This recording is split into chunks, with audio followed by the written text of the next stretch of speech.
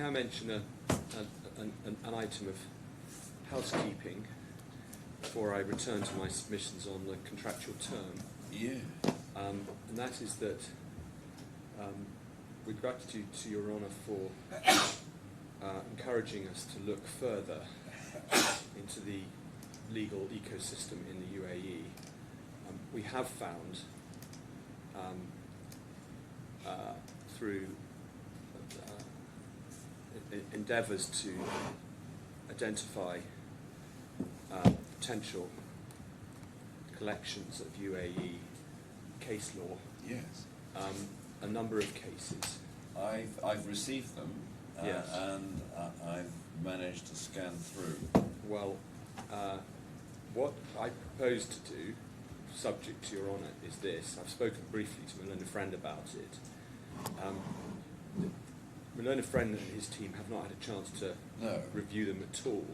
We're ahead of them only because we got them a few hours ago, and the amount of work that's gone into this overnight to review them. I was pretty impressed that you'd made up the compendium there. Select cases. We needed to prune them down, and within the, I think it's, how many have we sent in total? 20 or 16? Lost count now. But anyway, within the total collection we've sent you, there are some that we think are relevant, whether they're going to make any difference to Your Honour's decision making, but it's which it will be worth flagging up to you. No, I agree with that from my initial review. Having looked at them, there are a couple of interesting cases there. Yes. Certainly. And there are two. It seems to me there are two functions, if you like, of that collection of cases.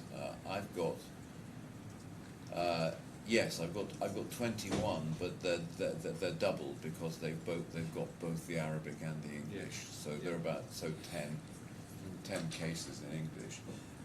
And it seemed to me that there are a couple, particularly I think the first Sharjah case, which is quite interesting. Yeah. But I say two functions. I mean, one, this court, perhaps unlike the ADGM, doesn't exist in a vacuum and apply a foreign law. We have a certain degree of porosity with the surrounding with the surrounding country, and so it's interesting to look at the reasoning and the decisions of our colleagues in the courts outside the financial free zones. But secondly,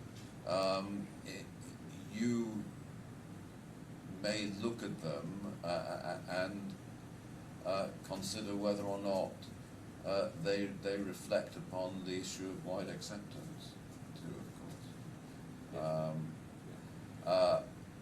But it's not fair to Mr. Hill, obviously, for not having the opportunity to answer. So where I was going was that I'd be perfectly happy for subsequent written submissions from both sides on these cases after we finish the oral closing. Yeah, can I add to that before my learned friend reacts? I don't know whether he's going to like that idea or not, but the next step, we prepared a table, just refining it, that tries to give a neutral, brief summary of each case. Yes. So as to help my learned friend and his team, who haven't had a chance to look at these cases, to focus in an appropriate way on the potentially relevant ones. Yes. And I was proposing to hand that up to the court as well as an aid memoir, or as a common document that we can use sort of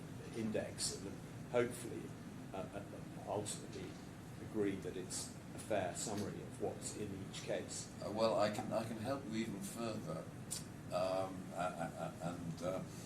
I've just written the foreword to a book that's about to be published, which is a collection of 100 decisions of the local courts. You have a copy of that, do you? Yes, I have it in book form. It's right to say that we have been assisted in our research by the author of that textbook, who effectively has a database of cases, and we've tapped into that, and we've done so with great gratitude, because otherwise we would not have found all of these cases. No, you'd be reinventing the wheel. Yes, for exactly. all the hard work that he's done in a very, as I say in the forward, a very thorough Yes. and methodical way. So I'm glad you have that. You want to supply a copy Yeah, I do. of that to Mr. Hill. It's about to be published. It's just been given a Library of Congress number, I'm told, by the author. So it's about to be published. It Yeah. will be widely available here. Yeah. Well, I think I'll say that I don't have any objection to the idea that we deal with it by subsequent written submission. I'm putting it deliberately neutral because I'd like to hear what my friend says about that. I don't want to press enthusiastically for that. If he has some objection to that course, because I want us to do this in as consensual a way as possible. No, I mean you must have every reasonable opportunity to answer. Yes, I think a written submission is probably the best way forward rather than trying to cram preparation in over what's already a timetable. I think it would be helpful still to have the neutral summary. Yeah. Very grateful for that. Sorry. Yes, it would be helpful to have a neutral summary, so I'm very grateful for that. And obviously it would be very helpful to have the as yet unpublished book. I'd be grateful for that as well. Just if I could just put down one marker on our side of the court, and I perhaps on the other side of the court too, there are costs, quite significant costs concerns. So we would ask that any written submissions be quite a concise process. Well, I'm in council's hands. You obviously, the best way forward is you agree how the submissions should be made and in what form. Of course, I'm mindful of the overriding objective in this court that we must deal with things economically in any event. I mean, what I would hope is I could agree with my learned friend a relatively short page limit, but unfortunately he's got a better understanding than I have as to what sort of page limit is sensible. But Well, again, by all means speak to each other, but I'm not going to press you for time because I think you do need an opportunity. It's an important case. These are important issues. So you want to have time to discuss and agree something. I know you're both sensible about it. And I would in fact invite my learned friend to consider that we don't even try and agree page numbers at this stage. I suspect that between now and the end of tomorrow, you'll have at least a decent idea of the scope of all of this. And it may be that we even agree that we'll do it by adding a column to the table, something like that, which necessarily keeps it brief and is then a very useful working document. The idea that we might need detailed written submissions into linear form, I'm not sure that's necessary, but perhaps we could park that for now. Yes, sure. And revisit it tomorrow. No, absolutely right. And of course I'm mindful of what Mr. Hill said, that there's a lot of ground to cover. Let's not distract ourselves with this now. Yes. And deal with it subsequently. Yes, and it's important that I get on with my submissions Yes. about a very key prior issue. I'd like to pick up. Well, I have one housekeeping matter. Oh, I'm so sorry, Your Honour. No, that's right. Forgive Can me. somebody find me a glass, please? Other than that, I'm happy. Yeah. Sorry, Mrs. Fink, do carry on. I want to return to where I was yesterday. Now I'm using my learned friend's document that he handed up at the beginning of the case as part of his opening as a means of putting to Your Honour both some alternative facts to the ones he relies on, or our take our submission on the consequences and effect of the passages from the judgment that he has recited in this document. And I hadn't got very far in my journey through the factual matrix as described in his handout. I was still under 1 and 1.13, or rather the combination of 1.1, 1.12 and 1.13, recognising that I'd also touched in so doing, as I was reminded to do perfectly properly by my learned friend, on 1.2, where he sets out the finding, as he describes it, that the TABARAK's role did not involve any expertise in crypto or crypto transaction modalities. And then he sets the quotation out there. Now, where I got to yesterday was to make the submission that TABARAK's role was to operate the wallet. It's important to put it that way. That's its role as a means to it taking control of the Bitcoin from HUOBI. And I submitted that it can't pass that responsibility back to HUOBI because precisely because the buyer and HUOBI did not trust each other to have control over the process and operation of whatever wallet was used. And I referred to the fact that in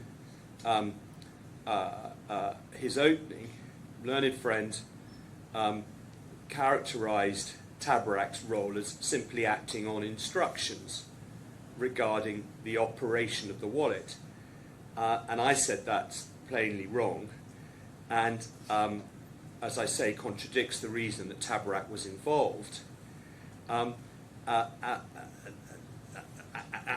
the buyer would not have permitted HUOBI to have effectively control over the way TABARAK carried out its role, whether you call it a custodial role, an intermediary role, where they take control and possession of the Bitcoin, and incidentally take control and possession of the buyer's money if the buyer is honest and proceeds with the transaction. Your Honour, it was at that point yesterday that you asked me a question in the form of putting a proposition to me that even if TABARAK was acting on instructions, did not necessarily mean that its role, that its role was such that it could not have assumed the obligation to achieve a result. I think I agreed to that proposition yesterday, and I repeat that today. But we didn't have the opportunity to develop that discussion, and I wanted to say a few more words about it now. It's important to explain why I was referring at all to TABARAK's case in opening, to the effect that it was simply acting on instructions.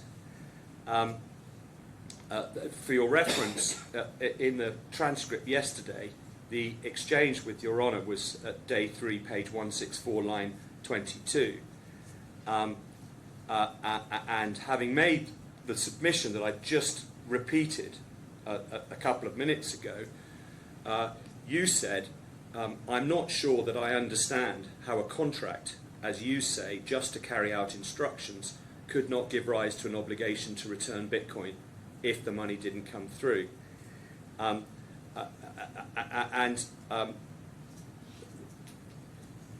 Your Honour, as I say, is right to say that to the extent that our version of the contract involves us giving any instruction, then that contract is perfectly well capable and should be capable of being, and should be construed as giving rise to an obligation to achieve the result. But I was referring to my learned friend's version of the contract,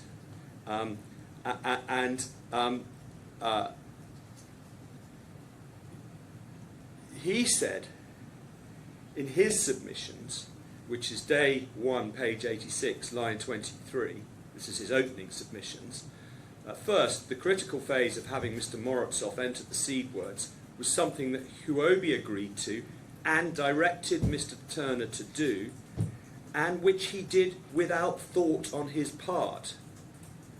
And it would be remarkable if the term of an agreement could be constructed that gave a liability to TABARAK for complying with an instruction, specific instruction, rather than disobeying an instruction.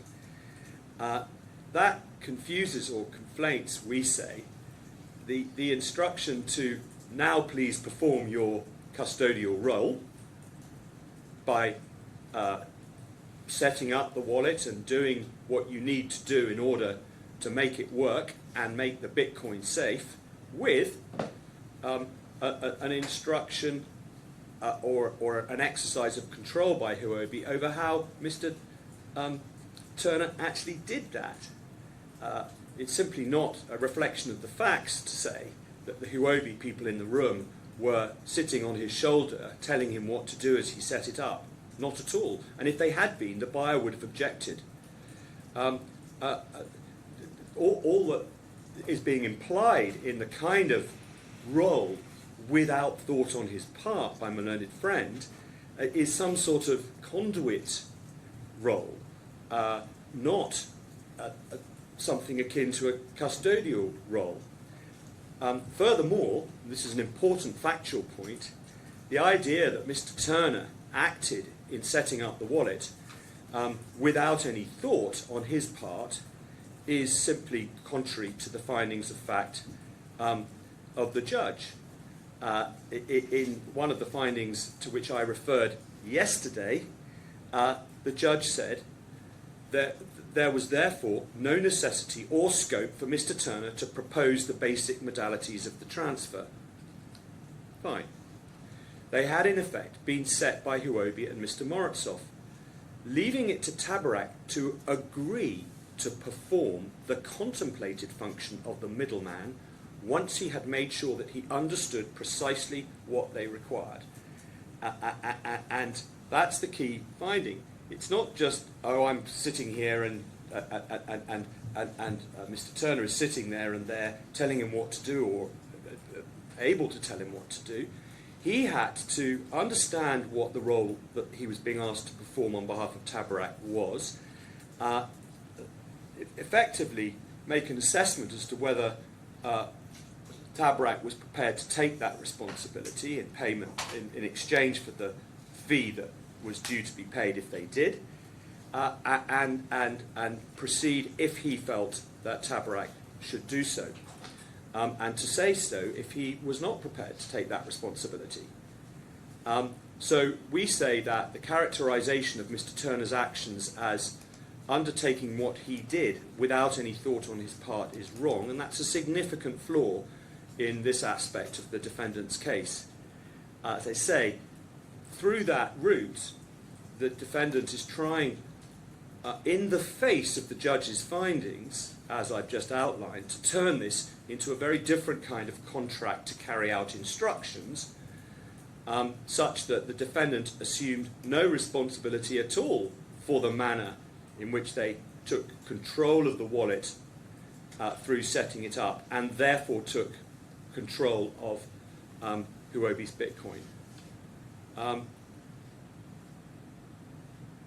It's not the first time in this case that the defendant has sought to downplay its role, epitomised at the trial in its case put forward by Mr. Ahmadi, that its only involvement was to provide a meeting room in which the sale transaction process could be undertaken. In any event, the latest iteration of its supposed role is not the kind of intermediary role that either HUOBI or, importantly, the buyers required TABARAK to undertake. Our point is that their role in the transaction was to take control of the wallet, which had originally intended to be their wallet, and to take possession of the Bitcoin, or control of the Bitcoin. I use those words in the case of Bitcoin in a wallet interchangeably. It was key to that role that Mr. TABARAK, Mr. Turner, set up the wallet and took responsibility for doing so. and for everything that happened thereafter as part of the process of taking possession of our Bitcoin, not only because, not least because both parties needed TABARAK to accept that role and responsibility. As I said, if the HUOBI team had sought to instruct Turner into how to undertake the setup process or deal with the wallet thereafter, no doubt the buyer would have objected. As we put it in our skeleton at paragraph 39, I won't take you to it, but it's a reference point for your honour, the entire structure of the transaction was intended to make sure that the only party with any control over the Bitcoin and the purchase money once transferred was the defendant. That's another factor, we say, which strongly weighs in favour of the defendant's obligation being to achieve a specific result. So, coming back to Your Honour's interjection, my submissions that I was making at that point, objecting to this being a contract to carry out instructions, were directed at the kind of contract to carry out instructions that my learned friend was contending for in his opening. If, on the other hand, the analysis is that once Mr. Turner had agreed, quotes from the judgment, to perform the contemplated function of the middleman once he'd made sure that he understood precisely what they required, I pause there. The meaning of middleman is not some responsibility-free conduit. Middleman is taking control of two sets of assets so that neither other party can get at them until they're entitled to. That's what the judge means, clearly, because he's described the role as such when he says middleman. So, if the analysis is that, as just described, and that after that, HUOBI, in quotes, instructed Mr. Turner to undertake that role, then yes, a contract that requires TABARAK to start to perform its role when instructed to by HUOBI can, and we say does, give rise to a contractual obligation to achieve the result. It's a result contemplated by the straightforward role that learned friend relies on. And his very opening point in these facts, in fact, plays strongly towards our case. Now, returning after that slight diversion, but an important one, to deal with a fundamental point in this case, to where I was yesterday afternoon, ultimately, against that background, TABARAK, conducting, in effect, through Mr. Turner, its own risk assessment, took the view that the transaction was straightforward and carried little risk, something with which the judge agreed as a prospective view, not with the benefits of hindsight.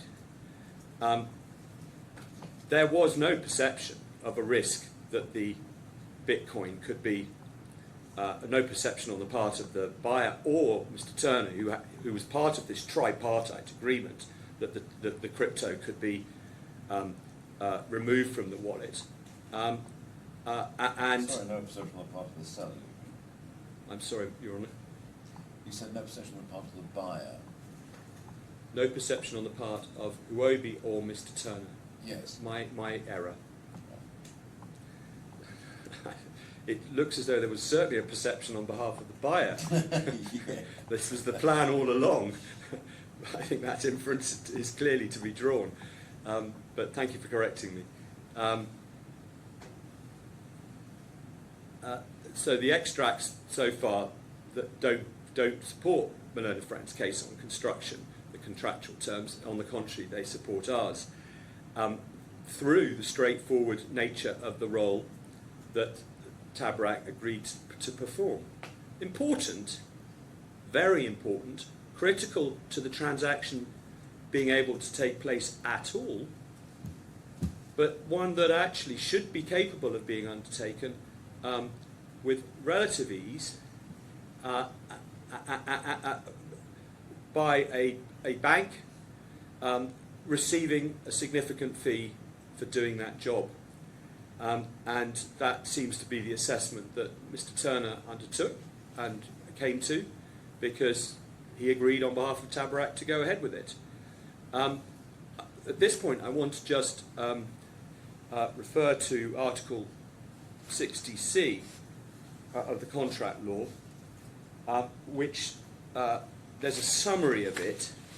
The easiest place to see it is in paragraph 19 of our skeleton.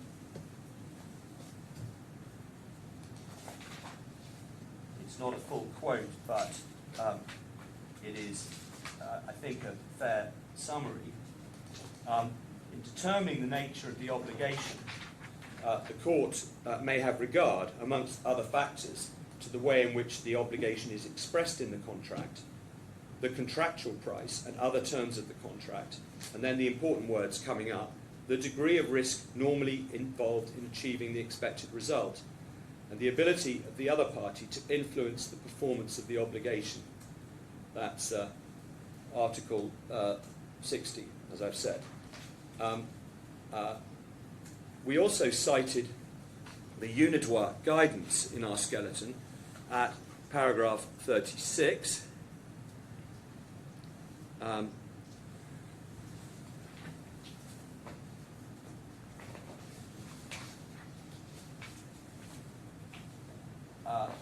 Under the heading of one of the factors that we supported our construction, the fourth factor supporting our construction, as set out in our skeleton, in a series of paragraphs that at this point reaches para 36.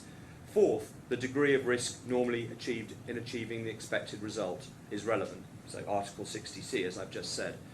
The official UNIDWA commentary states that when a party's performance of an obligation normally involves a high degree of risk, it is generally to be expected that that party does not intend to guarantee a result, and that the other party does not expect such a guarantee. The opposite conclusion will be drawn when the desired result can, as a rule, be achieved without any special difficulty. And we say that the opposite position, as set out there, is this case. The perceived simplicity by all of the parties in what was a tripartite transaction in terms of how the Bitcoin and the proceeds of and the purchase monies were going to be dealt with, the perceived simplicity of TABARAK's role is a factor which strongly weighs in favour of finding that there was an obligation to achieve a specific result. Mr. Turner's evidence on this is telling. The judge records that it was Mr. Turner's own submission at trial that he thought nobody had access to the wallet except Mr. Ahmadi. That's at para 38H in the judgment, bundle reference, just for the transcript. That's the appeal bundle, page 9477, and the specific subparagraph is at 9479, where the judge said, Mr. Turner, he's summarising the closing submissions in reply of Mr. Turner, and the judge says at the beginning of para 38 that the principal points made in those submissions are, and then at H, Mr. Turner accepts that at the 3F meeting he said HUOBI should not worry about the Bitcoin in the wallet. The wallet will be in TABARAK's safe and no one has access to the safe other than him and Mr. Ahmadi. Then at para 96 the judge concluded that Mr. Turner had said the Bitcoin would be safe and only TABARAK would have access to it, and that's a finding that's effectively binding on this court. That's at appeal bundle 9498.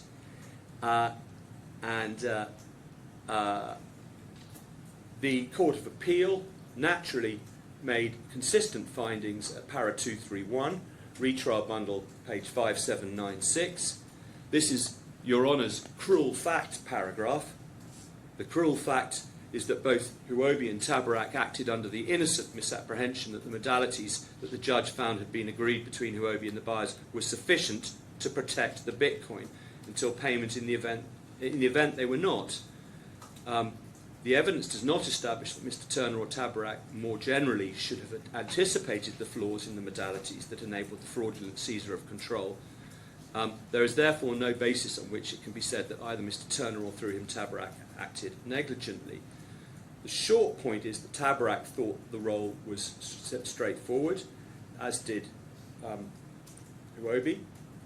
It satisfied itself. That's TABARAK through Turner satisfied itself that its role in taking possession of the wallet, operating it, setting it up, and through that taking control of the Bitcoin was straightforward, in the same way as it would have concluded that taking control of the purchase monies when transferred into the bank account it controlled was simple and straightforward, and should not lead to any difficulties in it performing the intermediary role that I've described. And it was a role, as I've said, for which they were going to receive a significant amount in fees. The originally agreed modality was that TABARAK would take possession of the Bitcoin using its own wallet. Neither TABARAK nor HUOBI considered that to be risky. If the transaction had proceeded using that modality, Your Honour, i.e. using its own wallet, it's difficult to see how it could run the argument that it didn't assume risk for the Bitcoin that it took into its possession for considerable remuneration, which it considered carried little risk. The game changer, as referred to by the judge, meant that if TABARAK was going to take control of possession of the Bitcoin, it would do so via a brand new and unopened Trezor wallet, which had been supplied by the buyer. And at that point, it was for TABARAK to reassess its appetite to assume the same contractual risk it had agreed in the previously agreed modalities. If TABARAK took the view that it was not content to assume that risk, then it was for it to pull out of the deal, but it didn't.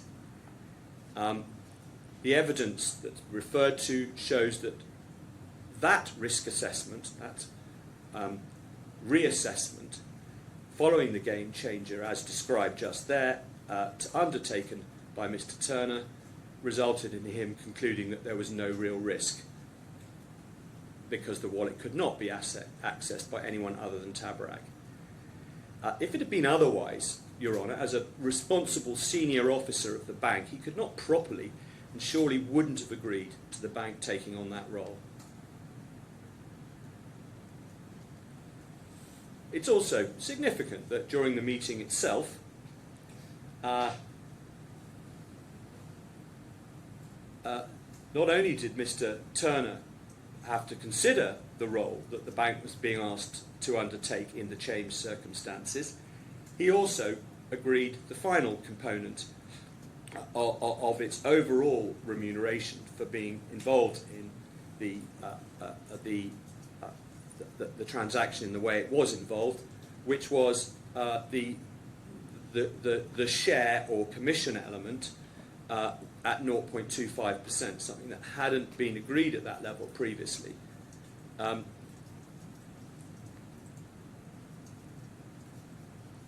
So, although, Your Honour, the judge described these changed circumstances as a game changer, that was, to some extent, with the benefit of hindsight, in terms of the important point, that is to say, HUOBI's and Mr. Turner's perceptions of the complexity or risk involved in using a different wallet from the one previously contemplated, it wasn't a game changer in their assessment of that risk.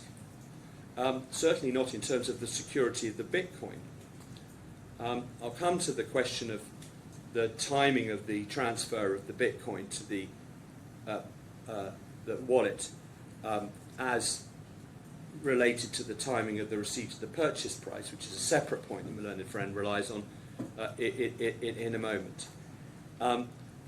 So all of that supports the existence of a duty to achieve a specific result. But the Mr. Hill makes a big point about Mr. Al-Ali's perception of risk.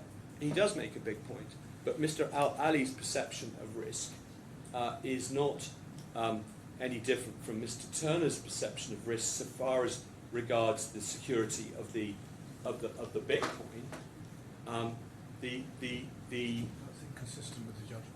sorry. Well, let us put it this way. If Mr. Ali was concerned about the risk of the security of the Bitcoin, that somehow or other it might be capable of being taken out of the wallet, his assessment of that risk in these circumstances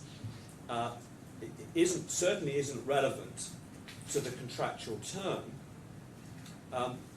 It might be relevant to the question of contributory fault. Well, that's a separate issue. let's rewind slightly and go back to paragraph 36 and the Unidry commentary.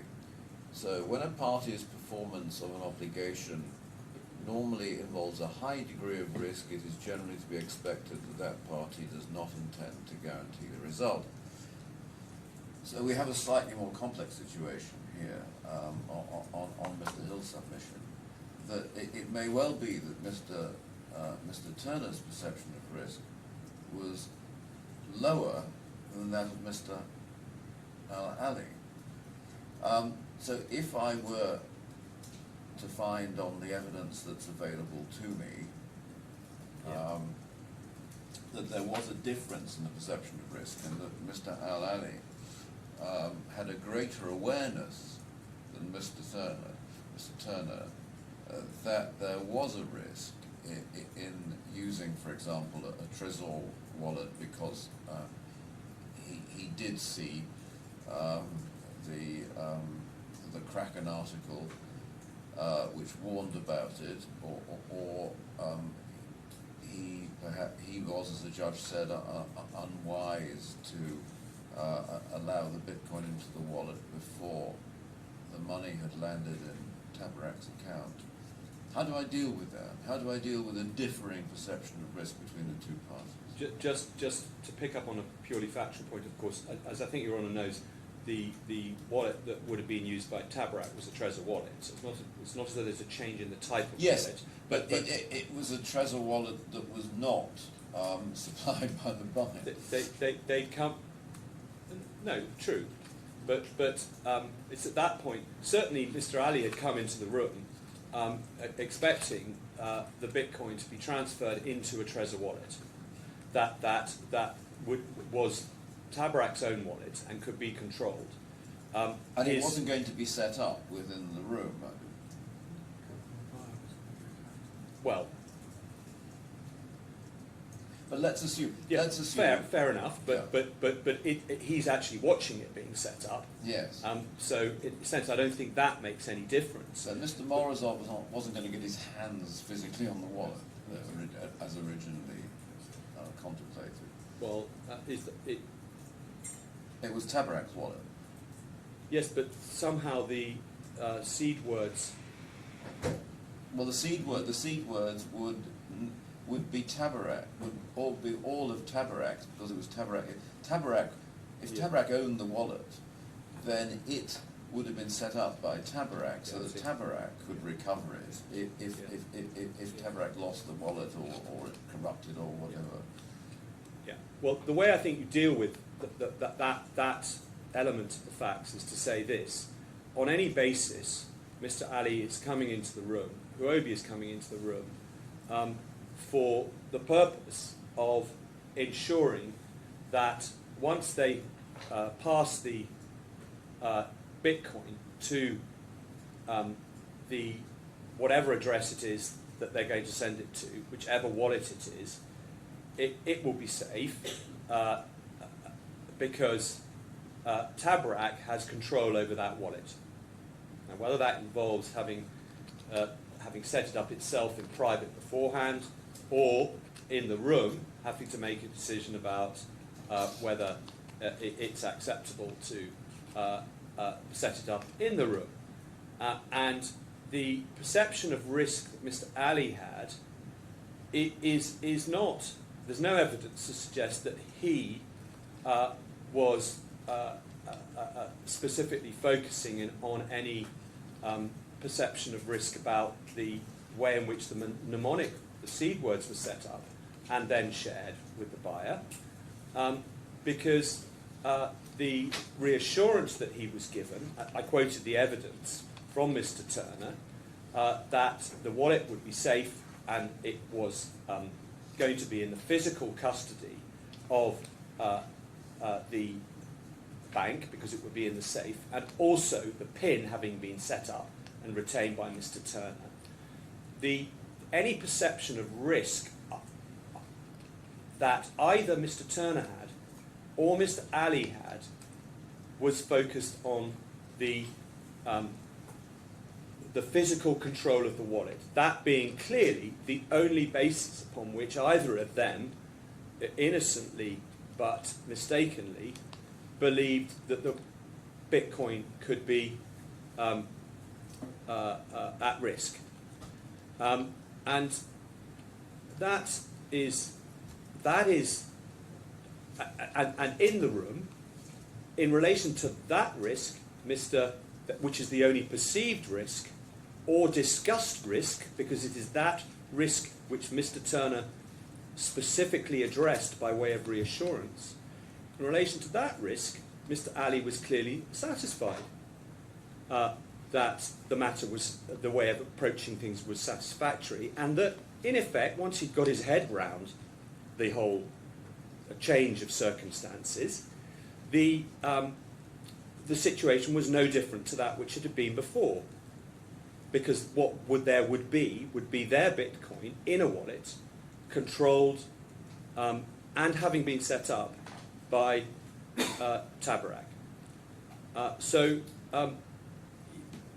he may have been, he may have had concerns at the outset, but his concerns were met necessarily. I'm not saying that the reassurances that were given were pursuant to a duty to advise or anything like that, but as a matter of fact, Mr. Turner gave him reassurances, and we know that that was Mr. Ali's assessment of the position, that he became satisfied in the same way as Mr. Turner was satisfied, because he then agreed to transfer the Bitcoin.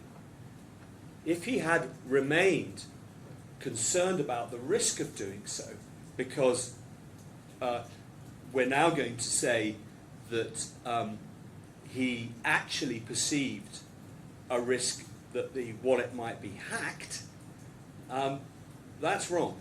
There's no evidence to support an appreciation on the part of Mr. Ali of that risk, and his conduct is contrary to any inference that one might wish to draw that he appreciated that risk.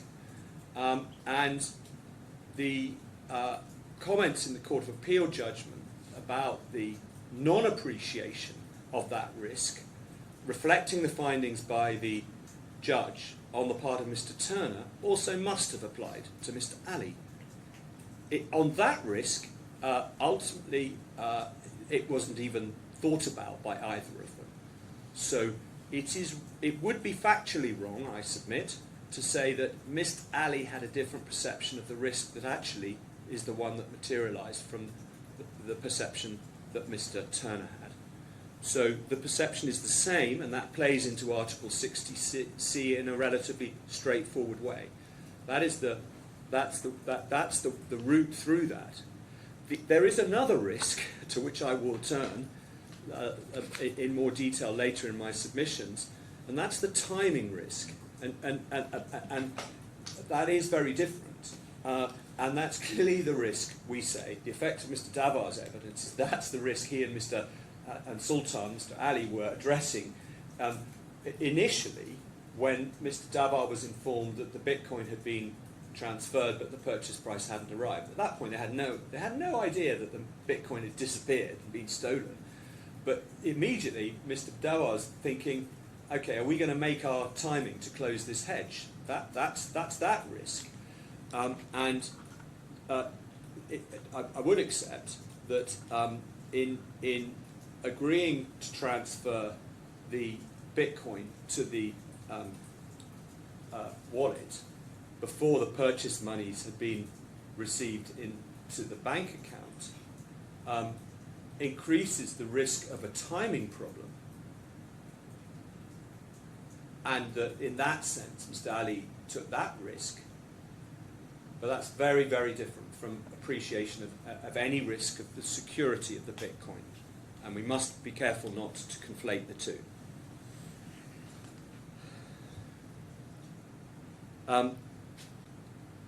Does that, at least for the moment? Yes, I will come back to address the we'll point. come back to what you call the timing problem. Yes, thank you. But I've tried to address, and I'll. But I mean, what you're saying is there are two different risks. Yeah, Timing I am problem saying that. And securities. Yeah, they are, and also that there are effectively two different security risks. There's the risk to the physical integrity or possession of the wallet, which is the risk that but everyone in the room, other than the buyer, was thinking about. And the other is the hacking. And the other is the hacking. Yeah, exactly. That's my suggested route through that question. I'm looking at paragraph 1.2 in my learned friend's submission. We are making good progress, although by reference to the numbers of his findings of fact, it may seem that we're not. But I'm getting most of my submissions in with the concentration being at the beginning of this document, so we will speed up. 1.2, that it didn't involve any expertise in crypto or crypto transaction modalities. We say that once again, that's a point which supports our case and undermines, in fact, on a proper analysis, the defendant's arguments that there was some duty less than what learned friend fairly, as a label, calls a strict duty. In our skeleton, we refer at paragraph 41 to Philip and Barclays, which is in the bundle. I'm not going to invite your lordship to go to it now. I'm going to read you the relevant extract very quickly, but it's at 8784. In Philip and Barclays, the Supreme Court set out the circumstances in which, under English law, an implied term requiring that services be carried out with reasonable skill and care could be found to exist. And it held that it's only capable of applying insofar as the contract gives the supplier any latitude in how the relevant services are carried out. Insofar as the contract prescribes what the supplier must do or achieve in carrying out the services, failure to achieve what is required will be a breach of the contract, and it's irrelevant whether the supplier has acted with skill or care. And that's in paragraphs 34 and 35 of the judgment of the Supreme Court in Philip and Barclay. And what we take from that is that in response to a suggestion made by my learned friend in opening, that this was a case where TABARAK was simply acting on the client's instruction and mandate. As I said, that's plainly wrong, and I've been through all of that. TABARAK's role was to take possession and operate the wallet, and to receive the Bitcoin, transmit it if the purchase price is received, return it if not. On the other side of the equation, receive the purchase price from the buyer, transmit it to HUOBI, return it if the Bitcoin didn't arrive. And that is, it's a simple, straightforward task. We say just to achieve that result, there's no question of latitude in how to do that. That is what they had to do. Simple, straightforward.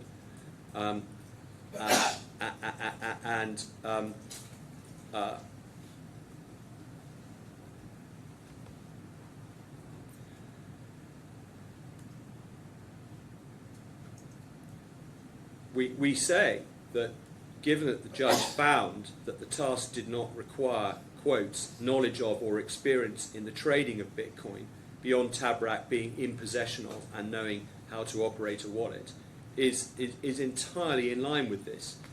It would be inconsistent to find compliance with an obligation like that was one which should be construed as having some lesser duty than to achieve a result, such as a duty to exercise reasonable care, which of course the judge found wasn't their duty. Indeed, the judge found instead that the obligation was to return the Bitcoin if the purchase price wasn't received. So judges effectively, we say, are on the same page as this. The judge's findings for that reason are far more consistent with TABARAK's duty being one to achieve a specific result than anything less than that. We then turn to Learned Friend's paragraph 1.3 about the role not being an advisory one. We obviously don't dispute these findings from the judge, but we say they serve to underscore the distinction between, on the one hand, parts of the pleaded cases where there would be an exercise of some kind of latitude and skill in performance, e.g. advisory obligations, that's on the one hand, and on the other hand, those parts of the case where the term was much more straightforward, and indeed the role was much more straightforward and gave no such latitude. As it was pleaded in the re-amended particulars of claim, para 25.2, at Appeal Bundle 160, the following were the terms of the agreement. One, the first defendant would propose a mechanism for the transaction which would prevent the buyer from being able to retrieve the Bitcoin before he'd paid for them. Not something in terms of proposal or to the extent that connotes some sort of advisory role that the judge agreed with. But two, in the alternative, the first defendant would not transfer the Bitcoin to the buyer until it had received payment for the Bitcoin from the buyer, and that's the one the judge went for. In closing, in the trial, the claimant expressly asserted that there was a breach of a term to return the 300 Bitcoin, wasn't couched as a duty to take reasonable care. That's para 190 in the closing submissions, Appeal Bundle 8848 to 8849. And critically, the judge found that express terms to that effect were agreed in paragraph 60 of the judgment. We then get to paragraph 1.4 of Learned Friend's written submission. HUOBI agreed the modalities TABARAK was not the originator and went along with their judgment and acted at their direction. I've already addressed that point, and the key one is that on the facts, Mr. Turner understood precisely what was required and clearly had to take account of that in assessing whether or not to agree to play that role. It was a fee-paid role of significant importance, although a straightforward one, from which TABARAK could have withdrawn.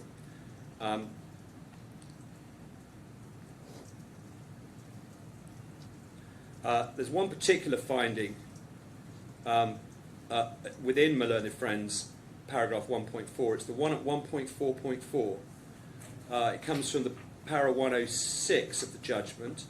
I've also held that Mr. Turner was not the originator of the proposed modalities by which the Bitcoin were to be held and transferred. Those modalities being an uncomplicated and pretty obvious way of dealing with the conflicting demands of HUOBI and Mr. Morozov. That the finding on the modalities being the pretty obvious way of dealing with the conflicting demands is entirely in accordance with our assessment of the role. Its importance was to find somebody who could deal with the conflicting demands by taking control of both the Bitcoin and the purchase monies. And the fact that it was a pretty obvious way of dealing with those conflicting demands also is material to their assertions on contributory negligence, contributory fault, which I'll have to come back to later. Overall, the main observation on paragraph 1.4 is that the defendant, as I say, is conflating the agreement of the modalities with by Turner, agreeing that he would adopt those modalities for the role that he was being asked to play, on the one hand, with a complete shirking, effectively, of its actual role in taking possession of the Bitcoin and controlling the wallet. It wasn't an advisory role, but the fact that they weren't necessarily an expert in hacking, and therefore, for that reason and amongst others, they shouldn't have, they couldn't be held to be taking any form of advisory role, is a completely separate point from the question of whether they, looking at the risk that they were taking as an organisation by taking on the custodial role, a completely separate question. That they had to make that assessment on the basis of whatever expertise they had, and given the simplicity of the task, they clearly considered that they had sufficient expertise to do that. And that, again, is the paragraph 62 in the judgment. The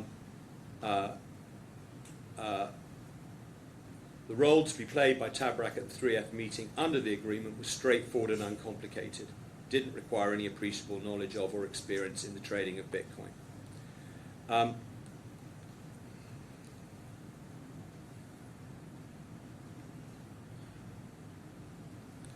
this has got nothing to do with HUOBI giving instructions to TABARAK or directing TABARAK with respect to how it was to handle the wallet.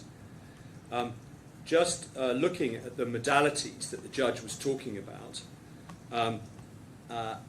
they're set out in paragraph 17 of the judgment at page 9459, and that's where there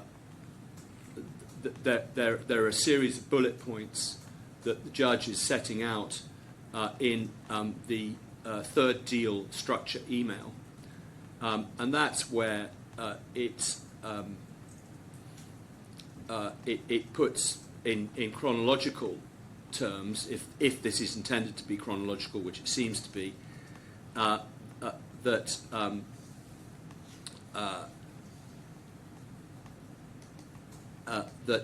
Evgeny, which I think is Morozov, transfers the AED equivalent to 500 Bitcoin. That was the amount contemplated at that point, to TABARAK account, and then after that, TABARAK transfers AED to HUOBI transfers Bitcoin to TABARAK Trezor wallet. On any basis, it doesn't matter which way round it happens, i.e. Bitcoin first, purchase monies into the bank account afterwards. The modality involved TABARAK taking control of the Bitcoin. So just looking at this structure, if it is chronological, then HUOBI was to transfer the Bitcoin first. Yeah, it did.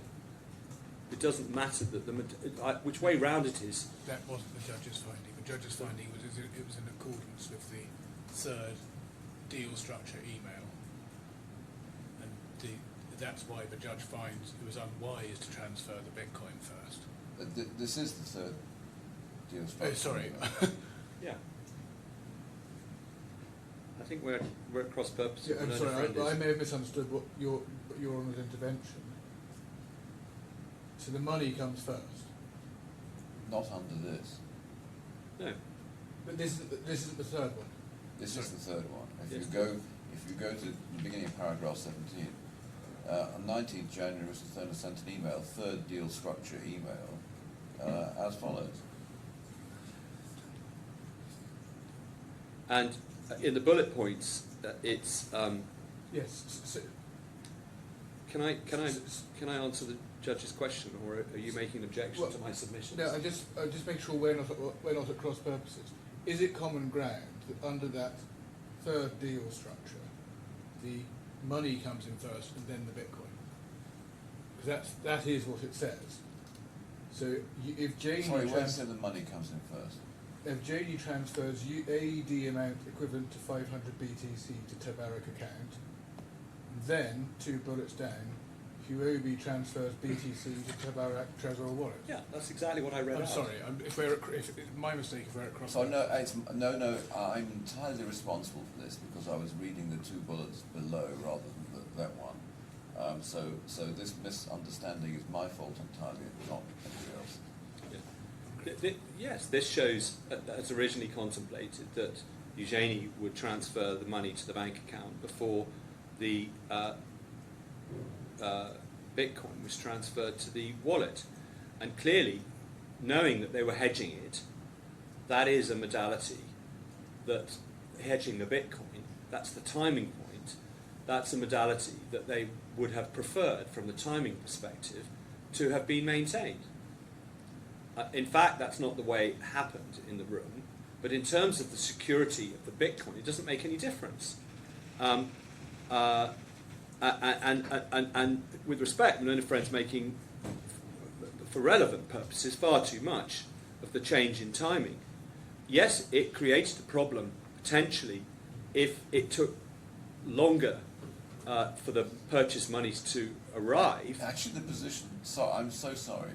Actually, the position is somewhat more complicated, like everything in this case, because the structure was that HUOBI would send 500. Is it right that they would send 500 Bitcoin to the TABARAK wallet, and then TABARAK will send it back again? That's the test transaction. That all happened. Yeah. Yes, but forgive me. But of course, if the wallet were hacked, then it would be lost at that point.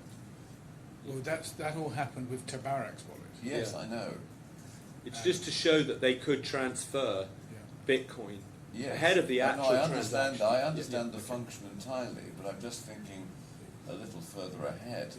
If there were a perception of a hacking risk, the hacking risk would be actually would be a risk at that stage. If there were a perception that TABARAK's Yes. wallet would be hacked. Yes, exactly. Well, It went and it arrived and it came back safely. Yeah. So that gave reassurance to Yes. HUOBI. And also it gave reassurance to the buyer because TABARAK is able to tell the buyer that they have been shown. I'm sorry for writing. Just to be clear, I think the facts are really important here. The trial transaction doesn't happen with the cold wallet, with the new wallet introduced on the day. The trial Oh, we know transaction. that. Yeah, Yeah. yes, I'm sorry, but so the trial transaction. I know that entirely. Yes, I'm sorry. It's just what the judge said, I'm sorry. with respect. Please take up your own time in submissions on these points.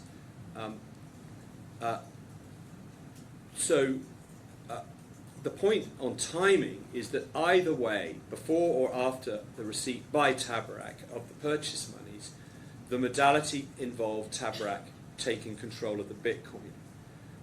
And the way Mr. Hill portrayed this in his opening is that HUOBI agreed to and directed Mr. Turner to give the buyer the seed words, which he did without thought on his part.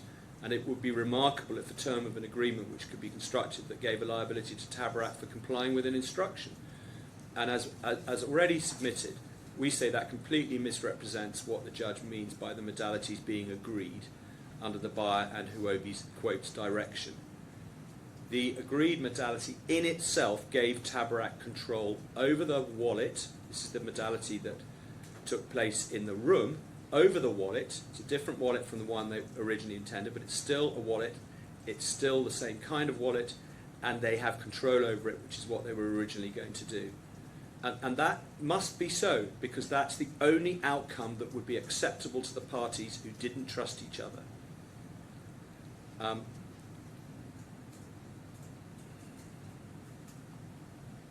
So, as I've said, the different wallet ultimately did not change the position in terms of the structure, the important aspects of the structure of the deal, in terms of TABARAK's role. HUOBI. All it did was give Mr. Mazarov the opportunity to discover the seed word. Yeah, which they exactly. anticipated. Exactly. And HUOBI didn't have control over the setting up of that wallet in the room. The judge found it was the buyer who came up with the suggestion of dividing the mnemonic. That's at paragraph 24, 9461 in the bundle. I find that Mr. Morozov said he wanted to set up the wallet and explained that the coins could only be transferred from the wallet if the transfer knew all 12 words of the mnemonic. So the thing to do was for the first 6 words of the seed phrase to be noted by TABARAK and the remaining 6 words to be noted by those representing the buyer. True, HUOBI agreed to that, but most importantly, in this context, TABARAK agreed to that as the way in which they would take control of HUOBI's Bitcoin. And HUOBI was not involved in the actual process of setting up the wallet at all. And none of that, in terms of setting up the wallet, is acting on HUOBI's instruction or under their control. Another relevant fact is that at Para 24, Mr. Saxoner objected to the buyer's team setting up the wallet. Mr. Turner asked the HUOBI team if they wanted to set up the wallet. The HUOBI team declined to accept that proposal, stated it should be Mr. Turner. That's entirely consistent with their perception of the importance of it effectively becoming TABARAK's wallet under their control, which was the originally agreed modality. And at paragraph 24, the judge went on to say, this Mr. Turner did, explaining how the words of the mnemonic would be divided between HUOBI and Navacon. There's a lively dispute as to the rest of who said and did what in the wake of Mr. Morozov's proposal, but it's common ground that after some consideration, Mr. Ali, on behalf of HUOBI, agreed to the proposal that Mr. Turner should set up the wallet into which HUOBI would transfer the 300 Bitcoin. That is a finding of fact that is consistent with the way I put my answer to Your Honour's question earlier about Mr. Ali's perception of the risk. His conduct in so doing is contrary to him having any perception of the risk of hacking. At paragraph 25, to complete the sort of factual picture, Mr. Turner proceeded to set up the wallet, and then the judge described exactly what happened, which I think we're all familiar with. I don't need to read it out. Important that the judge said in the final sentence of that paragraph, Mr. Turner admits that he put in a PIN code. The use of the word admits suggests that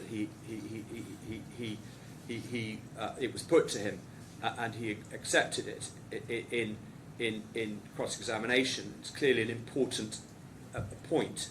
And the wallet's address was then created automatically. So the suggestion that how that all happened was at HUOBI's direction, other than, yes, we agree to the process if you are prepared to adopt this process as part of your role, it goes no further than that. So you have to distinguish between who took the lead in coming up with the overall modalities on the one hand, and who took the lead on taking possession and control of the Bitcoin in the wallet.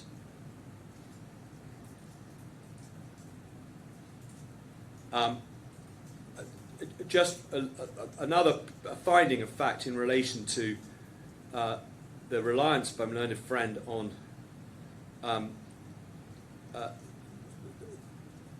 the TABARAK and Mr. Turner being subject to the direction of HUOBI. If you look at paragraph 107 in the bundle, 9504, this is the game changer paragraph. On any view, Mr. Morozov's insistence that the Bitcoin be transferred was a game changer. Into one of the Trezor wallets he bought was a game changer. It put HUOBI in a very tight spot. He then mentions the fact that HUOBI was under strong pressure to achieve sales and was also keen to develop a relationship with Mr. Morozov. But he also makes the point that TABARAK and Mr. Turner also had a stake in the sale of the Bitcoin. They were keen to earn the commission and fees that had been agreed earlier during the meeting. That's the 0.25% on top of the AO flat fee, which was already set down and agreed. And they also looked forward to being involved as a middleman in future sales by HUOBI to Mr. Morozov. and no doubt, and then this said that at the 3F meeting, TABARAK Turner were at all times subject to the direction of HUOBI. What the judge is saying is that the game-changing introduction of the different wallet introduced an element of pressure on both TABARAK and HUOBI, both of whom had a stake in the transaction. What he's saying is that TABARAK wanted the transaction to proceed, as did HUOBI, but ultimately it needed to be HUOBI that gave the green light to the transaction happening at all. He's not saying that once the parties decided to move forward with it, that TABARAK was, in anything it did in fulfilling its obligations, acting at the behest of HUOBI or abdicating any responsibility for the Bitcoin once it came into its wallet. Then in relation to paragraphs 1.5, 1.6 and 1.7 of my learned friend's submissions, there again the judge is addressing the question of whether TABARAK had an advisory role. The fact that he found that it did not says nothing about whether they accepted responsibility to take possession and control, in other words, effectively to be the custodian. The two are distinct. You certainly don't have to be an advisor as well before you can take on the straightforward role of being a custodian. At paragraph 1.7.2.1,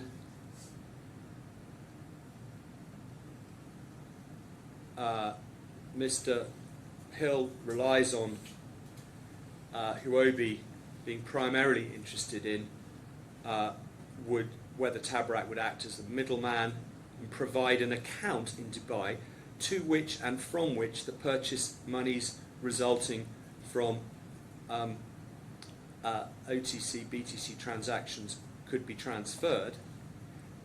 That may indeed have been a primary interest, because initially at least, because without that the custodial role both of the Bitcoin and the purchase monies from the buyer couldn't be performed. But it doesn't detract from the importance of the other elements of the role, which no doubt was understood by HUOBI, because they would never have transferred their Bitcoin to the bank's control if they were disinterested about how it would be looked after in that wallet.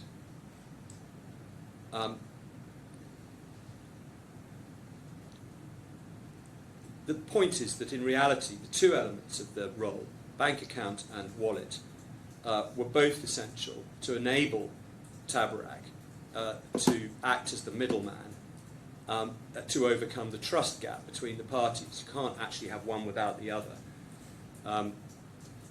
We don't say the reliance on that particular passage takes my learned friend any further. I'm not going to say anything about main paragraph 2 of my learned friend's submissions.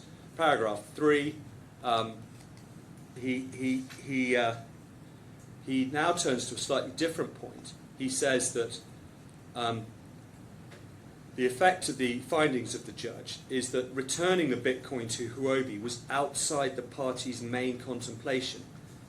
By that, I think he means that because it was contemplated under the initial modalities, the pre-3rd of February modalities, that the purchase price would be transferred by the buyer to the bank prior to transferring the Bitcoin to the wallet. And he then relies on the very bullet points that we've just been looking at, which I've already dealt with. The idea, however, that you can draw from this, Your Honour, that neither party ever contemplated that it would be necessary to return the Bitcoin to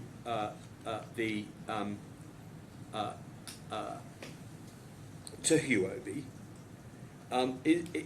The first point is, how is that point to be reconciled with the judge's recitation of the express term, as he put it, that if the purchase money was not received, TABARAK would transfer the Bitcoin back to HUOBI. If there is a term of the agreement, however you interpret its scope, that they must return it, then the possibility of returning it must be contemplated. And in any event, I think it was common ground that it goes without saying that if the transaction didn't reach fulfillment, that the Bitcoin will be returned to HUOBI.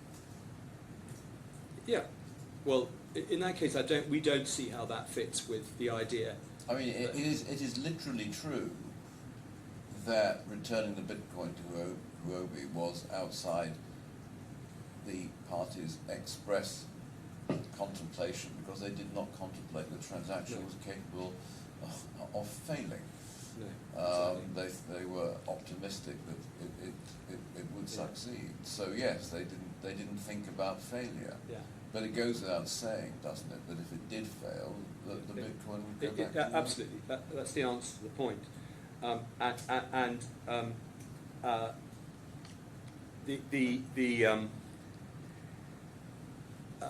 It's at this point that we detected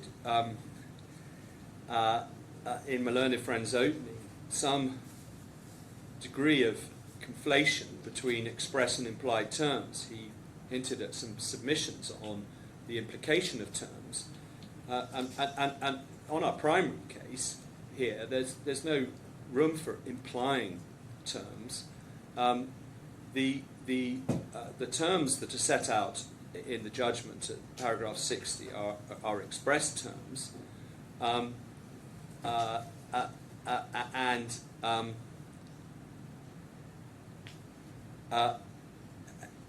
day one, page 71, line 9,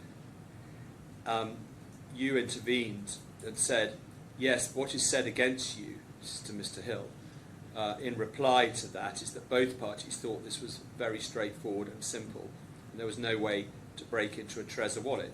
What you were making the point that in answer to the suggestion that it's effectively commercially absurd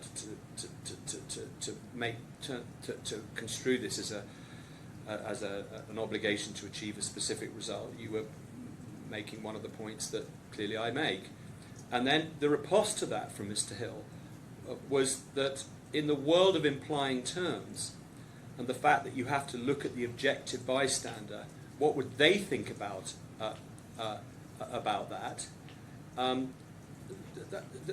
That's not in play. I mean, I'm not going to get into a debate about exactly what the test is and for an implied term. It's just not engaged.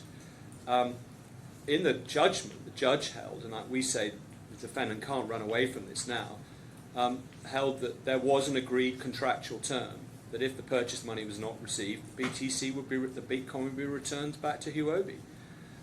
The judge held that is what was, quote, orally agreed between Mr. Ali acting for HUOBI and Mr. Turner acting for TABARAK.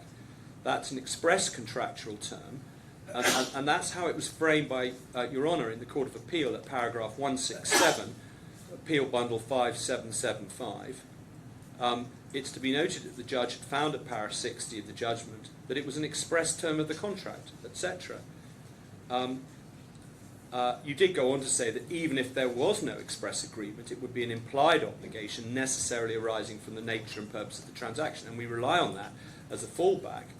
But primary cases, it's an express term, and in relation to that, Your Honour, we say that the subjective understanding of the parties is material and relevant to the construction of the express term.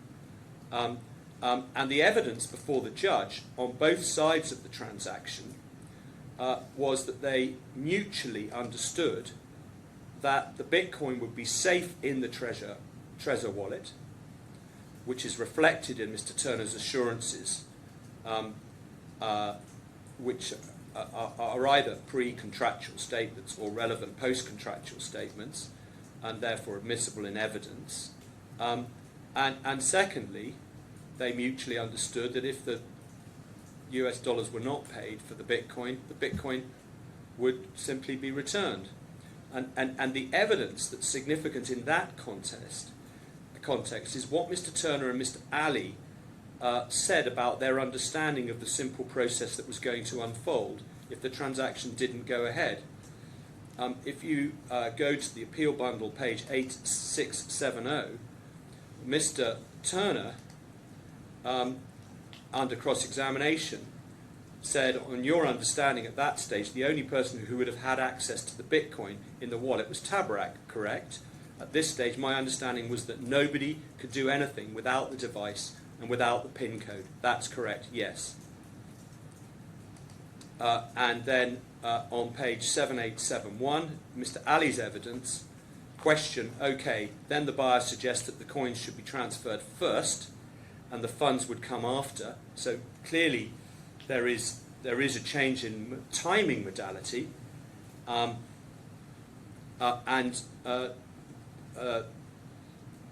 the answer to that, that's what's being put, and we know as a matter of fact that there was a change in the timing.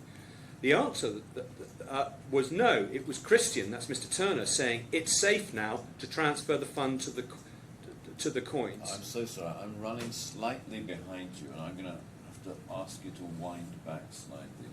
I'm so sorry. No, you are taking a bit of a pace. The appeal bundle 8670, I just want to highlight the particular text. Of course, Your Honour, I do apologise.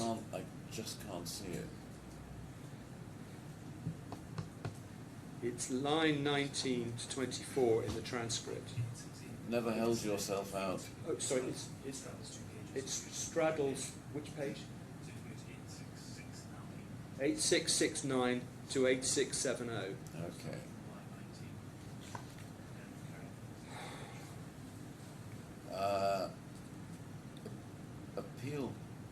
Appeal bundle. Oh dear.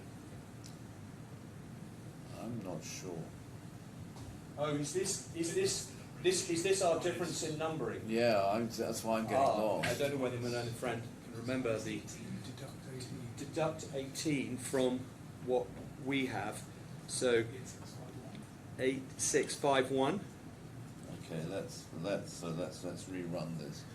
Let me try 8651. I should have remembered that applies to all of the appeal bundle 651. That's why I references was I've getting given. lost. The reason you said line 19, and on your understanding at that stage, Yeah. the only. Okay, great. And that's Thank you. obviously highlighting that. Yeah, no, before. understood, Your Honour. Thank you for And so the the second passage is Mr. Ali. Yeah. And Manona Jr. says that it's going to be 7852, 7852. line 18. So let's have a look. 7852, line 18. The buyer suggests that the coins be transferred. Yeah, that's it. Okay. And it goes through to line 4 on the next page. All right, just let me highlight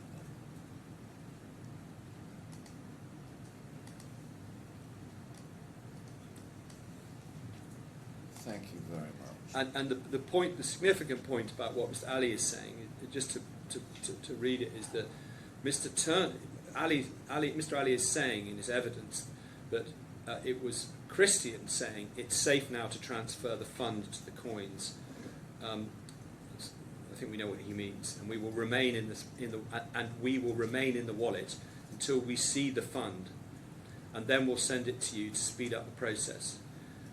Now, and we said, okay, now we have a trust, like TABARAK will have a wallet, they will have it with them, and they are safe, and there is nobody can access it now. Based on that, okay, if the money did not receive by TABARAK, then return the coins to us. So that's the point. And so his appreciation of the risk that he did not have any appreciation of a risk that the timing change would decrease the security of the Bitcoin. And as I said, what the parties understood subjectively is relevant to construction. An authority for that is Carmichael against National Power. 1999, One Weekly Law Reports 2042. It's in the bundle, retrial bundle at 5965. It's actually cited in Talim at point 6 in the judgment of Justice Steele, where the points that he is reciting are acceptance by him of submissions that were made by counsel, and within that, the proposition that he was saying Carmichael supported was the proposition that even in English law, where the court is determining the terms of a contract which is not written, the party's understanding of those terms is some evidence of what the terms actually are. The relevant citation from Carmichael is on pages 2050 and 2051 of the internal numbering in the law report. In the case of a contract which is based partly upon oral exchange and conduct, a party may have a clear understanding of what was agreed, without necessarily being able to remember the precise conversation or action which gave rise to that belief. As the Court of Appeal pointed out, the tribunal did not make any specific findings about what was said at the interviews or on any other occasion, but the terms of the engagement must have been discussed, and these conversations must have played a part in forming the views of the parties about what their respective obligations were. The evidence of a party as to what terms he understood to have been agreed is some evidence tending to show that those terms, in an objective sense, were agreed. Of course, the tribunal may reject such evidence and conclude that the party misunderstood the effect of what was being said and done, but when both parties are agreed about what they understood their mutual obligations or lack of them to be, it's a strong thing to exclude their evidence from consideration. And we say that the two passages of evidence to which I've referred are examples of a mutual understanding in the room as to what the role was to be, which, if you think about it and step back, must have been the case, because otherwise the role itself was simple. There couldn't have been any confusion as to it and its purpose, which is to be the middleman to deal with the trust issue. So there's clearly a mutual understanding if they then go on to it.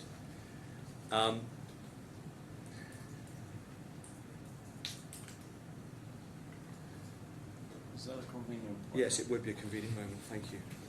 Okay, we'll take the mid-morning break, 15 minutes, come back at 1:45. All rise.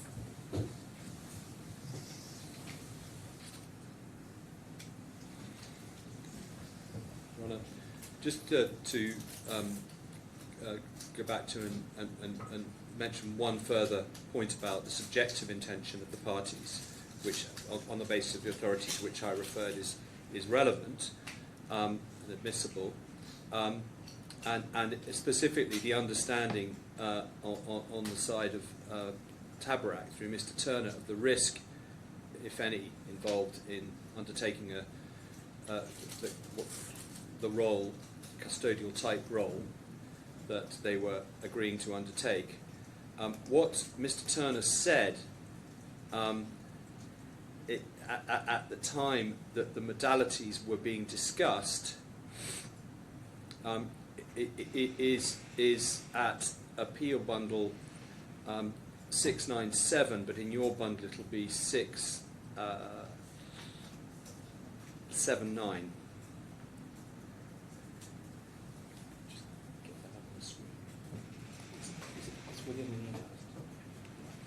It's an email, and partners will sign an SPA agreement.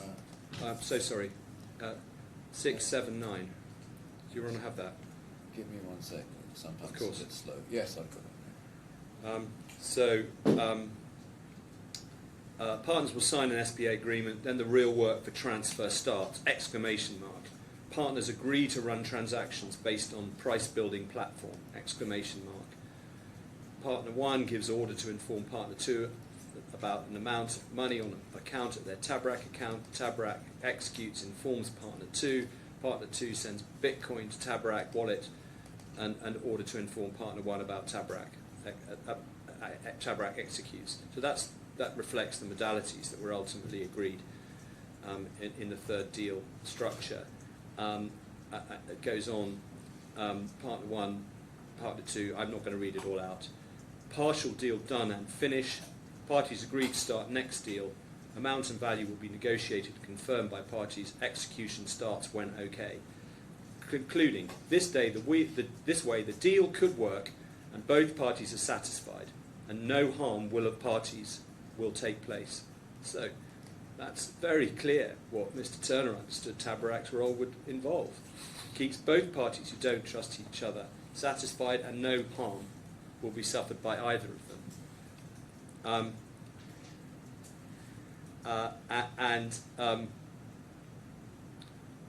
It's clear, I'll come back to this in a moment, but it's clear that within this general framework for working in this way for HUOBI and who knows others, they knew that within this framework there was to be a further amount of business and further deals would take place for which it would also be compensated. But the most important thing is the final sentence of that extract from the email that I've referred to. I'm going to make one further brief observation in the context of dealing with the opening submissions from learned friend based upon his document. I'm not going to go through any more of the paragraphs in his document, but in the course of taking you through that document, he drew an analogy with a warehouseman. Now, I'm not sure what his case is as to whether he's inviting the court to conclude that there was a bailment here and that it needs to be treated. I did look at the question of bailment in the Court of Appeal. You did.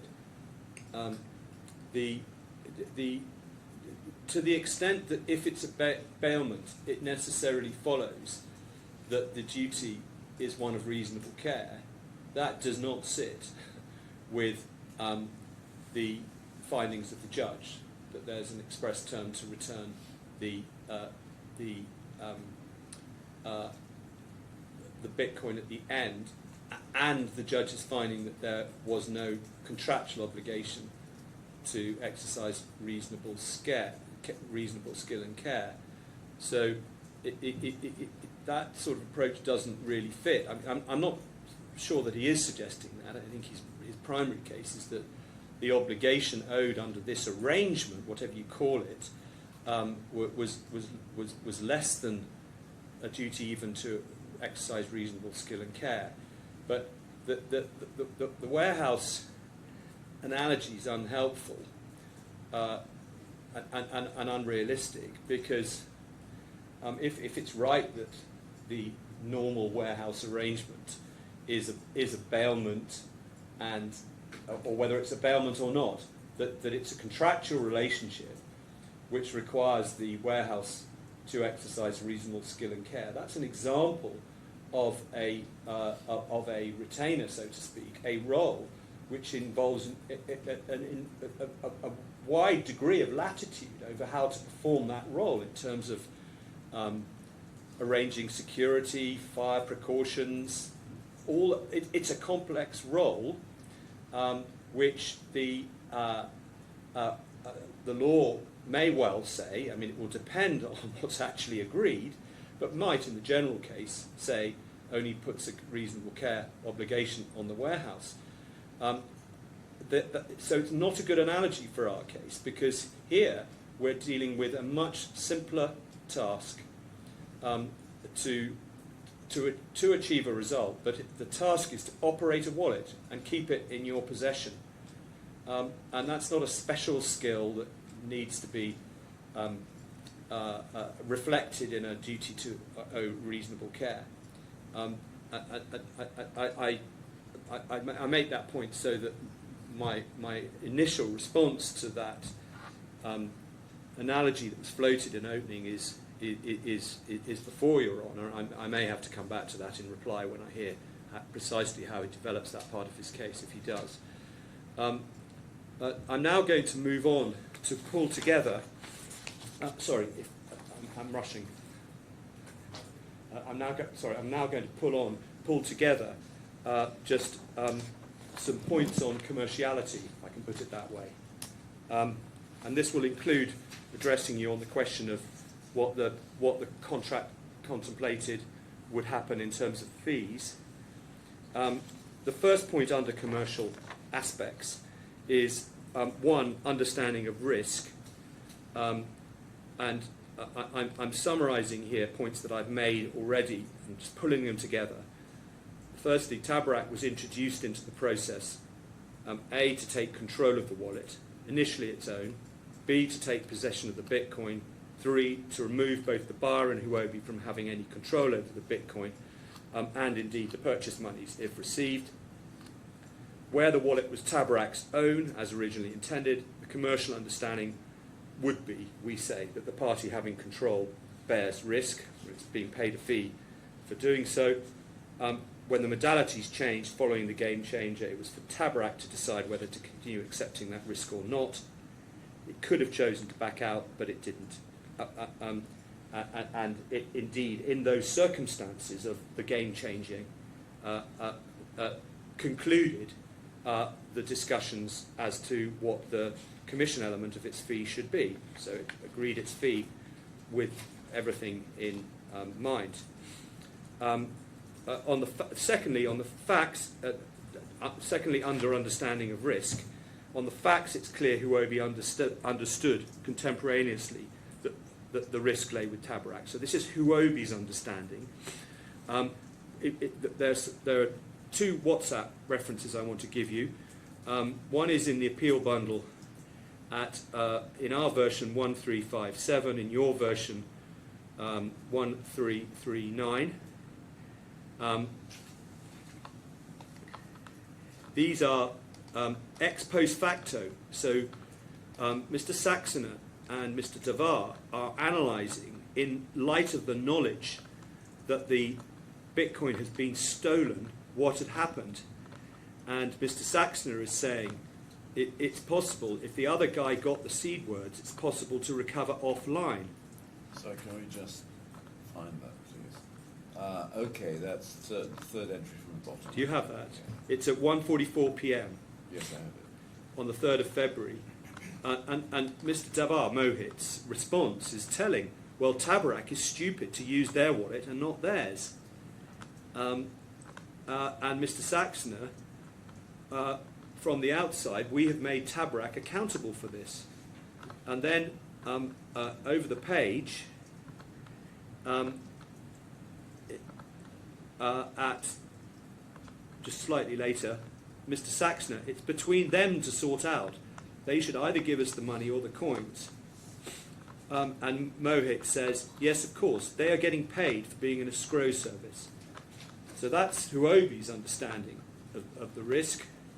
And in those WhatsApps. And then in the bundle, at the appeal bundle again, at 1637, which is 1619 in your honours bundle,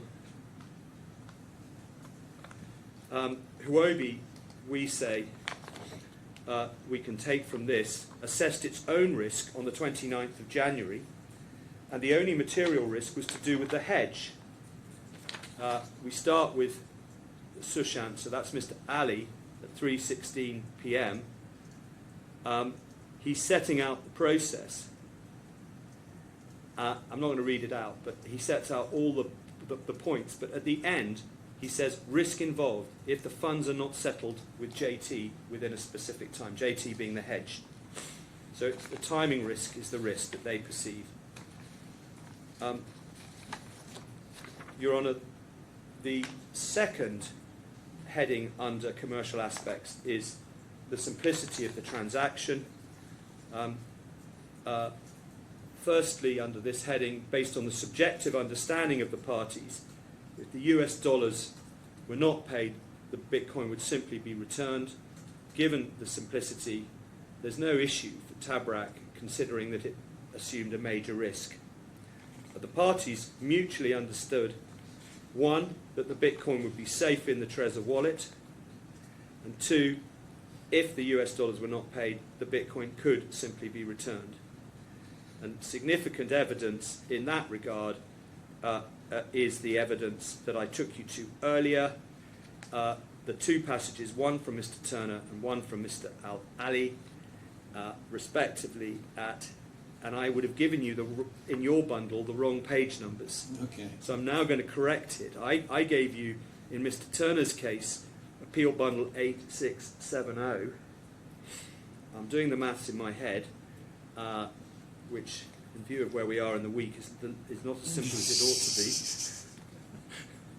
to be. 8652. And in the case of Mr. Ali, 7853. Is that right? Yes, 7853. Not going to read them out again. Just putting in its place in this list. The third commercial point is risk must be viewed from HUOBI's perspective. HUOBI would not pay substantial sums for TABARAK to do effectively nothing or be a mere conduit. If TABARAK had said, we assume no risk, HUOBI would not have used TABARAK as an intermediary. It would have been entirely uncommercial to do so from their point of view. That's the whole point of using a commercial intermediary. The fourth point under commercial aspects is the judge's findings. Mr. Turner had to be satisfied that he understood the process. That's the quotation that I gave earlier about TABARAK to agree to perform the contemplated function of middleman once he'd made sure he understood precisely what they required. So it was on TABARAK to assess its risk appetite. It couldn't pass the buck to the other parties. The fifth point is to look at this in the context of the other side of the transaction, from the buyer's perspective, Your Honour. TABARAK was to receive the buyer's dollars into a TABARAK bank account. Then it's a bit difficult to look at it from Morozov's perspective when he's planning a fraud. Well, can I look at it from the perspective of an honest buyer? Because we're looking at the commerciality of the agreement entered into between HUOBI and TABARAK. Yeah, no, I understand. And they're assuming an honest buyer. Yeah. And So we're looking at it. No, this is an objective. Objective. And let us assume in a different world that the buyer was honest, because we're trying to look at the function of the role on 2 sides, the function of TABARAK's role on 2 sides. On that side, TABARAK was to receive the dollars into a bank account, then pay HUOBI. TABARAK controlled that bank account. If the money went missing from TABARAK's bank account, there's no question that TABARAK would bear the risk of that, we say. On the other side, TABARAK was receiving the Bitcoin into its wallet under its control. And even with the different wallet, it was still the same. TABARAK had control and set it up. And why would their assumption of risk be any different vis-à-vis HUOBI and the Bitcoin than it would be to the buyer vis-à-vis the US dollars? The final point on commerciality is the question of the fee, because learned friend said in opening that, and indeed he says in his skeleton at paragraph 43, he asserts that the effect of our version of the contract would be that if the transaction didn't complete, TABARAK would not get paid anything. And he goes on to submit that it also gives rise to the inherently unlikely situation that TABARAK agreed that in the event that the Bitcoin were lost without payment of the purchase price, it would be strictly liable to transfer the 300 Bitcoin back, despite not being entitled to any payment for undertaking that liability. As to that, as I made clear in opening, which my learned friend didn't take account of when he made an equivalent point to the one made in his skeleton in his oral opening, we don't agree that the proper construction of the contract is that the AO fee, that's the flat fee element, would not be payable in those circumstances. Indeed, it wasn't expressly agreed what the position would be, but the more plausible construction is that the AO fee, at least, would be payable either way.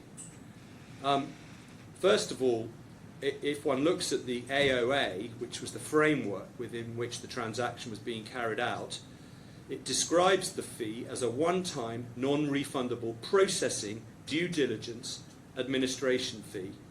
The reference to that in the appeal bundle is 952. Yeah, 970 for us, 952 for the judge. And that suggests that it was not contingent on the success of the transaction in the sense of the US dollars coming through and the purchase going through, but simply contingent on TABARAK undertaking its role as an intermediary, which involved returning the 300 Bitcoin if the purchase price wasn't received. Secondly, the fact that the parties didn't give any thought or didn't provide expressly for how the fee would be paid if the sale didn't complete isn't a barrier to concluding that that is the position. Doesn't it? Could Sorry? it be argued to reinforce the judge's view that it was an upfront fee that had to be paid as a condition precedent to any activity on the part of TABARAK? Yeah. So, and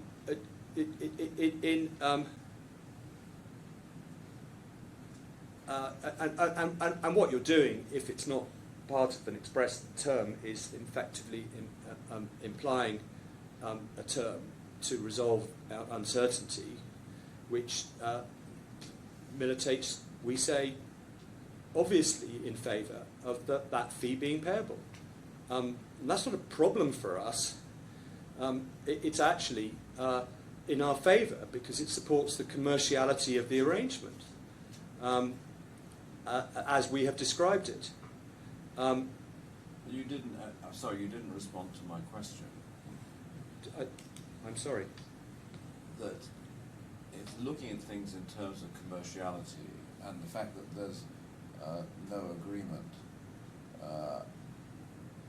with regard to repayment, and one has to try and construct one or interpret one, then doesn't that tend to support the judge's view that this was a one-off advance payment that had to be paid before any activity was undertaken by TABARAK? Well,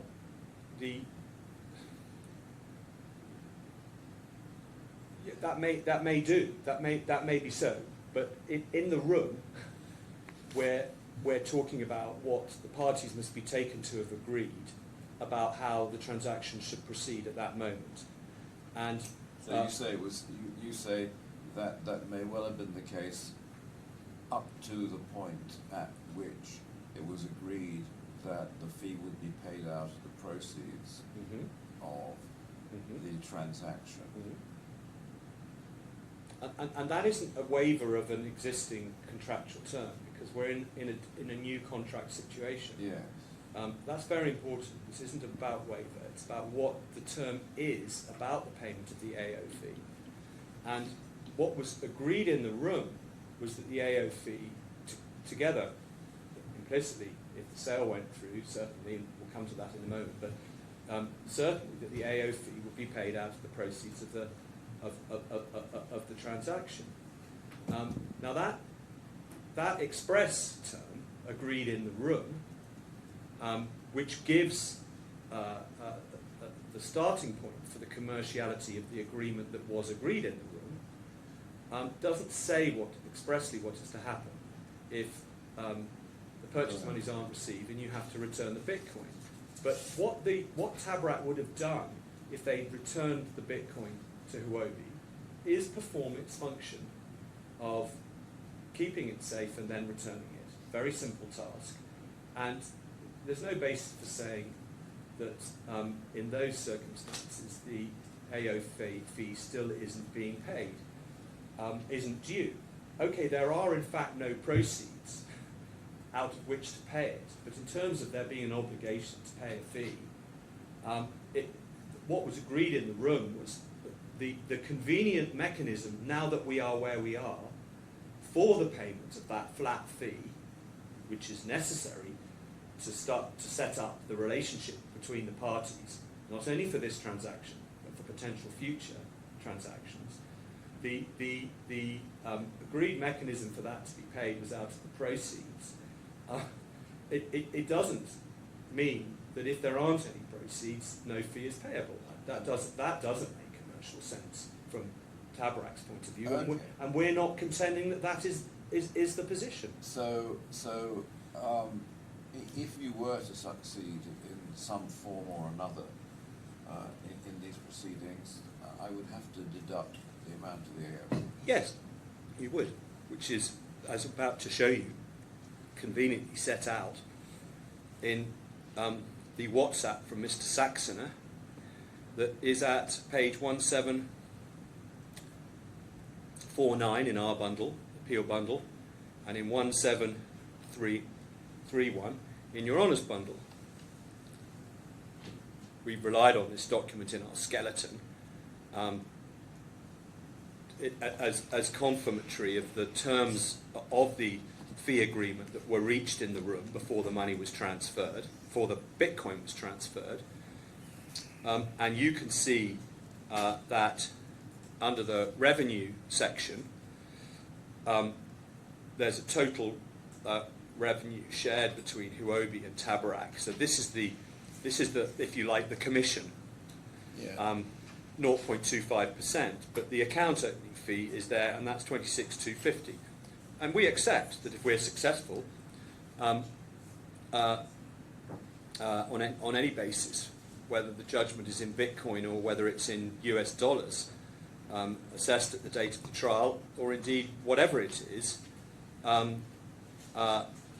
that we have to give credit for that. You would have to give credit for the 7,000 as well. Well, can I just deal with that? Yes. That's, you have to look at that slightly differently, because that's Yeah, but rather than a flat. if you're being yeah, I know the other thing's a flat fee, but if you're being compensated for a loss, if that's the form of the relief that you receive, then one has to look at what you would have received had the transaction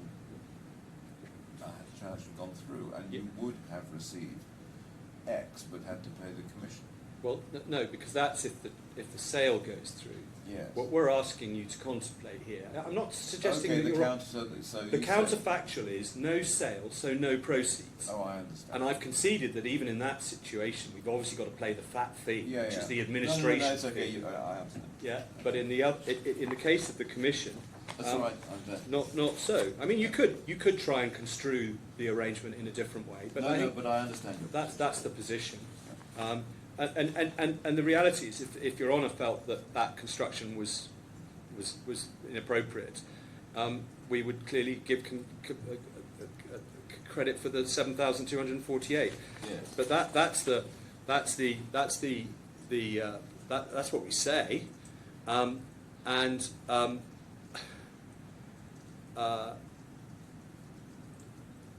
the reality is that is entirely in accordance, that approach to the fee structure, and is what is to happen if all that HUOBI is able to do, but does it, is return the Bitcoin.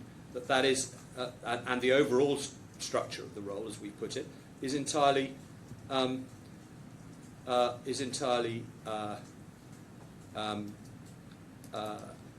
commercial in its agreement. You've got to look at the overall commerciality of the arrangement on the day. Within the context, it's a slightly further point, but just to complete it, the AO fee we say, together with the Commission on this particular deal, were TABARAK's compensation for the first trade, and the combination of them, the AO fee together with the 0.25%, is about 1% of the total trade. So it's not an insubstantial amount. It's a significant sum for a relatively straightforward task. There was discussion of an addendum to the AOA in the build-up to all of this, which was about a framework for future business that was never actually executed, but it's certainly relevant and admissible context. I don't have time to take you through it, but I'll tell you what the effect of it is. It's at the appeal bundle 1017 in your bundle, 1028 in ours. It's a draft addendum to the account opening agreement, and what TABARAK were inviting HUOBI to agree to was some additional terms and conditions and fees to add into the AOA. And the most relevant fee that you'll see if you go to look at this is 1% for future on the chain business. So we're talking about a similar level of commission as the overall compensation for this trade, but in the future as pure commission, because obviously the AO fee is by now being paid. So there's a significant ongoing future commercial relationship contemplated by TABARAK. Sorry? What is it? Oh, is it? Oh, 10. Yeah, I've got it. 1010, is it? Yeah, is it? I've deducted 8. Yes, you're right. 18 off 28 is 10. Generally. I'll just draw breath for a moment and.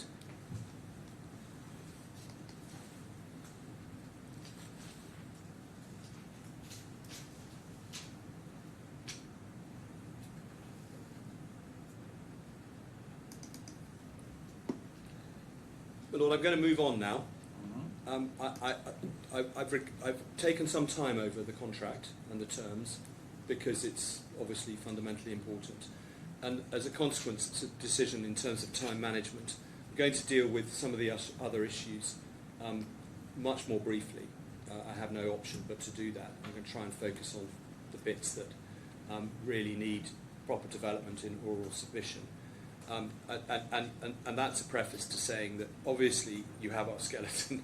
I know Council always says it's in our skeleton, but it is in our skeleton, and I wouldn't want it to be suggested that because I haven't orally mentioned or developed certain points that they're not part of my case anymore. They clearly are, and I'm being deliberately selective because I have to finish in the middle of this afternoon. And I've got a long way to go in the case, as you've seen. So please bear that in mind.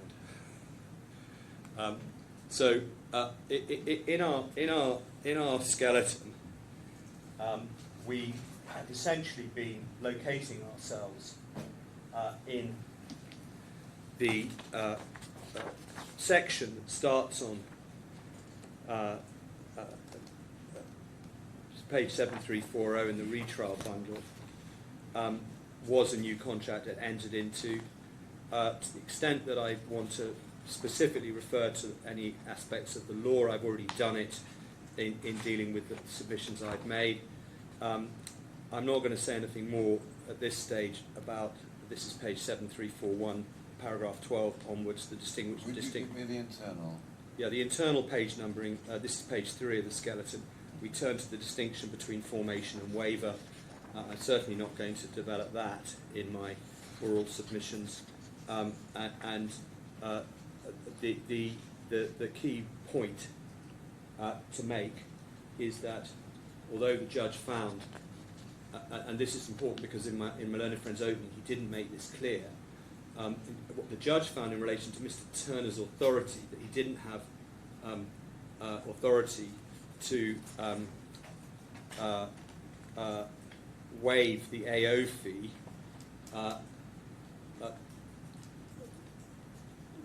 2 or 3, 4 days in advance over the phone, and that's the basis for saying that at the moment that the 3F meeting started, the AO fee condition hadn't been waived and so was still applicable, and because it hadn't been paid, that contract never incepted.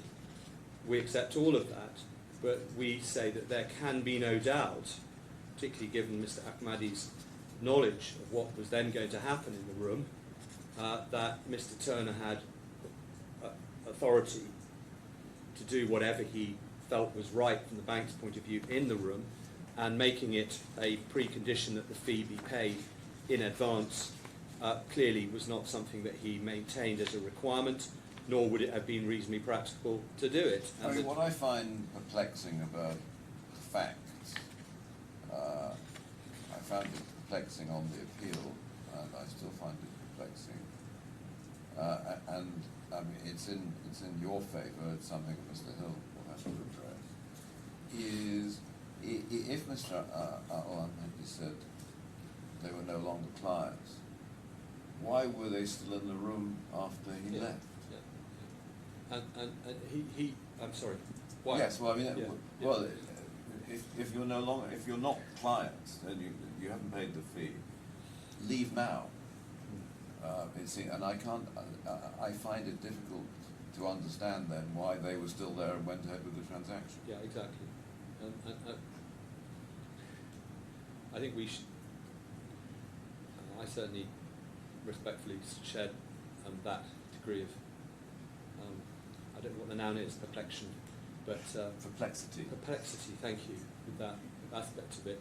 And I think that if you recall, I did push on that finding of fact, but perfectly properly, Your Honour, as a finding of fact, it wasn't something that the court was prepared to overturn. No, I mean, well, it doesn't sit particularly comfortably with what happened thereafter. And one has to just park it really and just look at what happened in the room, unless it's suggested, which it isn't, that everything that happened in the room was done without authority. You have to assume and approached on the basis that in the changed circumstances of trying to get the deal done. But I mean, if it were done without authority, but nevertheless there was an agreement that it would be done for reward, it's, again, I'm perplexed in trying to understand how that wouldn't be a contract. It can't be. It must be a contract. Simple as that. It's not being suggested that they were providing a gratuitous service because Mr. Turner in the room agreed the price. Yeah. There's no point in him doing that. That's not being suggested. So one way or another, one has to find a way, coherently, legally and factually, to deal with the AO fee prepayment condition, and it simply wasn't a reality of the situation in the room. And if he had authority to enter into a new contract, which he must have done, otherwise there would have been no contract governing what they did, he must have had authority that in that new world, in the room, he could agree it on the basis that the proceeds would come out of the sale. It doesn't have to be. It doesn't have to be express authority, does it? No, it doesn't. And the Mr. Ahmadi knew what was going on, and indeed his safe was used for the storage of the wallet. So that has to be the reality that Your Honour has to face and deal with. If one remains a little perplexed about one aspect of the approach of the judge below, then there it is. There's no coherent and logical way that what the judge found in relation to the pre-3rd of February waiver and before the meeting started, the conversation with Mr. Ahmadi, whatever he found there, is not determinative of the construction of what happened in the meeting. Just moving on, if I may, to just check with you as we go through what I've covered. On page 9, terms of the 3F contract starts. There are more legal principles set out there, the important ones which I've dealt with, and I'm not going to say any more in oral submissions. We have a section in our skeleton, page 11, heading implied terms, which is a fallback position, because what we say is it's an express term. I'm not going to say any more about that. I've alluded to it in my oral submissions today.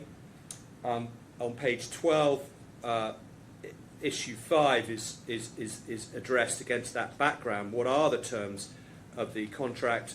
Did it impose an obligation stricter than an obligation to take reasonable care?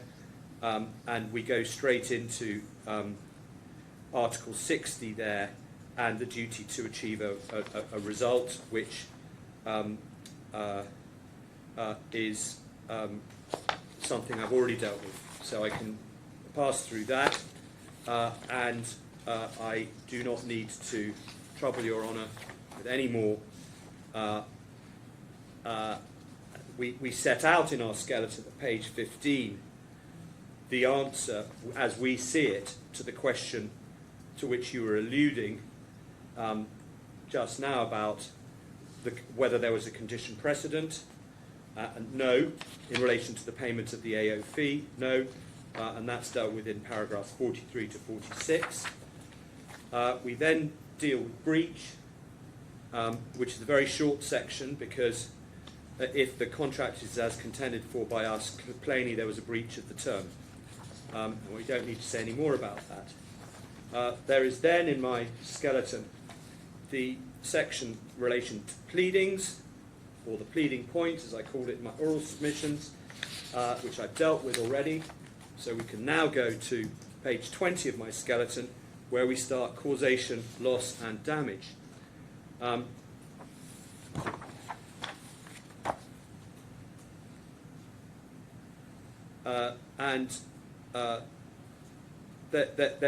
There is here a section that I just do need to dwell on for sadly a short while, because it could form the subject matter of lengthy and interesting submissions, but we do not have the opportunity to do that. And also, I don't know how learned friend puts his case as a matter of law to justify his submission that on the facts, with the facts being that the Bitcoin that were lost were not owned by DMCC, HUOBI DMCC, means that it hasn't suffered any loss. Well, I've been thinking about that, and one possible finding, although obviously anything I say is entirely provisional,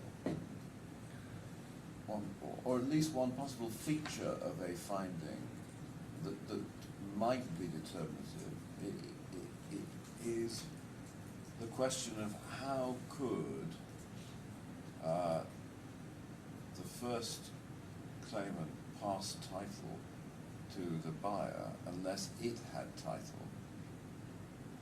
And so the loan was a transfer of title from the second claimant to the Yes. first title, Yes. to the first claimant, in order that it could pass title to the buyer. Yes, that is one way of analysing it. The idea that my learned friend will say, well, it's not a loan because the loan's not recognised in the accounts as such. And that's just an evidential point. What's the legal analysis? And I agree that is an approach that you could take.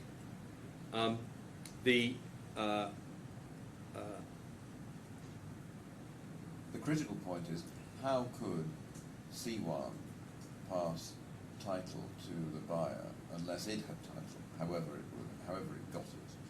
Yes. I mean,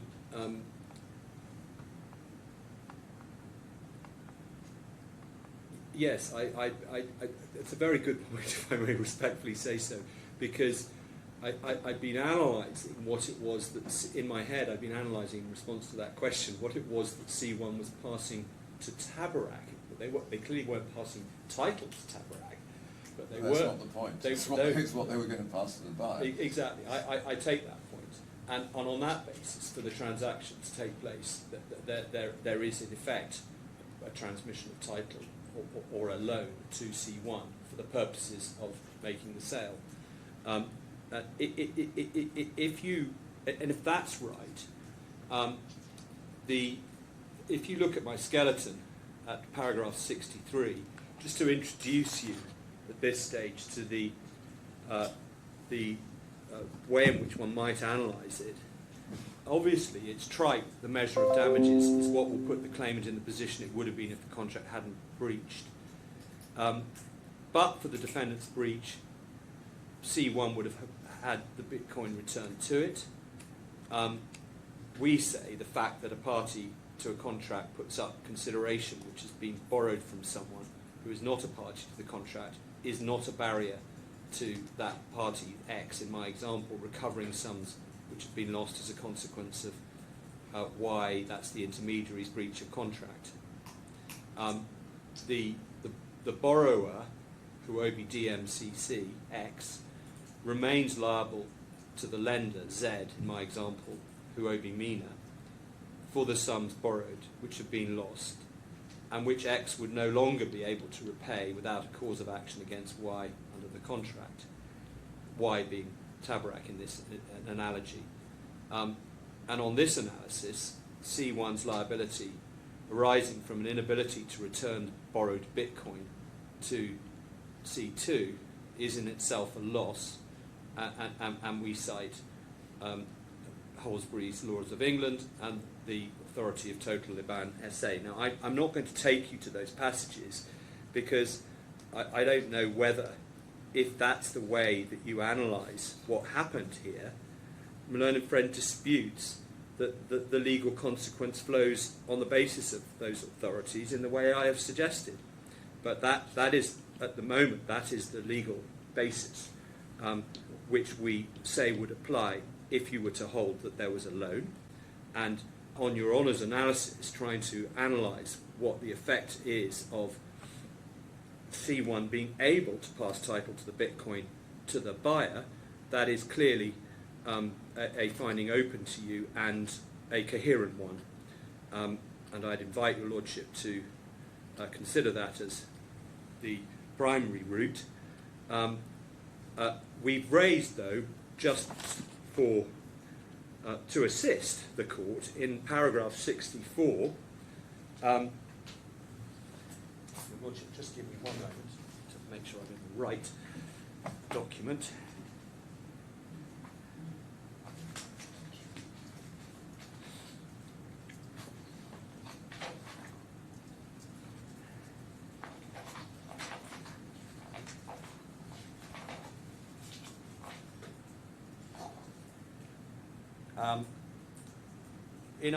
In our fourth proposition, we make the point that there are a myriad of circumstances which are analogous to the present case, maybe not as correct an analogy as the one that Your Honour has identified, which is not necessarily an analogy at all. It is the actual legal relationship between C1 and C2.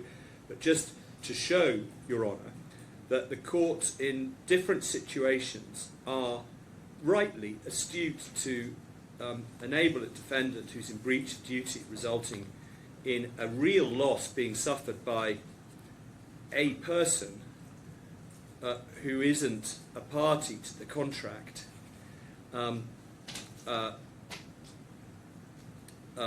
with the person who's in breach of contract enabled the loss to be sustained, to avoid the situation where that loss cannot be recovered, as it clearly should be, unless some legal principle militates against it, and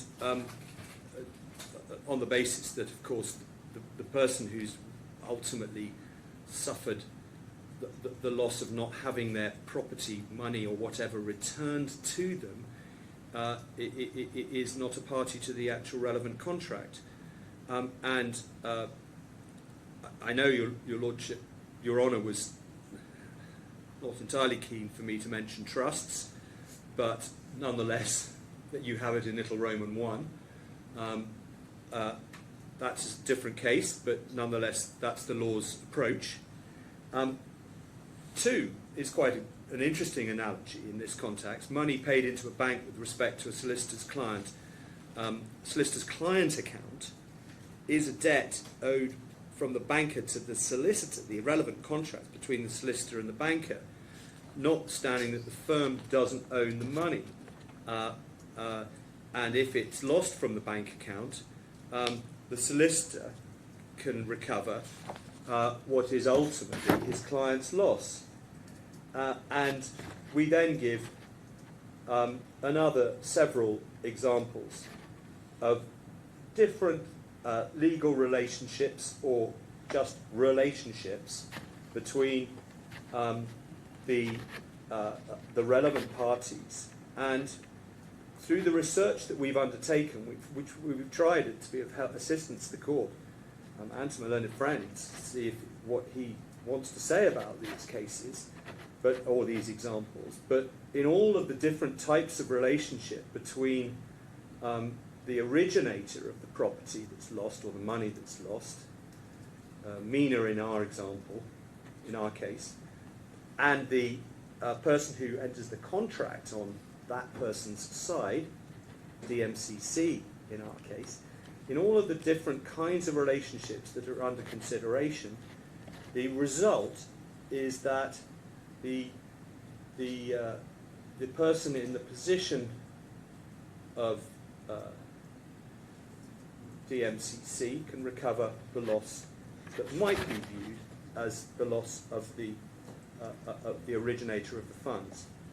But there is clearly a legally identifiable loss suffered by HUOBI DMCC here, if there is a loan to it of the Bitcoin. And on that basis, the law, we say, is clear. It's as set out in the authorities at the end of paragraph 63.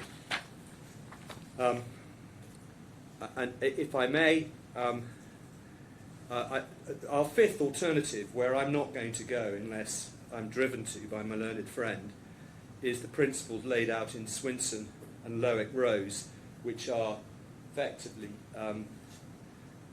forms of reflective loss. And I don't think we need to go there, but I've flagged it in any event in order to give as much of a tour of the horizon as I could. If I may, on that basis, move on. Issue 9, did HUOBI mitigate any loss? In particular, did it mitigate loss in relation to the 61 Bitcoin? This is, it's not suggested, and this is an important part of the backdrop, Your Honour, I want to flag this up now, to a later issue, which is whether or not, assuming against me for the moment that I cannot get a judgment in Bitcoin and that what I can get is a judgment in US dollars, what is the date of assessment of that loss?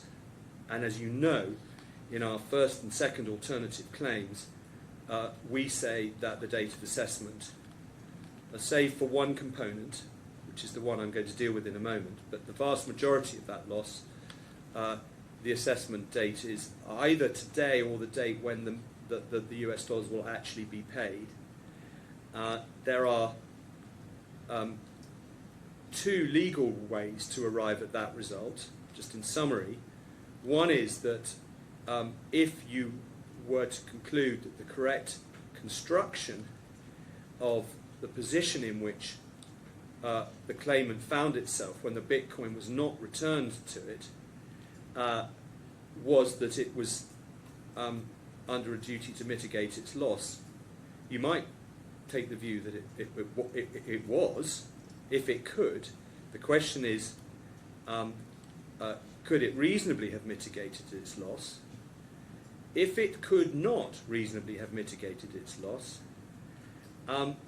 then the answer on that approach is that the date of assessment of the loss is now, because the compensation to mitigate that loss has to be paid now, and that's, I think, uncontroversial. That, of course, raised a question about, in our minds, about whether the defendant was going to allege that we failed, we unreasonably failed to mitigate our loss. They have not raised that argument.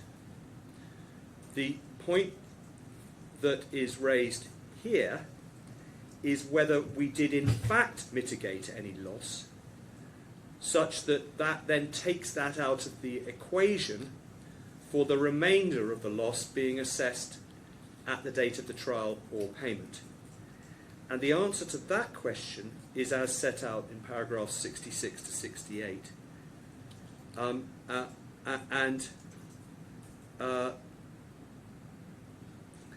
We say that in respect of 30 Bitcoin, those are the Bitcoin that were purchased using the claimant's funds in order, within its Silvergate bank account, in order to repay part of the Bitcoin that Mr. Davar had transferred to it for the purpose of this transaction from his wallet. We accept that in respect of those 30 Bitcoin, they did mitigate their loss at that point, because they immediately went into the market, paid a certain amount of US dollars, and got the Bitcoin and handed it back to Mr. Davar. And so that element of our claim crystallizes at that date, and the loss is the US dollars paid for that 30 Bitcoin, which I think is the sum of £288,905.40, referred to in paragraph 68 of the skeleton. In respect of the rest of the Bitcoin, the claimant didn't, because it couldn't, which doesn't appear to be challenged, isn't challenged, mitigate its loss, because it didn't go into the market to use dollars to replace the Bitcoin to then return them to the relevant person. In respect of the remaining 31 Bitcoin that were due to go back to Mr. Davar, they simply used their own Bitcoin to repay that. So that didn't crystallize the value of the loss in respect of the 31 Bitcoin at that date into US dollars. It remains a Bitcoin loss and is therefore subject of a component of the overall claim to be assessed at the date of the trial or judgment or payment. And the same applies as a matter of principle to the remaining 270 Bitcoin, which were wiped from the claimant's trading stock, not possible to replenish those coins. So they did not mitigate that loss there and then. They couldn't, and so that falls, we say, to be assessed at the date of the trial. I'm now, if Your Honour is content to allow me to do so, going to turn to issue 10, which was whether any loss was caused by HUOBI, its own conduct, this is premised, this allegation, on the submission or the factual premise that the claimant appreciated or should have appreciated a risk of the loss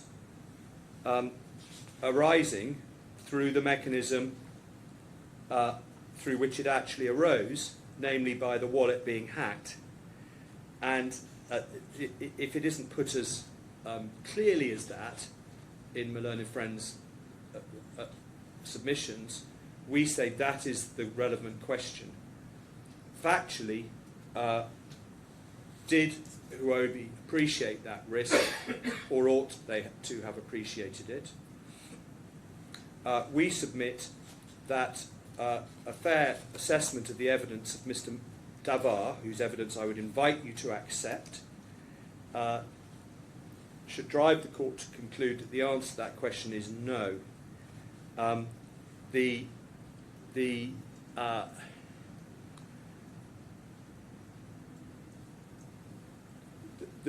real thrust of my learned friend's cross-examination was to rely on references in the WhatsApp exchanges involving Mr. Davar and others, but specifically to cross-examine him on the use of the word risky where used in several places. And I will highlight a key passage in the WhatsApps, which I hope will assist you in arriving at the conclusions that I'm inviting you to reach, which is that the only risk that Mr. Davar or indeed anybody else appreciated was the risk of timing going wrong such that they couldn't complete or close the hedge, and that there was never any perception of a risk that the wallet might be hacked. I've already highlighted evidence of the view of Mr. Ali, where he summarised in his email the risk as being at the timing risk, and we say that's strong evidence in support of our position on this particular issue. As far as Mr. Davar's use of the word risky is concerned, he was resolute in his evidence, which we say makes sense, is consistent with Mr. Ali's recorded view of the risk being a timing one. He was resolute that where he was referring to risk in these emails, he was referring to the risk on timing. And if you, I'm referring now to Appeal Bundle, page 1558 in our bundle, that's 1540 in your bundle, Your Honour. And at 6:41 a.m. on the 23rd of January, Mr. Davar is talking about the need to cut some costs at the end of the month if significant deals are not closed in the interim.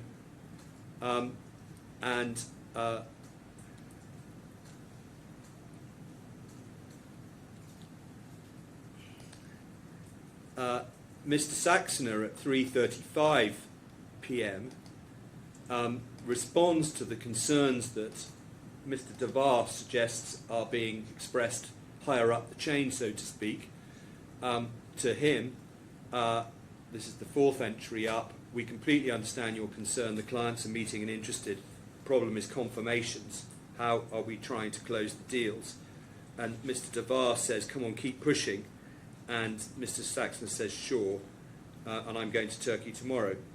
And this is part of the background upon which my learned friend relied in his cross-examination of Mr. Davar. The exchange there is relied on heavily, and they also rely on what the judge said about that, and that it's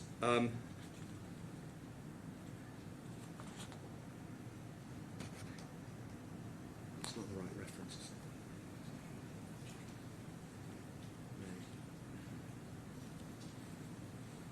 Sorry, I'm afraid I just need to pause for a moment to get my thread back.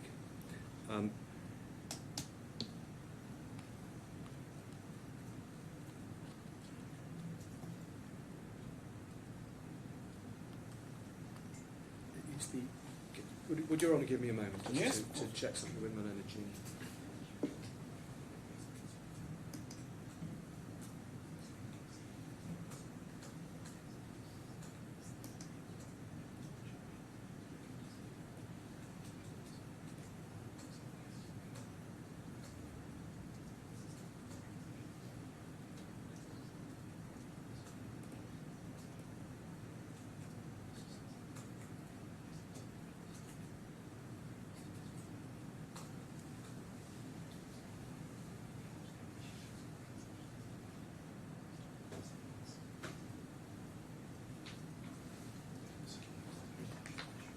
the judge, as Leonard Junior reminds me, the judge referred to this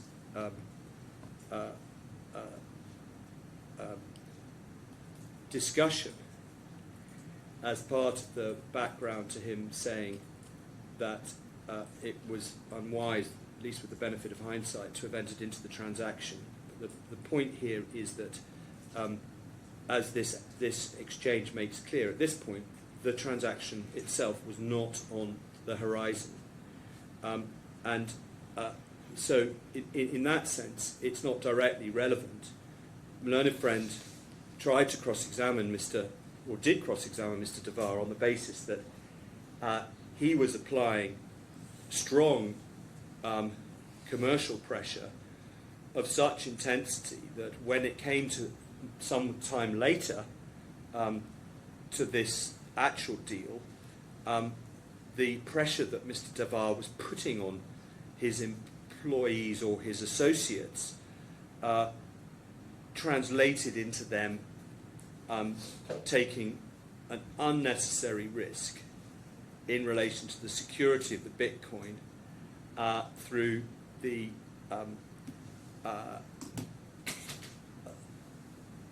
manner in which the seed words were agreed to be shared.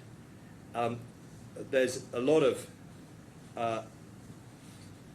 chains in the link of causation between Mr. Devar's understandable as a business leader whose job it is to secure deals, putting some pressure on his employees. I don't think it was suggested that the pressure was unreasonable in a commercial context. I mean, it's a background. But there's no suggestion that either Mr. Saxner or Mr.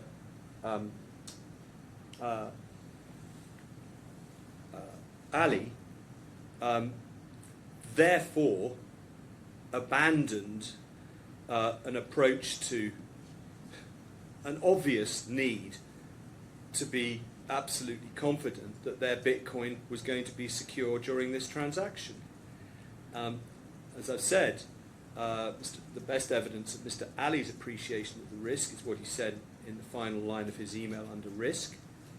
The best evidence that neither party perceived, party being HUOBI and TABARAK, perceived a risk of a hacking is everything that Mr. Turner and Mr. Ali said in the passages of their evidence that I took you to earlier. Those two passages I put together into what we might call a mutual understanding. And also the findings of the judge, which is that certainly Mr. Turner expressly didn't perceive that risk, and if he didn't perceive it, there's no reason to make an inference that Mr. Ali or Mr. Saxoner did, or indeed that Mr. Devar at a distance did.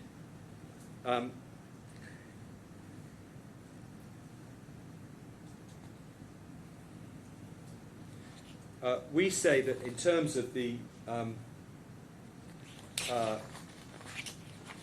what was in the WhatsApp messages to which Mr.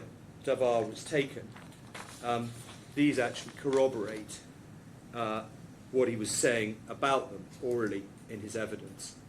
There is a WhatsApp exchange at 1409 in the appeal bundle. That's 1391 in your honours bundle. This is on the 30th of January, starting at 11:09. This is a discussion about the transaction itself ahead of it hopefully happening. And Mr. Sultan says, I'll know more when I meet them. The process, nothing will change much. There's talk about the amount of Bitcoin that should be done. Sorry, what time is this? Well, That's 11:12 now. 11. Sorry, So am I going I'm too on the quickly? page. No, I'm on the wrong page in that case. This is on 1391. 1391 in your bundle, we believe. 1391, no. 1391 I've got is 9-89, is that right? Yeah. Yeah, and if you go down the page to, is this up here on that page? Yeah. I don't have an 11. Okay. I don't have an 11 AM or PM entry on it.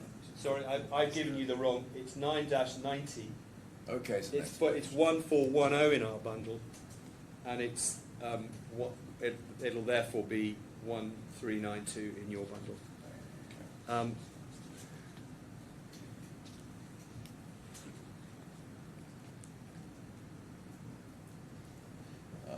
So that's something we looked at then before. It's, Yeah, you did look at below it, half. Mr. Sultan says at 11:18. I don't think these are going to be the issues, but I want to make sure we're comfortable with the process. Mr. Devar says, what a complicated deal. And Mr. Sultan says, the main things I'm insisting on, the money has to be with TABARAK. The deal needs to happen in the morning so we will be able to cover our position. And I took Mr. Devar to that in re-examination. He said that covering our position meant the hedge, and that is clear evidence that Sultan, and indeed he, that this discussion having taken place, were thinking only about the timing risk. So we rely on that. Then when we come to page, let me check this is correct. Yeah, starting at the bottom of 1393 in your bundle, which is 991, and going over the page, Yes, again, it looks. we have they will come to TABARAK and we show them the coins and they transfer the amount for 1,000 Bitcoin. And if you skim down all the way through, I don't want to read it all out, it's going to take too long, but that passage concludes with Sultan, Mr. Ali, saying at 3:36 p.m. All this, as I said, is manageable. The real issue is that we can only hedge $1 million US. So they're concerned about hedging, and the context of mentioning the money needing to arrive first is the discussion about the hedge and how it should be managed. And nearly there. At our appeal bundle 1356, your appeal bundle 1338, at 11:11 a.m., Mr. Saxoner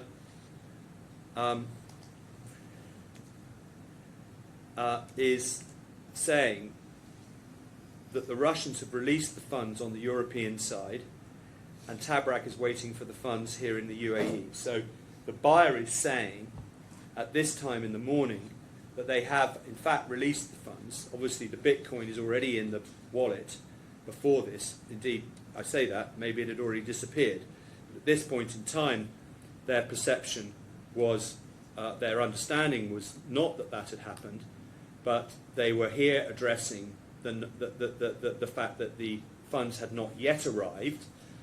They appear still to be reassured that they will arrive, although Mr. Saxoner says this was supposed to be done an hour ago. Mr. Davar then said, I thought we were not going to do the deal until TABARAK had clear funds in their account. Mr. Saxoner, that was my understanding too. Initially they said that, and by that it's clear he's talking about his understanding before what actually happened in the room. Initially they said the money will be paid straight away, but later after the coin transfers they said the wire will be done by 2 to 2:30. Mr. Saxoner says Sultan was with us throughout, he agreed to the process. We should be fine, give us some time. It's all about time. He's referring to when he's been told the funds will arrive. It's a time focus. And Mohit says, Mr. Davar says, that's very risky. We shouldn't have agreed to this at all. And it was his evidence Your Honour, which I invite you to accept, that when he said that, he was referring to the risk of not having the funds in time. Look at the next slide. Yeah, and this delay, you may not get the money into Silvergate either on time. It's absolutely clear that's the only risk that he's perceiving.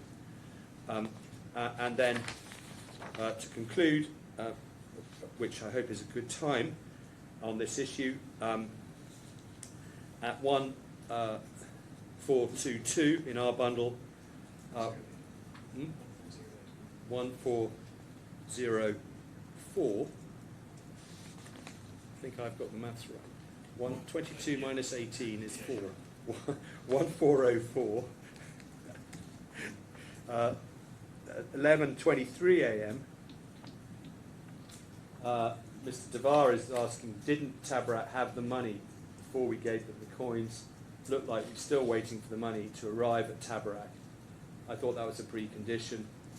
I spoke, Sultan is now explaining to Mr. Devar what had happened, because the previous conversation on WhatsApp was between Mr. Saxner and Mr. Devar, and he's saying, I spoke to the CEO, he gave assurances, and then TABARAK will be able to process until tomorrow morning.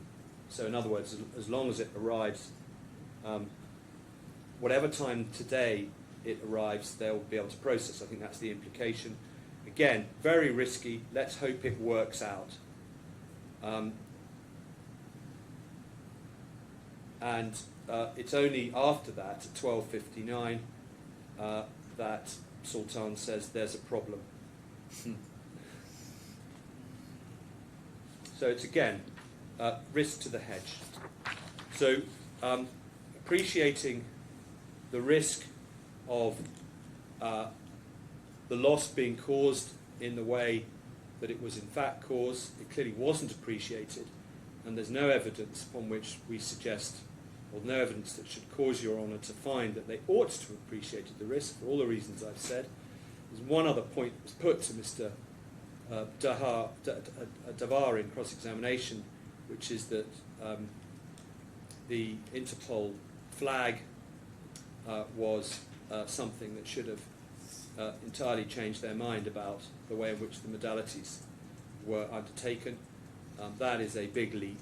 As Mr. Devar said, the Interpol warning or alert merely made it very clear that the person concerned could easily be innocent, or could, yes, might well be innocent. This is just an alert, and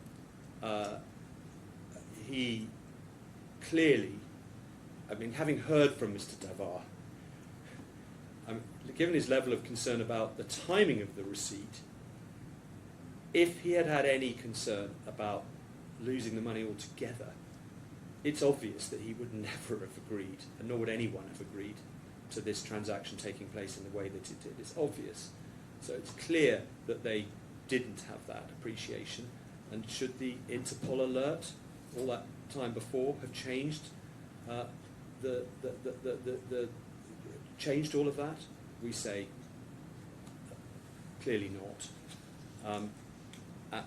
And how you get from a conclusion that they looked at an Interpol alert sometime before to the conclusion that they were thereafter at all times acting effectively negligently towards their own interests when acting as they did in the room, how you make that leap, it isn't explained by my learned friend, and if necessary I'll deal with that further in my reply. That is all I'm going to say on contribution under issue 10, loss being caused by DMCC's conduct. I'm going to pass over was loss to remote, issue 11, starting at paragraph 78, page 24. I've got nothing more to say than my skeleton, and then after lunch I will turn to loss, the basis of assessment, starting from 25, and I will at that point address you on the Bitcoin judgment and money issue. Good. Okay, thank you very much. Well, we'll rise until 2 o'clock. All rise.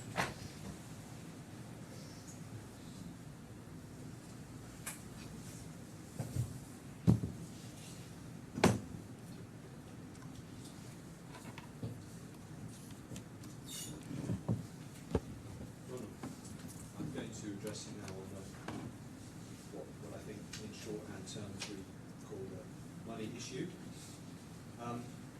Thank you. I'm not going to take you through my submissions on this by reference to specific paragraphs in my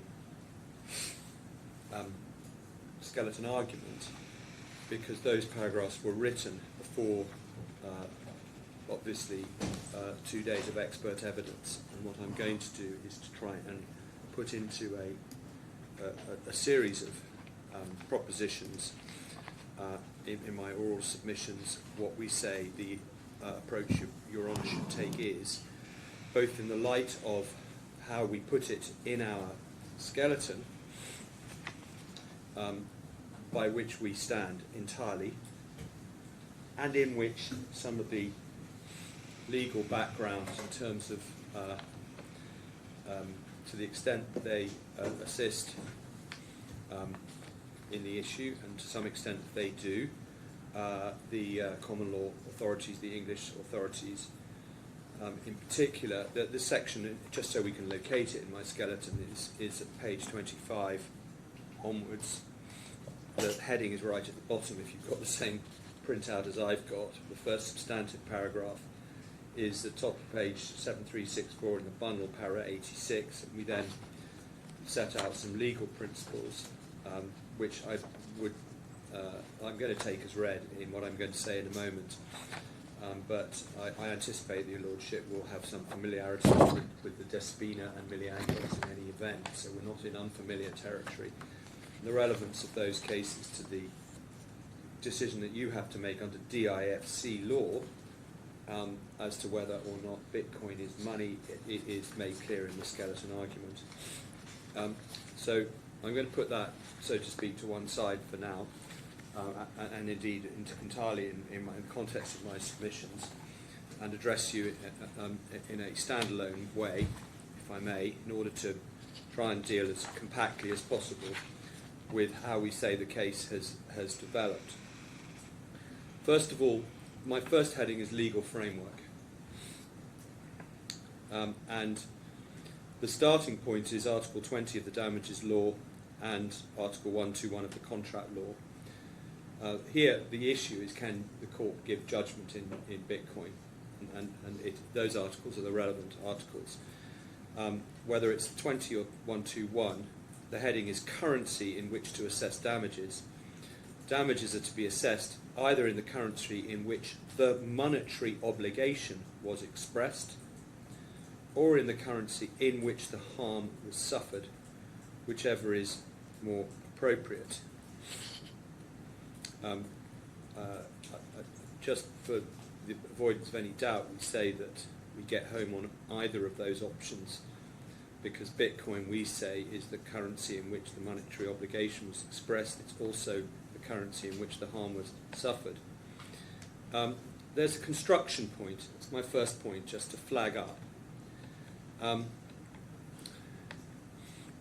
Monetary obligation and currency are used interchangeably here. Because in one of the roots, the test is monetary obligation, in the other it's the currency in which the harm was suffered. And currency is also used in the context of the currency in which the monetary obligation was expressed. So in the digital assets law, I'm sorry, not in the digital assets law, in the damages and contract law, as it has been throughout, this hasn't changed since the digital assets law came into being. Can we actually go to the text of the law? Yes, we can. I'm sorry, the damages law is at, starts at 6506 in the bundle, and the relevant provision is at 6511. I hope I've got that right.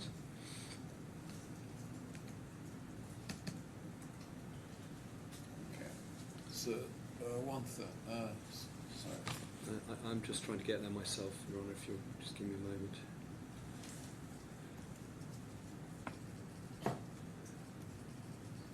Yeah, 121. Yeah, No, and 121. 6511 is Article 20. 6. And the 6508 on mine. 29. 6506 is the start of the damages law. Yeah, no, I'm on Article 121, which is 6508. Oh, okay. For me. And that's page 29-34.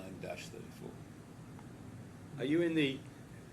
Oh, you're in the. I'm in the appeal here. Appeal bundle. We're in the retrial bundle. They're all in. Okay, you gave me a reference which actually took me there.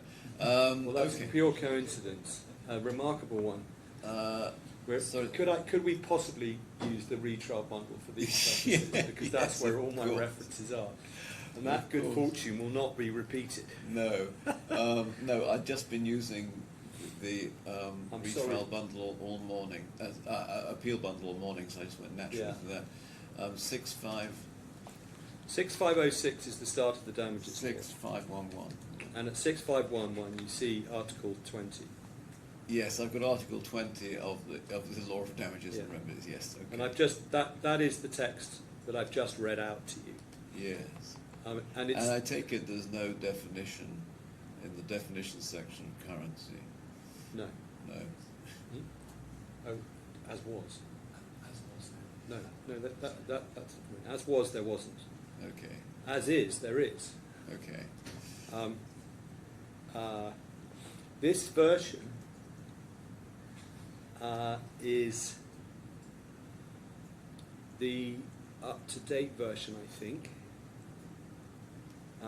So you can see I would need to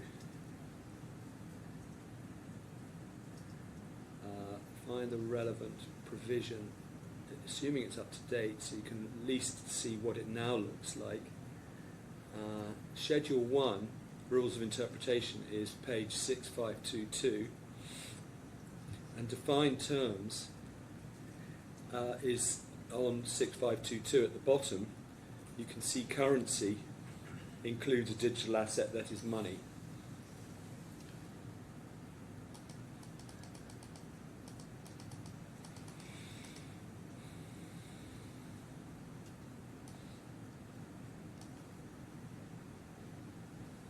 You have that, there's a little table at the bottom of 6522. Yeah, yes, I do. I'm just marking it. Yeah. Yeah. The other relevant definitions now, these have been inserted by the Digital Assets Law of 2024, are digital asset, just below, the meaning given in Article 8 of the Digital Assets Law. We don't need to take up time going to that because nothing turns specifically on that. We know we're in digital asset territory, but going over the page, monetary obligation includes an obligation to pay in a digital asset that is money. That's new. And previously, monetary obligation was not defined.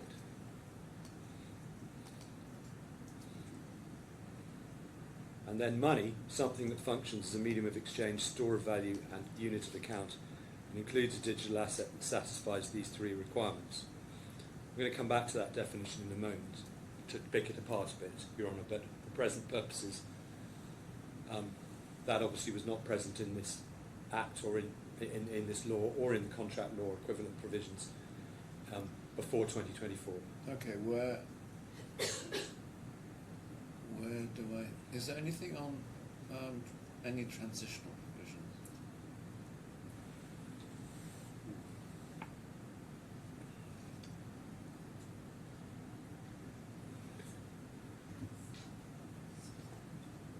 6.5.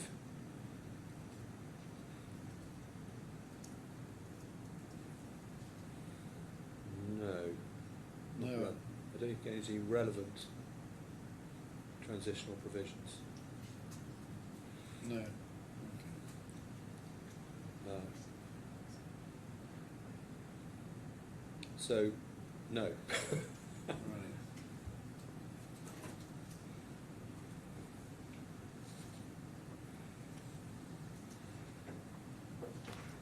So, if perhaps we can just, bearing all that in mind, okay.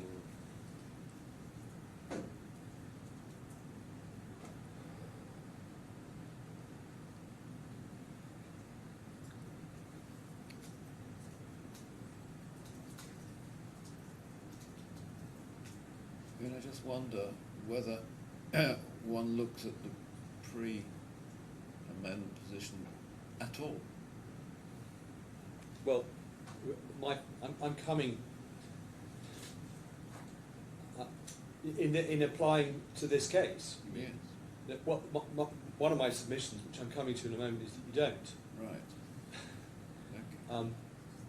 You look at the position as it is now, and there are various ways in which you can arrive at that route. You say this is procedural, Yes. etc. Yeah, I mean, okay. it's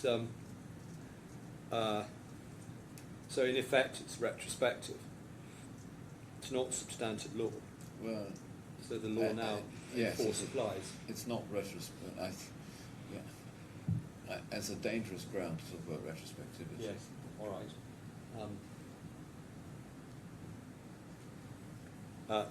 Perhaps it's procedural, so it applies to the exercise of the Article 20 and 121 power vested in the court on the basis of the definitions that elucidate how that power is to be exercised, Yes. set out in the law that Article- applies at the Article date 7. of exercise.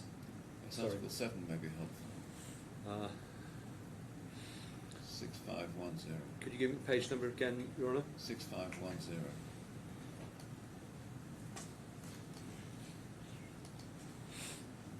Yes.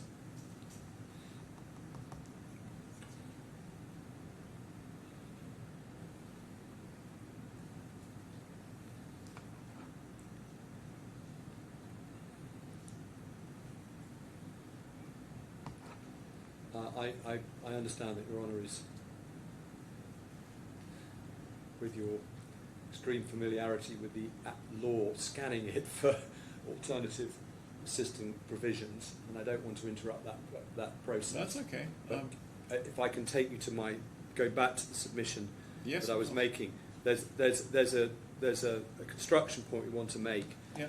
on the terms of 121, regardless of what the relevant definitions of currency and monetary obligation are. They are used interchangeably, and clearly the answer to whether Bitcoin is either currency or money is a matter of law, for Your Honour.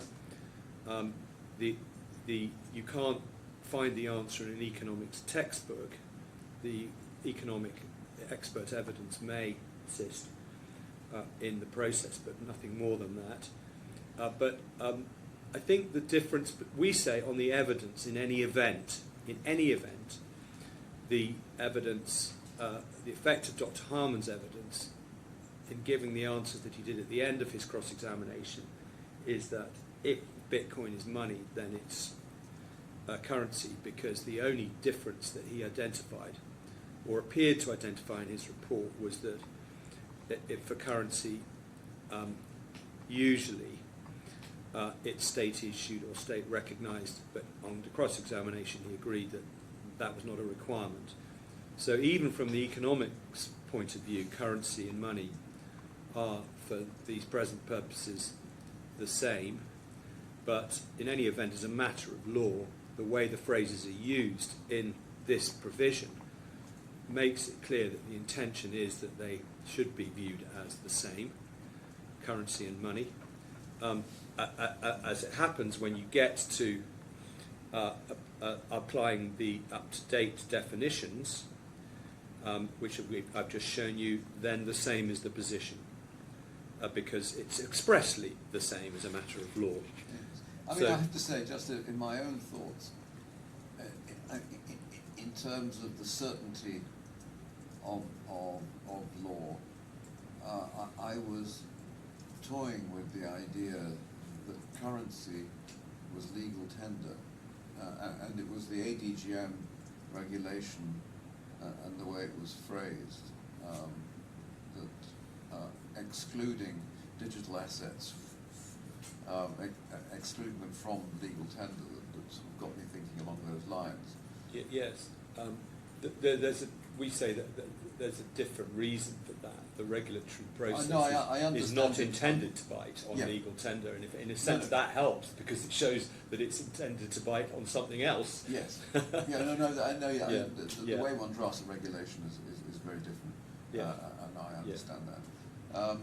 But I was just thinking, in terms of legal certainty, it's a much neater solution if you say that currency has to be legal tender. Otherwise, you do have what may be regarded as an unacceptable level of uncertainty. Yes, because to get to currency, you have to you then have to apply the money test, the medium of Yes. exchange test, etc. So.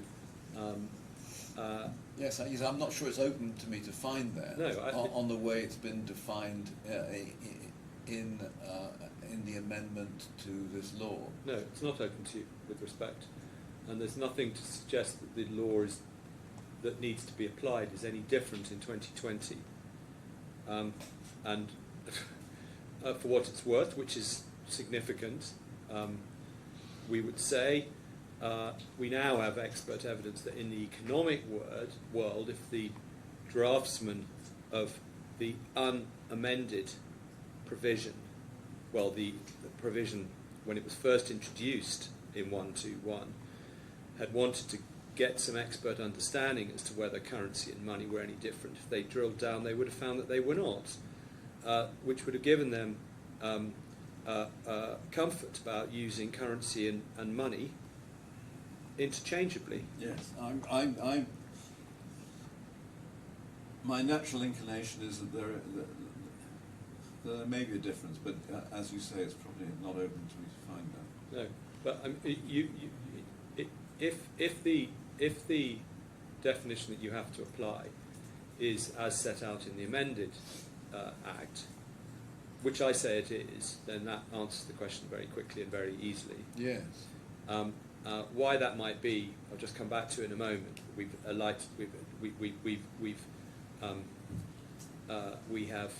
I've alluded it to already, but just to close off the point, if that's wrong, and what has to be applied today is the law as it stood in 2020,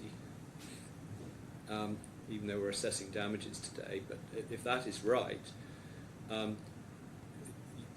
Your Honour should still readily conclude that currency and money in this particular context are being used in the same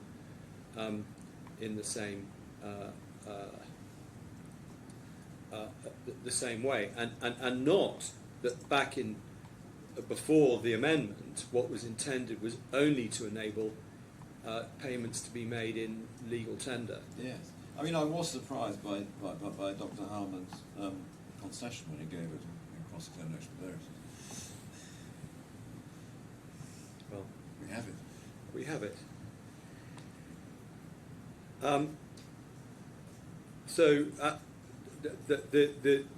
the law is the same even if it's the 2020 law, for the reason I've just given. It's a matter of construction of the terms of 121 without the assistance of the amended definitions. It's also the same once we take into account, obviously, the digital assets law, which should be taken into account because it's a procedural amendment and not substantive law.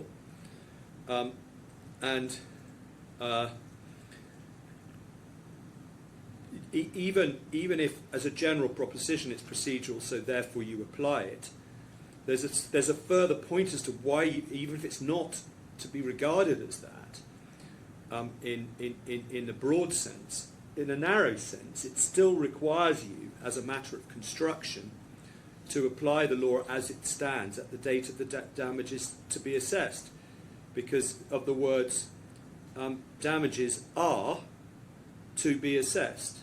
And we say that means that you ask the question as to whether or not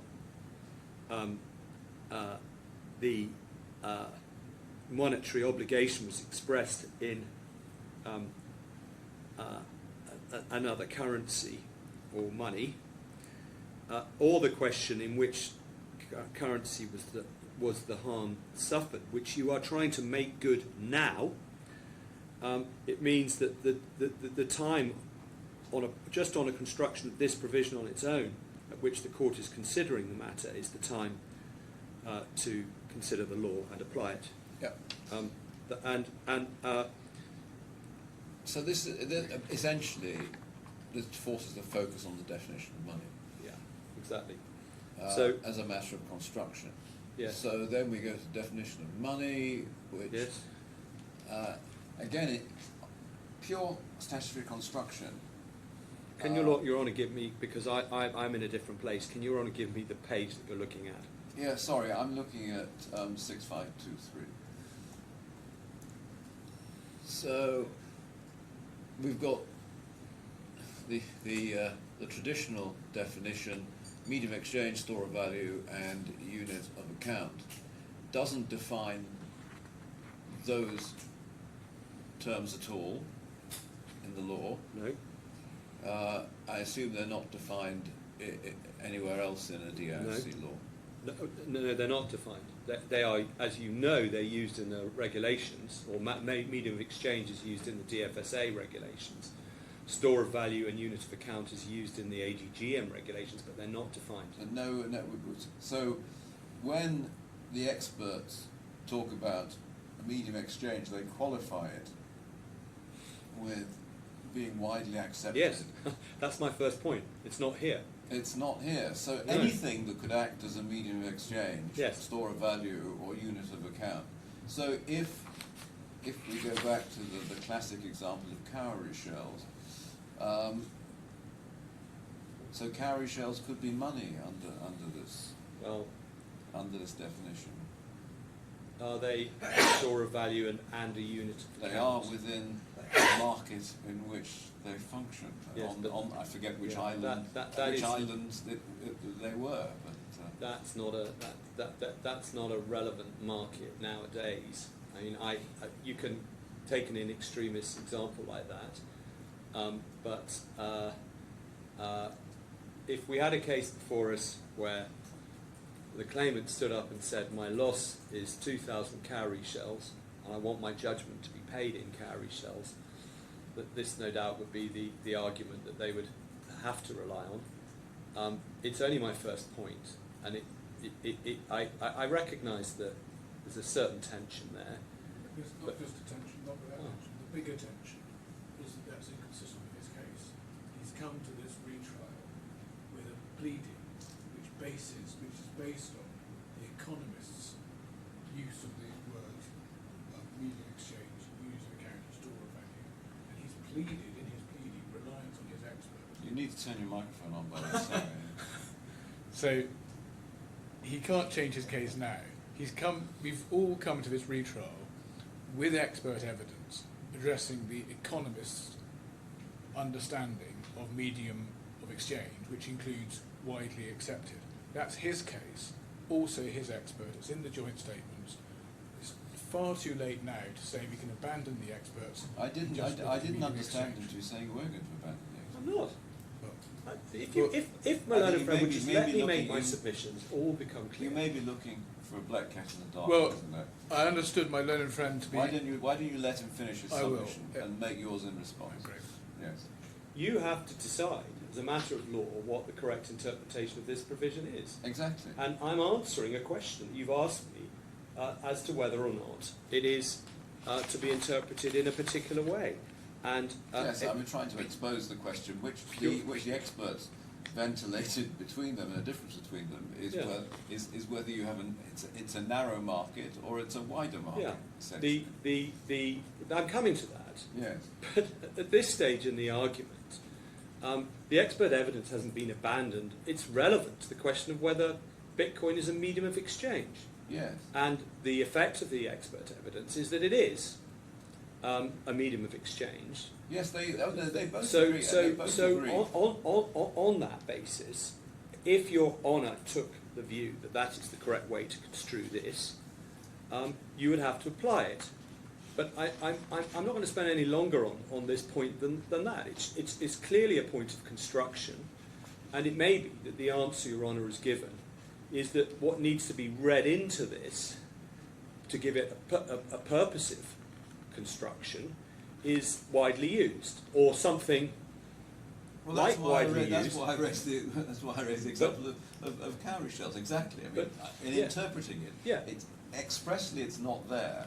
But I think I have to go beyond the pure words Yes, of medium exchange. I'm dealing with the. So Yes. the point, if it were a good one, the point would be a purely textual submission, and Your Honour well knows that that's not the end of the construction exercise. No. And I'm not going to seek to push hard to persuade you otherwise. I'm walking through the analysis in the appropriate way, Yes. and I'm I prepared think we're in to. danger of agreeing with each other. Yes. I mean, I cannot just take something which is a medium of exchange in particular circumstances. There's got to be more to it than that. Otherwise, we are dealing with cowrie shells. Yeah, well, that's probably correct. Yeah. If my learned friend had let me make my submission, we then move on to what Your Honour clearly thinks, and I would accept, is the main issue, and the one that the expert evidence has some relevance, which is the breadth or scope or nature of the market. Yeah. Can I just? It's important just to flag up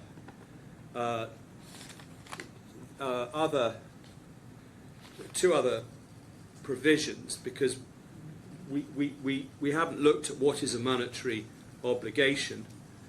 I don't know whether Articles 83 and 84 are actually in the bundle. If they are, I'm going to be given the number right now. Sorry?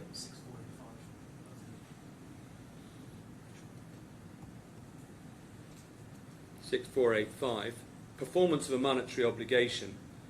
Where a party who is obliged to pay money does not do so, the other party may require payment notwithstanding Article 82.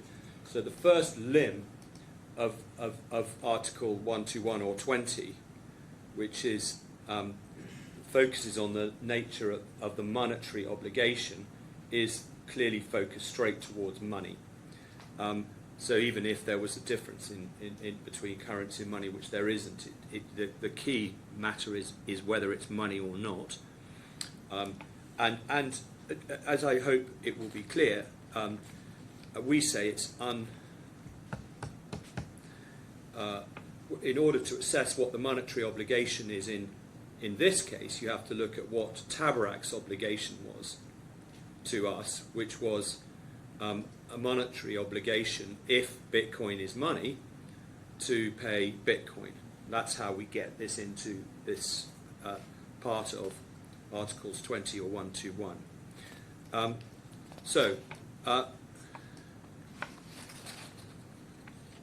The three-stage test. I think I can probably take the first part of this quite quickly, because Your Honour's already indicated his understanding of the effect of the expert evidence, with which I agree, but Dr. Williams, the relevant test is whether it functions as a medium of exchange.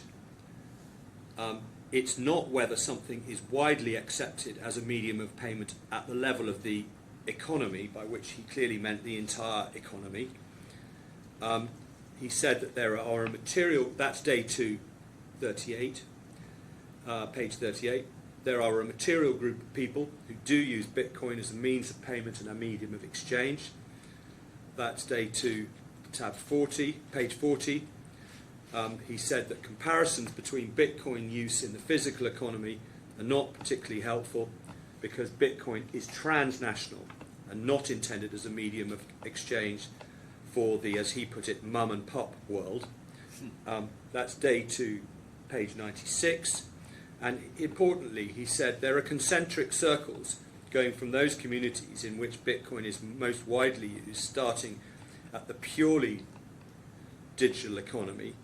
Then, as he was then describing it, that's the sort of lightning NFT part of the digital economy, which obviously extends beyond that, then into e-commerce, and then into the physical economy. That's day 2, page 144. Dr. Harman, as you will be clear, drew his dividing line on this issue as to whether BTC, Bitcoin, was widely used.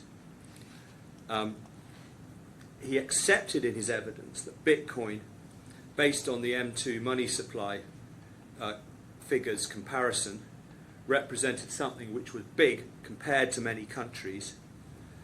But he said it was about use, day 3, page 25, which clearly he kept coming back to it to say what he meant by use, and therefore how widely it was use to purchase goods and services in the entire economy, including the purely physical and what perhaps Dr. Harman might call the mum and pop world. We pressed him on what the threshold for wide use was. It wasn't, we say, from his evidence at all clear. The first answer, and that goes to whether or not his approach is realistic, tenable, and the one that should be adopted in this case. The first answer ventured was the suggestion you obtain money status as the coin of the realm, though he subsequently retreated from that to confirm that money does not need to be state-backed. The fact that he said that, that's day 3, page 29, the fact that he said that in cross-examination and then retreated shows, we submit, an understanding that in this particular area he was on weak ground. Next, as a matter of expertise, Dr. Harman confirmed that there was no quantitative bar or level to be reached, no quantitative bar or level to be reached before something would be widely used, or what threshold there was to clear the wide acceptance hurdle that he proposed, day 3, page 50. The next point is what Dr. Harman also sought to do in seeking to make good his argument about use was to constrict it to narrowly defined purchases of what he deemed as goods and services, which entirely cuts out large sections of the economy which we say the court might think is highly material to the DIFC economy, not least various financial services. So it appears, Your Honour, that Dr. Harman's analysis of medium of exchange doesn't apply if the good or service being purchased is an investment or a payment service. We take issue with that, not least because, as Your Honour explored with Dr. Harman, logically what he was suggesting could lead to the conclusion that in some context a dollar would cease to be a medium of exchange.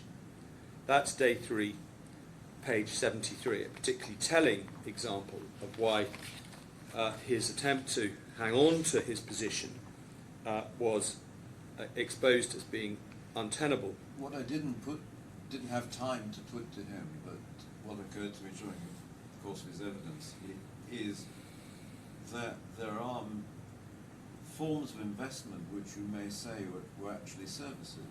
Yes. I mean, if you invest in a mutual fund, you're actually investing in a fund manager choosing particular, whatever it is, commodities, stocks, bonds, or whatever. So arguably, it's a structured vehicle for the provision of services. Yes, I entirely agree. And so how one how one differentiates between goods, services, and investments, I find hard to And understand. we respectfully agree, and the fact that it is difficult to understand, and we never got any coherent explanation of that in this particular context,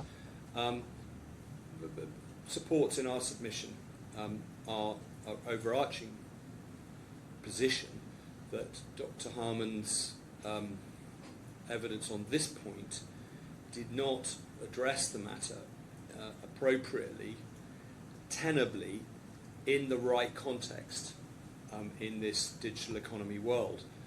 I think it's fair to say, perhaps in his defence, Your Honour, that up to a point, that he was putting forward a traditional economic view that's been around for many years and has been developed over decades, if not longer than that, focusing entirely on what it was that economists have been looking at for decades. An analog economy. Which is an analog economy, Yeah. fiat currency. And they've developed very sophisticated theories of what is money based on analysing that market. We now have a completely different, non-analog, digital economy where, on any basis, a digital medium of exchange is now being used very widely, globally, in millions, if not billions, of transactions. The traditional economic theory that was developed historically has to be updated in terms of how it's applied and analysed, I submit. And it was telling that he agreed that there was no such analysis in the economic academic literature that sought to apply the traditional economic theory in these different and new circumstances. So he's relying entirely on material that applies a theory, a form of analysis that is historic and pre-digital. Of course, it may be that my learned friend will say that's not right, because look at the central bankers who've said, well, Bitcoin isn't money because it isn't a widely used medium of exchange.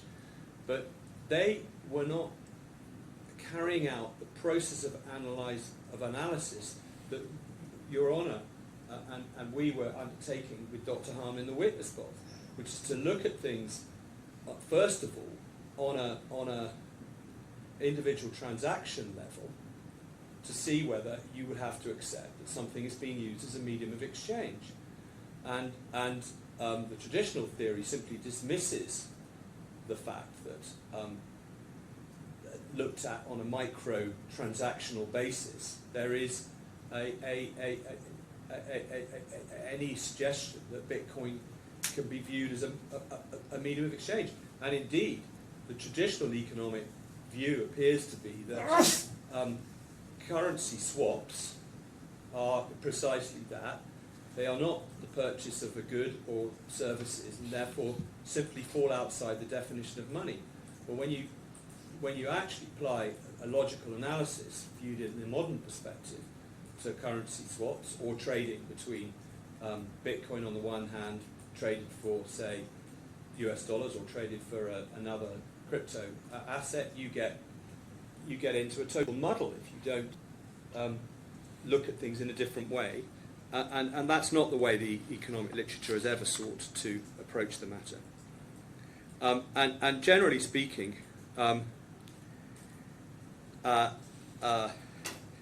his analysis that it cannot be a medium of exchange if, as Your Honour has put it, the good or service being purchased as an investment simply doesn't work, viewed logically. And what it leads to is the conclusion, as he put it, in some contexts, that a dollar would cease to be a medium of exchange. That's day 3, page 73. He was driven to have to say that by the analysis that we were undertaking. And that illustrates his difficulty, we submit. The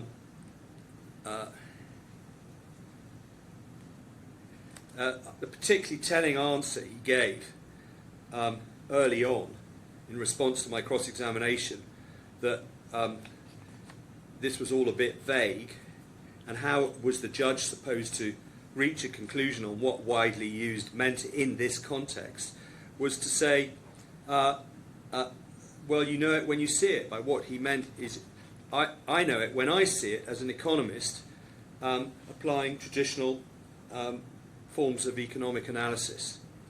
Now that's day 3, page 27.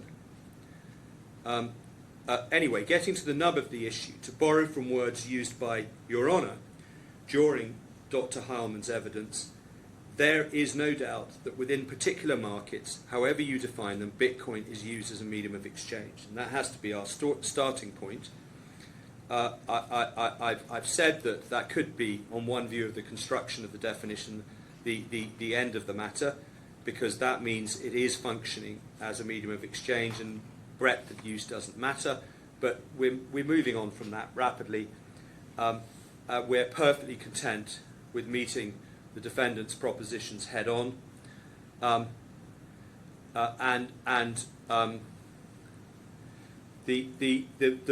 real nub of this was the question that was put to him. Well, widely used where? Did he mean within the global economy, or within a national economy, or something else?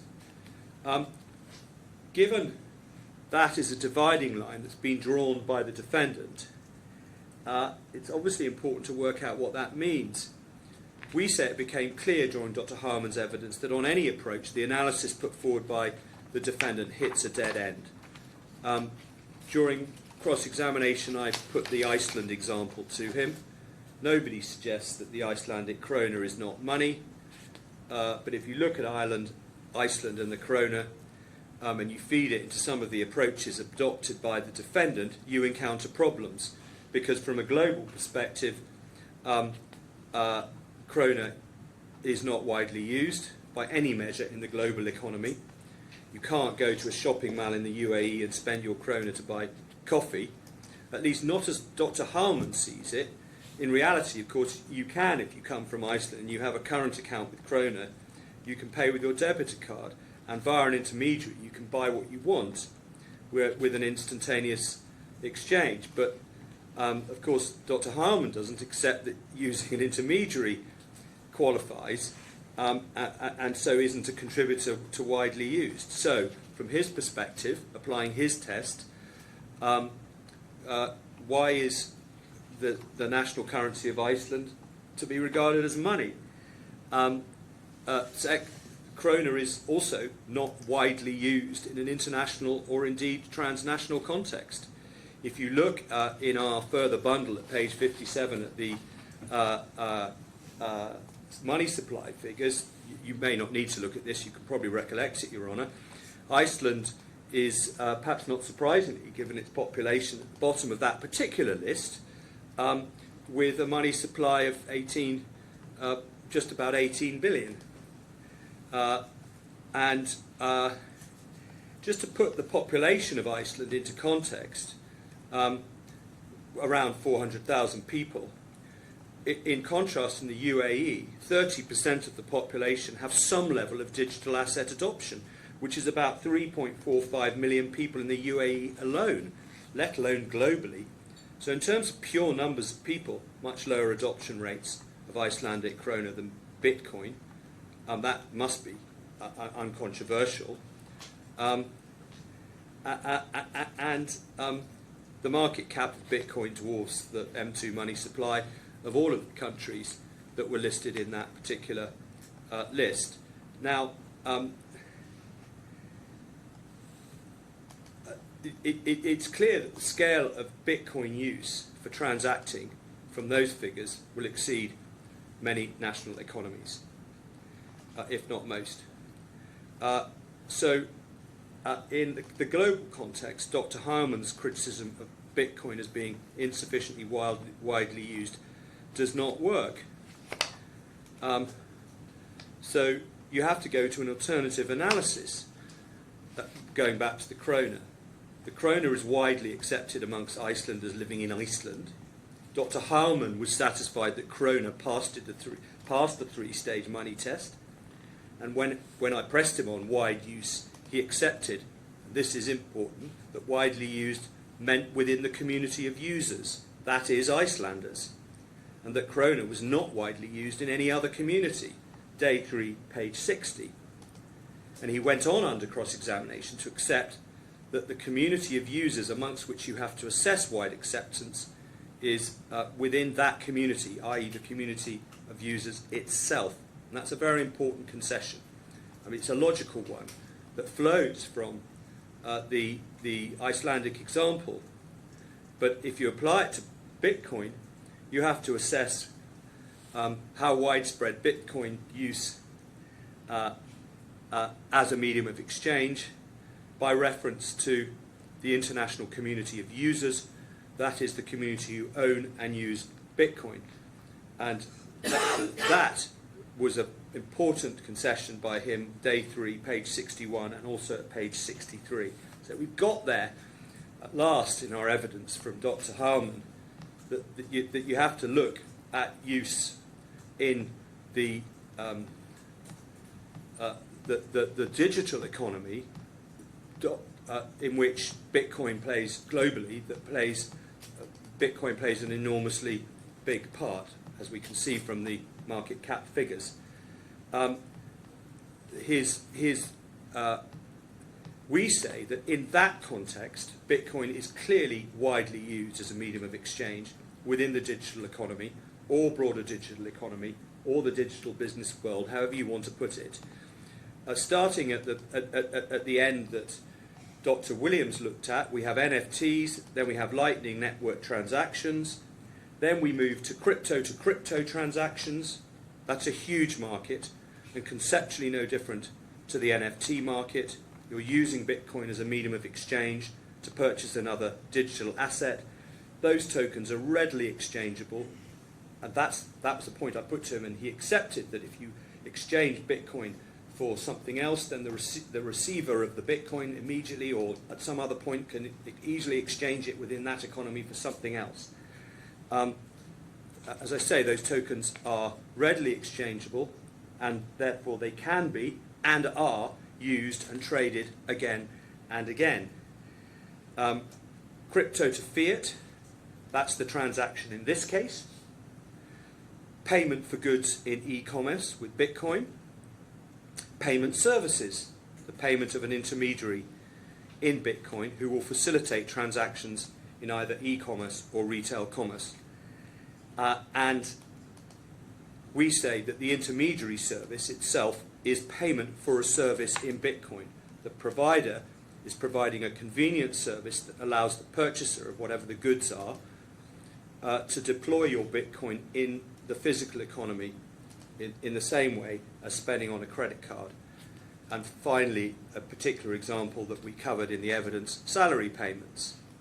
So all of that is big business. It's transnational, it's not dark web activity, and it occupies more than a niche place within the global market. Bitcoin has a substantial community of users, and within that community, whether it is for day-to-day transacting or whether it is transacting by way of investment activity or trading activity, in either case, Bitcoin is being widely used in large volumes as a medium of exchange. And we say on that basis it plainly satisfies the definition,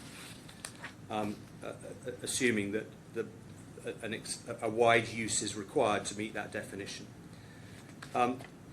Store of value. Once you get past that point, it becomes increasingly difficult to see what the defendant's answer to the point is. Bitcoin is a store of value. Dr. Harman accepted that. He used the words, "we can stop there." Day 3, page 84. Volatility is irrelevant.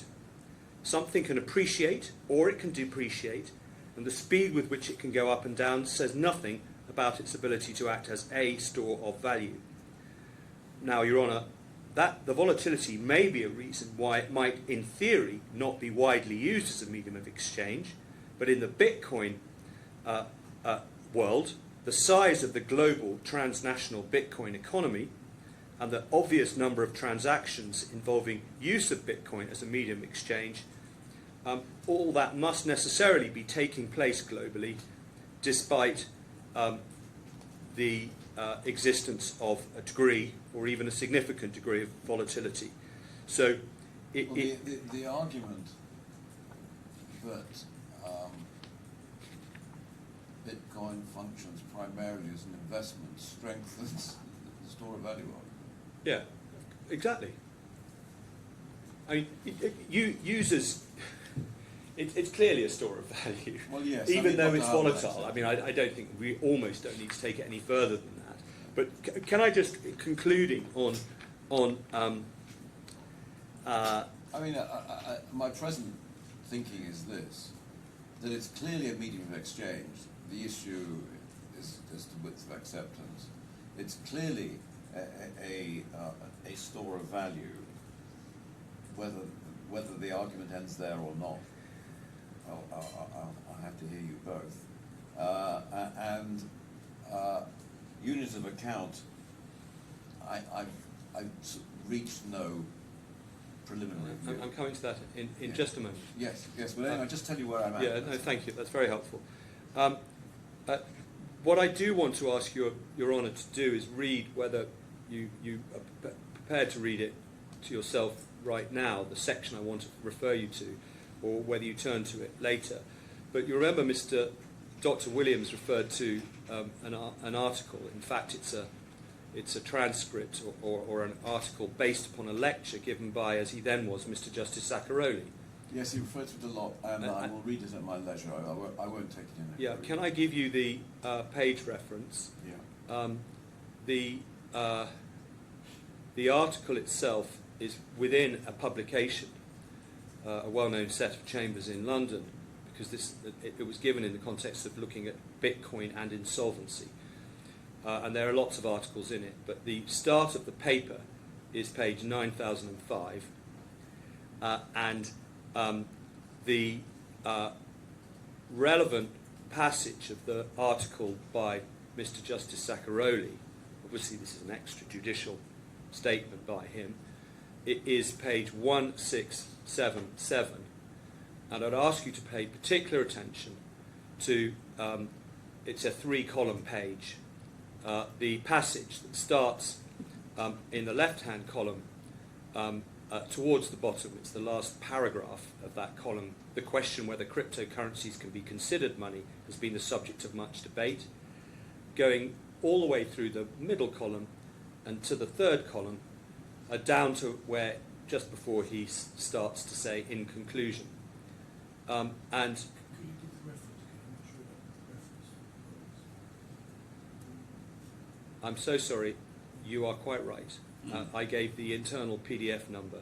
The particular page I'm talking about, which is page 59 of the publication, is in the retrial bundle 9063. Thank you. And the publication starts at 9005.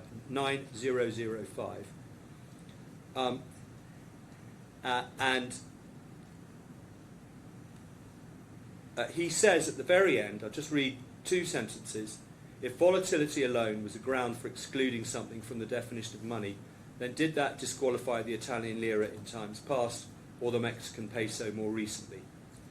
He finishes, if cryptocurrency is inherently unstable, then that may be a reason why it's not widely used as a medium of exchange, but it would seem doubtful that volatility alone precludes it from qualifying as money. And his reasoning, as one might expect, is compelling. I will say no more about that and invite your lordship, your honour, to have a look at that in due course. Lastly, unit of account. We say that's satisfied, and it does. Bitcoin in the economy that we are talking about functions as a unit of account. Let's quickly take it in stages.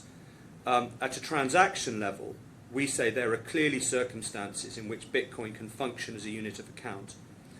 The first example explored during Dr. Harmon's evidence was companies offering employees salary that is payable in Bitcoin. And it's common ground that if the contract stated that a nominal number of Bitcoin was payable, then that would be the unit of account for that transaction. And similarly, if it's part US dollars and part Bitcoin, that applies to the portion that's Bitcoin. In general terms, if any contract specific payment specifies payment in Bitcoin, we say the unit of account is clearly Bitcoin. As Your Honour observed, and as Dr. Harmon accepted the hypothetical about wages, and self-evidently you can construct a transaction where the unit of account is Bitcoin. And that being so, in a market where we say Bitcoin is in fact widely used as a medium of exchange, it also functions as a unit of account, necessarily so because trade is being conducted which is priced in Bitcoin all the time. And if it is a unit of account at transaction level, where this is repeated across a number of parts of the digital economy, it becomes very difficult to see how Bitcoin does not function as a unit of account in that global digital economy. To give examples, to make that point good, on a crypto exchange, which I think is Your Honour's Uniswap example, you see a price to purchase another crypto token in Bitcoin. There's no alternative price, such as a US dollar, because that's totally irrelevant to the purchase by Bitcoin of another crypto token. And you pay the amount in Bitcoin to acquire something. On any basis, the unit of account there is Bitcoin. And that's a transaction that happens thousands or millions of times within the digital economy, maybe more by an order of magnitude. Similarly, crypto to fiat. If I want to use Bitcoin to purchase a fixed amount of dollars, the unit of account is Bitcoin. NFTs, priced in Bitcoin, paid in Bitcoin. Unit of account is Bitcoin. In a retail environment, if a customer is shown a price in Bitcoin and pays in Bitcoin, our mission is that logically, on a proper analysis, irrespective of what the seller decides to do or what their arrangements are, including in using an intermediary, from the purchaser's perspective, the unit of account is Bitcoin. And that is as much a qualifying feature of the Bitcoin in terms of unit of account as any perception that the seller might have. In the particular example of an intermediary, even where the seller uses dual pricing, the intermediary provides a service to enable the transaction to place. The intermediary provides that service to the buyer, and the unit of account as between the purchaser and the intermediary, who is the person who receives the Bitcoin from the purchaser, is Bitcoin at both ends of that side of the transaction. Is there a definition of unit of account anywhere? No. No, I don't mean this disparagingly, it's a useful construct to describe for economists to describe what they were seeing in the analog economy, to try and perfectly reasonably, from a theoretical perspective, make a distinction between currencies, national currencies, and other media of exchange. But anything that, I mean, essentially what you're saying is that if anything is priced by reference to a particular thing, to use as neutral word as possible, that thing then becomes a unit of account. Yes. And put another way, Dr. Harmon frequently said if you're using dollars or sterling to buy something, then obviously the unit of account is dollars. What logically and tenably is the difference the other way around? It doesn't. If you are also talking about a very widely used medium of exchange with a store of value. Well, I'm wondering actually whether unit of account is inextricably linked to a widely used medium of exchange, because you could, on the argument that simply by expressing a price in a particular way make something unit of account, seems to me to be detached from reality in a sense. If I offer to sell something, I suppose I'm getting close to barter then. I mean, if I say, I don't know, I will sell a car if somebody will give me an aeroplane or whatever, the aeroplane isn't a unit of account, or the car isn't. No, and it seemed pretty clear that without in his oral evidence necessarily expressing it in quite this way, that Dr. Harman's conception of a unit of account, if something is going to qualify as money, is that it has to be a widely used unit of account. Yes, I mean, absolutely on that subject, it's quite interesting. If you look at the first Sharjah case that you sent me this morning, part of the consideration was 6 Rolex watches. Now, does that make Rolex watches units of account? Yeah. Probably not. No. But this is the reason.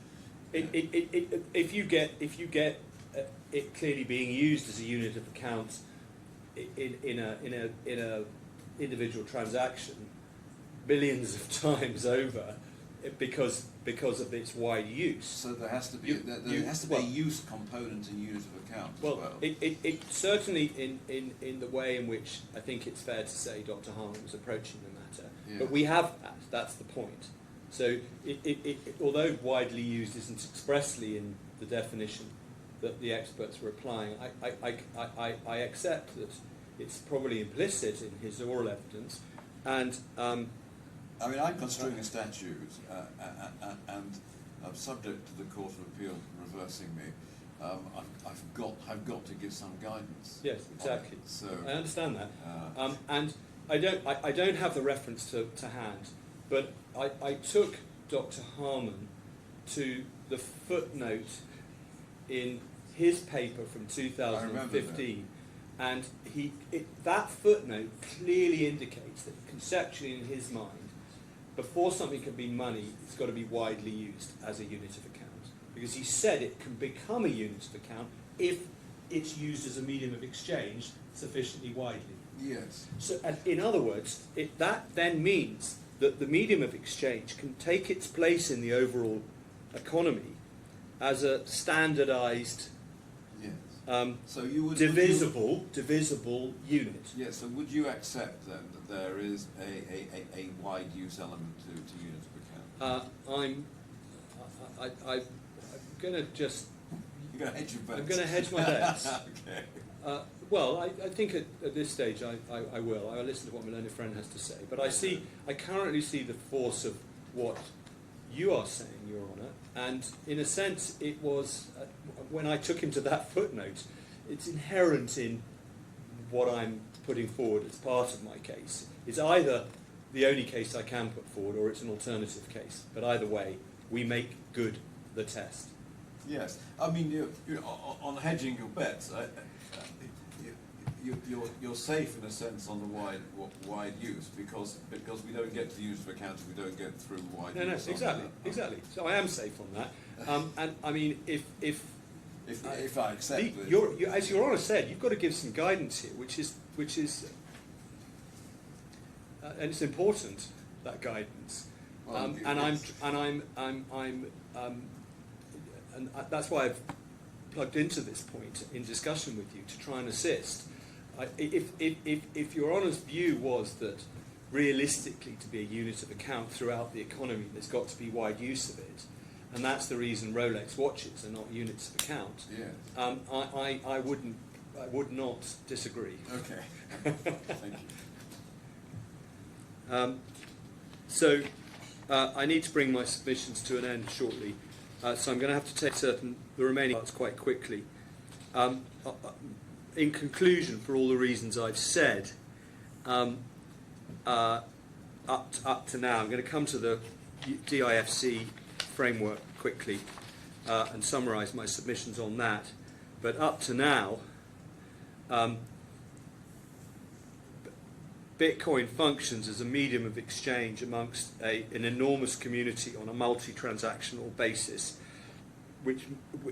where at an individual transaction level it's clearly a store of value and a unit of account, and amalgamating all that together we get to the compliance with the money definition in its broader sense, read purposively as requiring some form of width of use before something can function as a medium of exchange within the meaning of the legislation and the definition.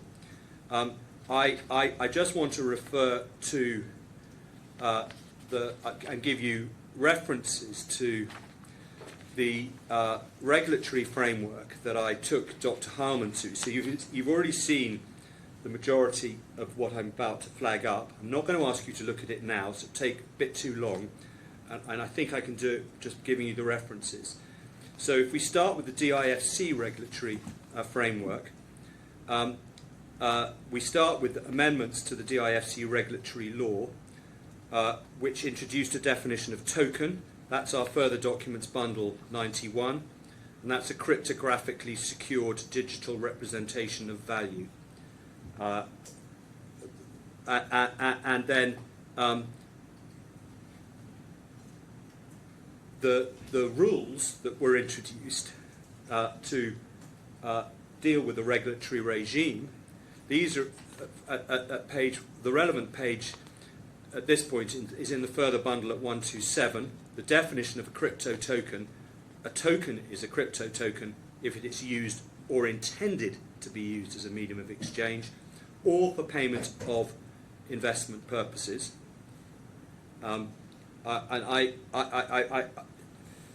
What for payment of investment purposes means is opaque to me, may or may not be to your honour, but it certainly is the point in favour of the learned friend that this means that the regulatory regime does not require the use of a medium of exchange in the context of investment as not a crypto token, but nonetheless, medium of exchange is recognised.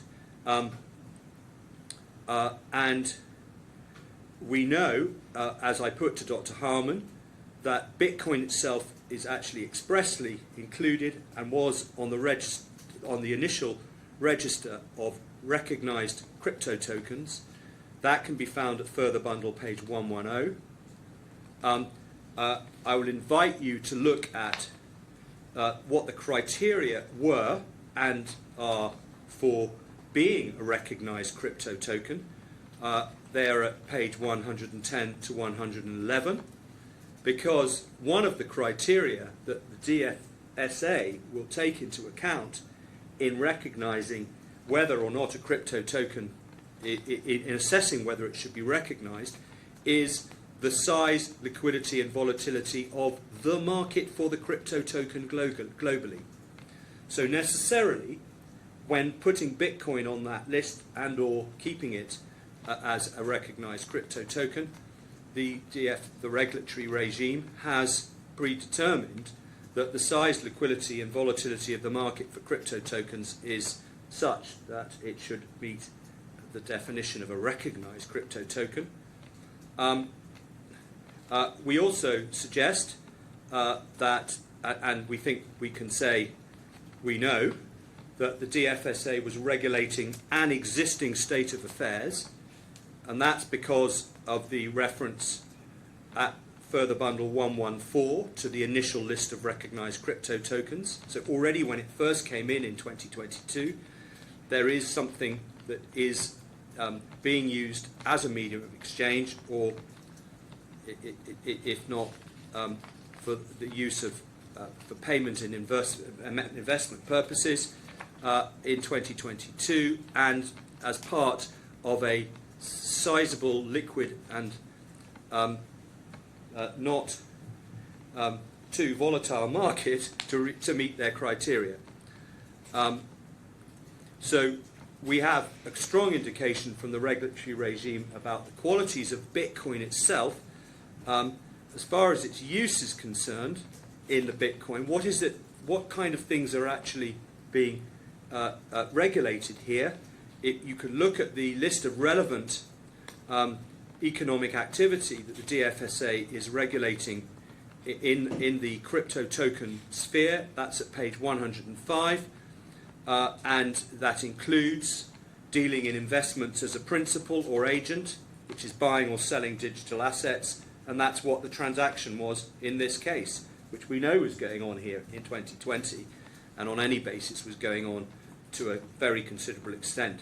HUOBI was not the only operator in the market by any means, and nor was that transaction the only transaction. Another example is a clearinghouse, operating a clearinghouse. We say that describes the service provided by the intermediary when someone wishes to pay in Bitcoin to facilitate the seller receiving in another medium of exchange. Overall, the purpose of the regulation we submit is to facilitate trade and economic activity, and the court should be very reluctant in our respectful submission to ignore this significant part of the market, not least in a market like the DFSA, which is set up as an international financial centre. The AGGM, the only point to flag is the very interesting express reference to community of users within the definition of virtual asset, which is at retrial bundle 8973. And that clearly indicates the regulatory regime's thinking that what is relevant to whether something is a medium of exchange, unit of account or store of value is the agreement of the community of users of that asset, and not what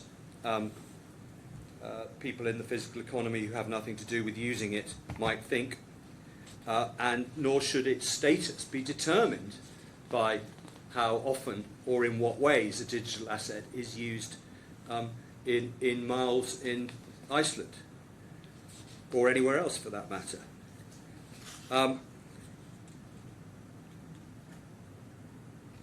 It's also interesting and helpful to see that the AGGM expressly disavows the need for a state link, and that's a point you've already taken up. Lastly, just a point that I made in opening, you may want to just consider all of this against the context of the DIFC law amendment to bring in the digital assets law.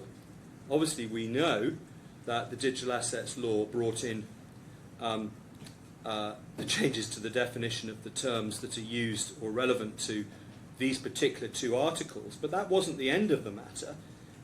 The definition of money that's now expressly contained in the damages law and the contract law through that amendment is not only applicable to whether or not you can have a judgment in a digital asset, it's more broadly applicable. The two examples that I will give, just that your Lordship, Your Honour can have a look at to see what you make of them, but just not for the technicality of how money is used within the particular provisions, but because it shows that DIFC black letter law is also now seeking to do what the regulatory law has been doing for longer, which is to recognise the uses of digital assets as money in a number of different contexts, and laying down what the legal rules will be that apply to their use. The two clearest examples are the personal property law, which is in the further document bundle, page 82, and at page 84 there is a brand new Article 13. In fact, there's a new subsection of sections, if I can put it, a new small part of this law that deals with the rules for the acquisition of title or interests in property on a transfer of title. and there is a new Article 13 about, as there is a new Article 12, and in that section, what is being dealt with is what we might traditionally have called what is the scope of the bona fide purchaser rule. In other words, in what circumstances, and particularly what is the relevant knowledge that the acquirer of a piece of property needs to have in order to be able to acquire title to that property, even though there is a prior superior interest, if you like.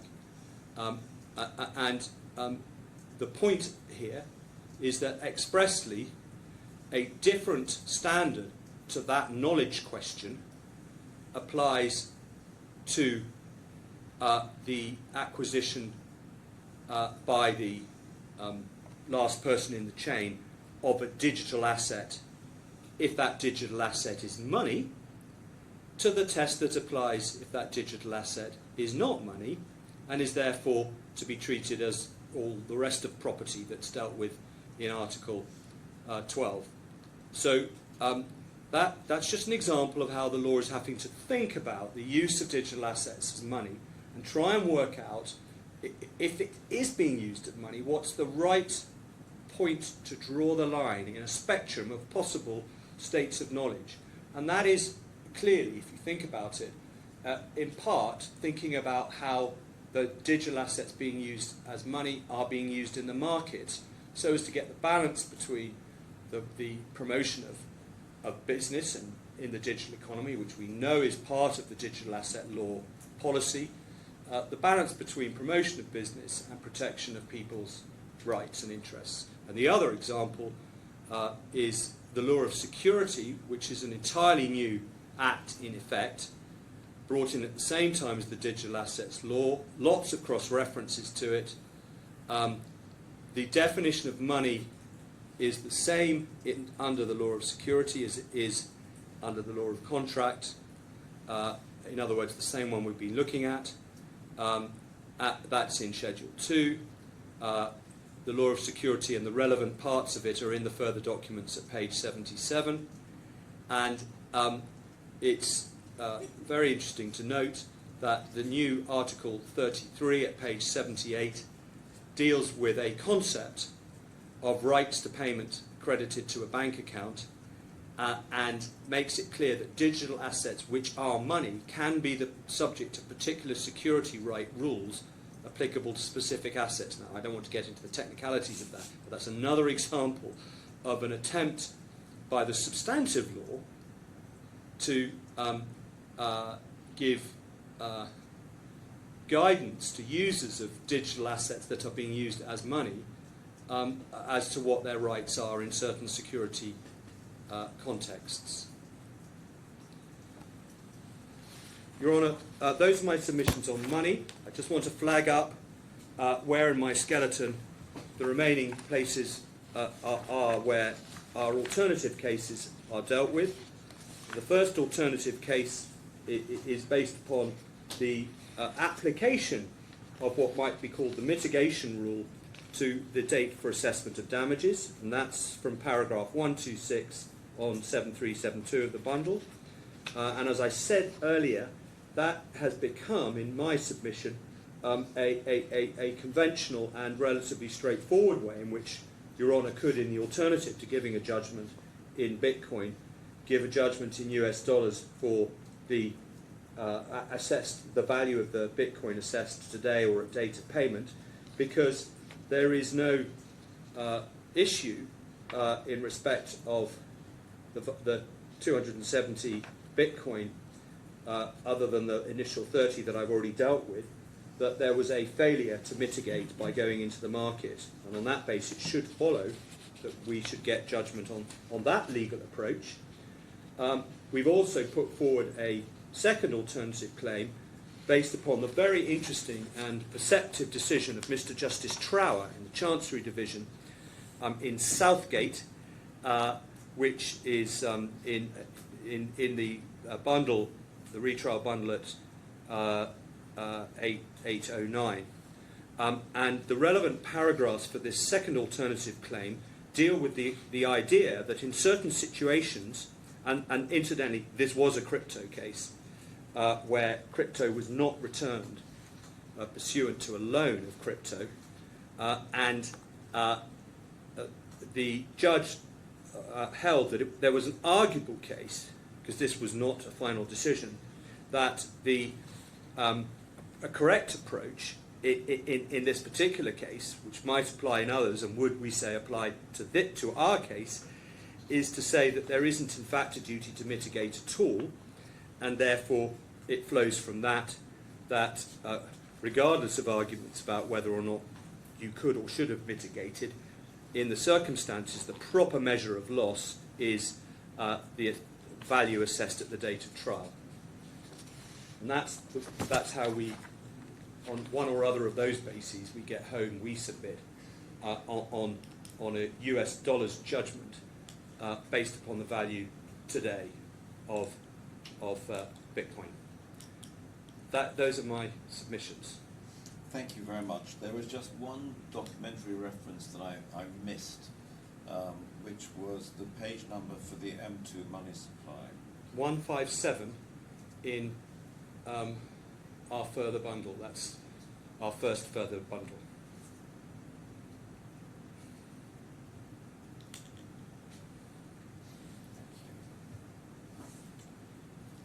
Just as a matter of no interest whatsoever, I shall be in Iceland in 15 days' time. I'm sure the population will be delighted to know how much they've been discussed in this court. Okay, it's 23 minutes past 3. Let's rise until 3:40, and we'll hear from Mr. Hill. Thank you.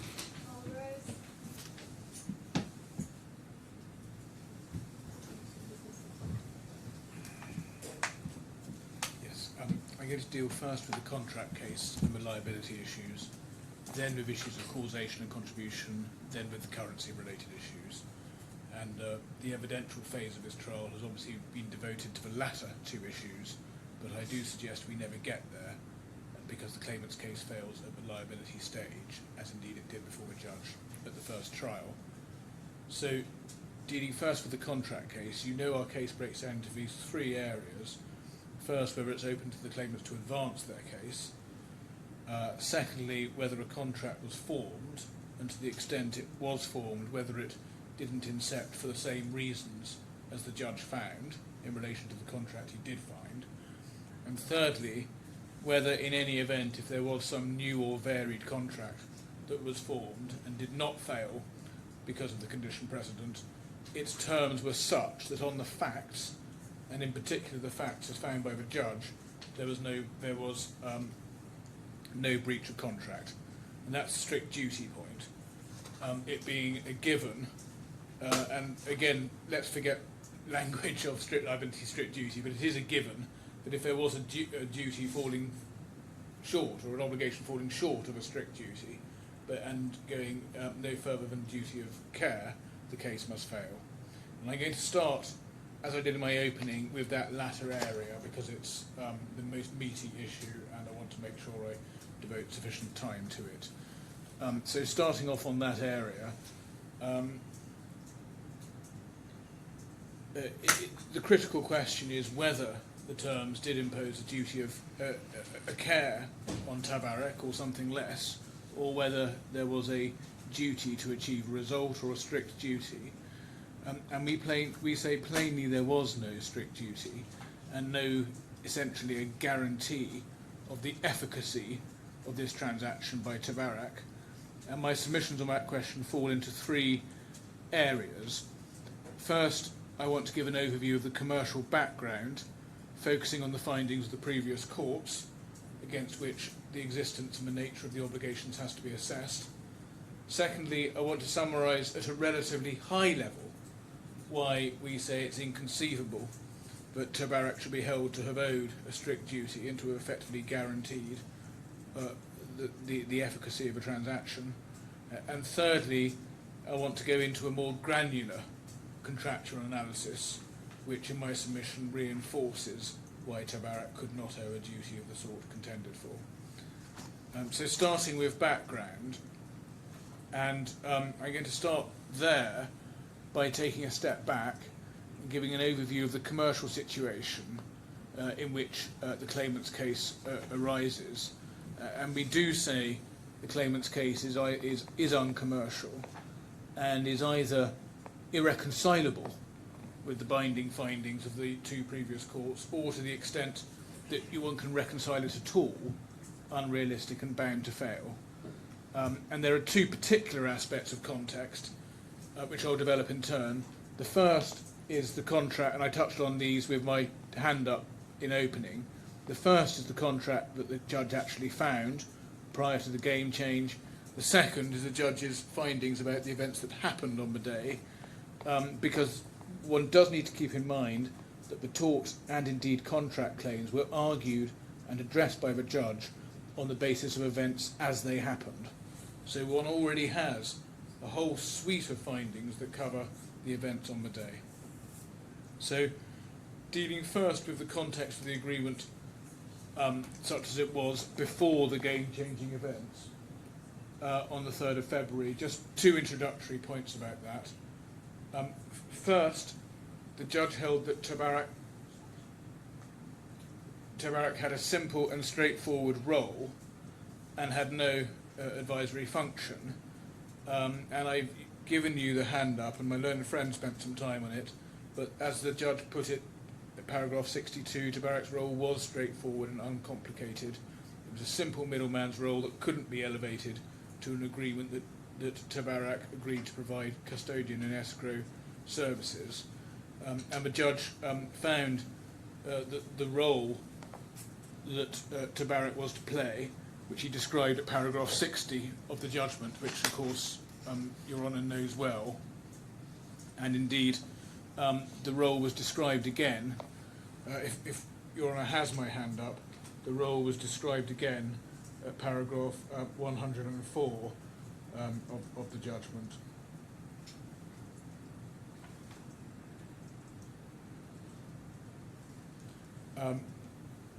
Now, I'll come back shortly to the element of the role that recognised that the parties' expectations were in fact that the Bitcoin would not even be sent out by HUOBI before the money came in from Navicon, because what it does mean is that the question of returning the Bitcoin was not expected even to arise, and was not the intended, if you were a part of TABARAK's job, because TABARAK would never have had the Bitcoin if the money hadn't come in from Navicon in the first place.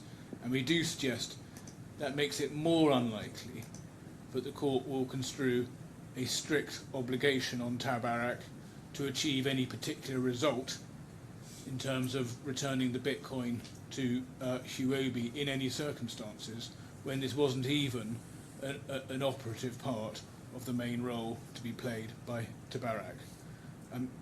Secondly, the judge did not descend to what the precise scope and nature was of TABARAK's obligations when performing those functions.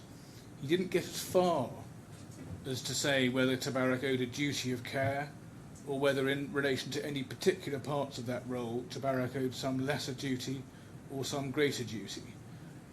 And if any part of that duty could be said to be some strict duty to achieve a result, the judge didn't descend to the precise scope of it and what implied limitations or conditions it was subject to. And I think in his closing, my learned friend very candidly accepted that, and he accepted that you can't spell out the entire agreement from anything which the judge, or indeed the Court of Appeal, has said.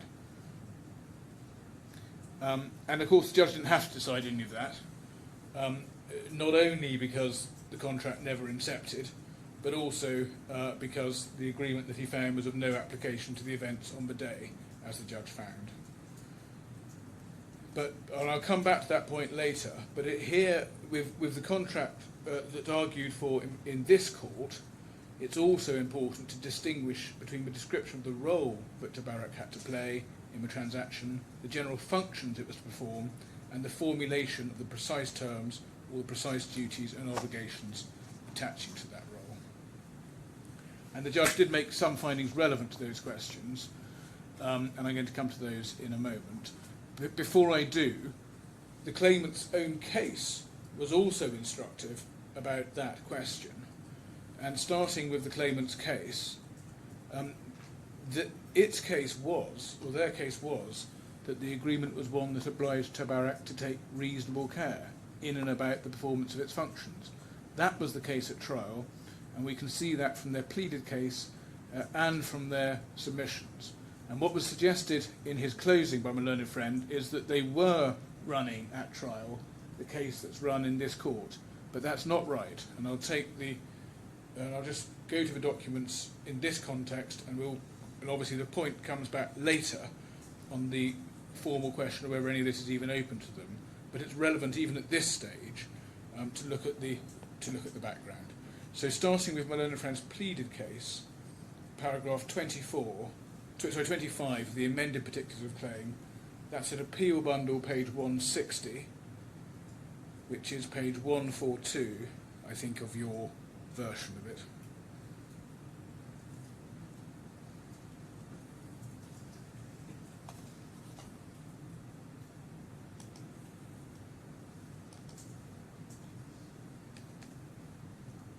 And paragraph 25 starts near the bottom of the page. Not 142. Sorry, bear with me 1 second. Yes, I have it. Thanks. Yes. So I'm looking at paragraph 25. This was the pleaded case.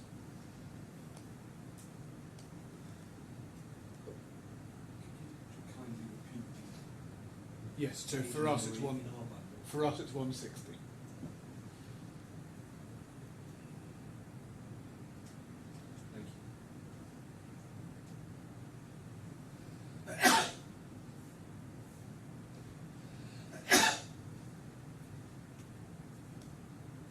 So that's how it's put there.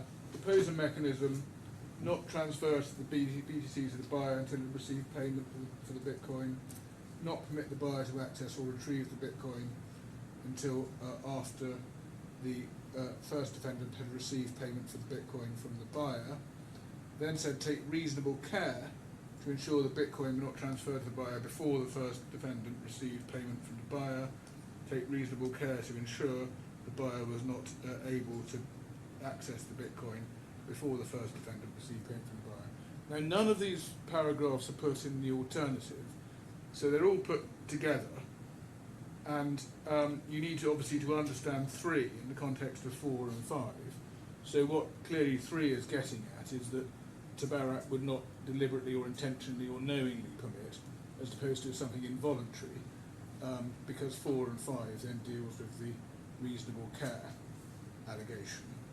And then subparagraphs 1 and 2, as Your Honour says, that ship sailed, because those go to the, paragraph 1 anyway, goes to the advisory case. And there was then an implied term of reasonable care that was relied on. Sorry, can we just pause with that analysis? What do you say about 2? 25-2.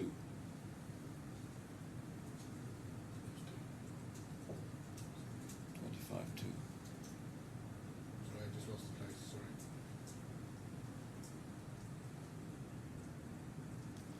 Yes, I'm saying 2 and 3, they're not nothing to put in the alternative. 2 and 3 need to be read with 4 and 5. Okay, so 2 and 3. Yes. I think you said 3. Well, yes, you're right. So 2 and 3 go with 4 and 5.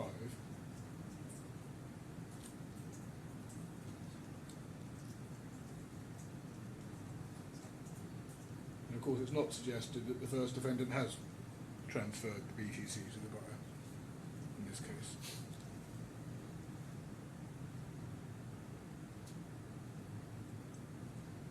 There's then paragraph 26, which was the implied duty of reasonable care, and then the duty of care was of course put in various other non-contractual ways which we don't need to go to. Yes.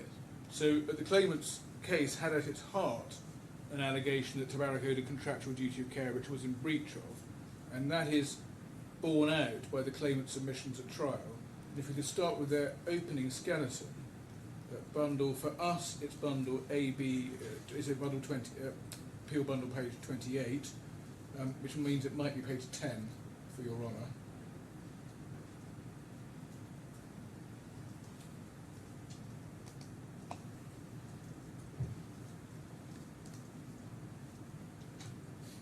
Mm-hmm. So, paragraph 22,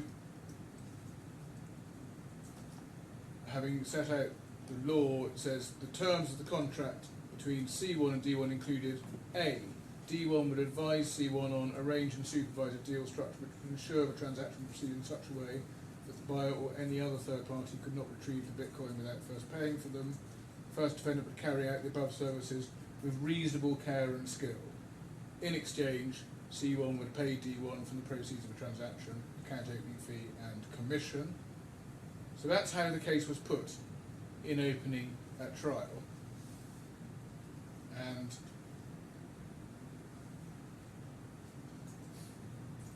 that goes Are in you saying in 22A you can't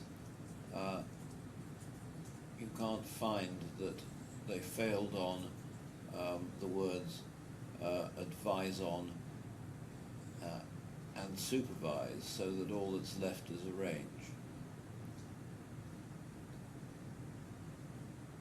Well, if that's their case, that's inconsistent with the judgment, because the judge has held that TABARAK did not arrange the modalities. It's impossible for them to run a case based on the proposition that TABARAK would arrange It a depends what deal. you mean by arrange, doesn't it, really? Well, I mean,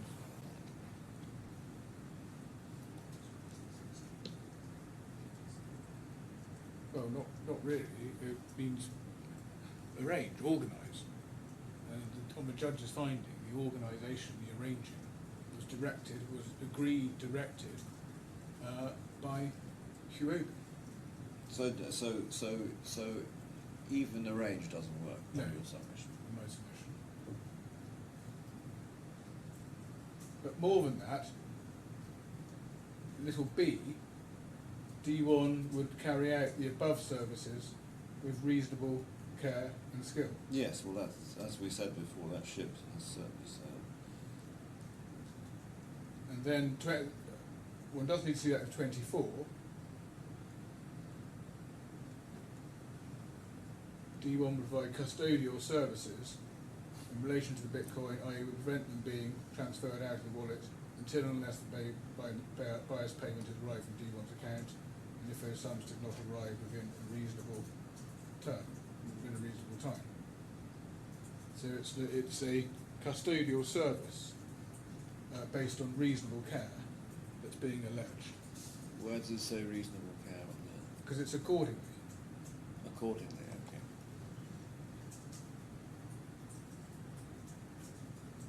Saying this is what the outcome of the custodial service is. Mm-hmm. You then have in the written closing, similarly, a case squarely put as one of a breach of a duty of care. And if we go to bundle, paragraph 190 at bundle, appeal bundle 8830,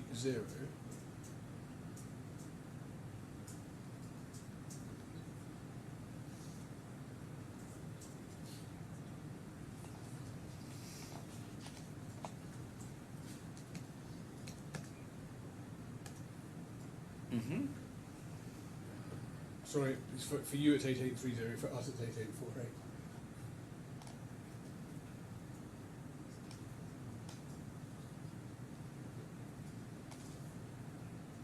Then we have the case as put in their closing, and this is important because this is the agreement that the version of which reached on the day is the point which the Court of Appeal has held the judge failed to address.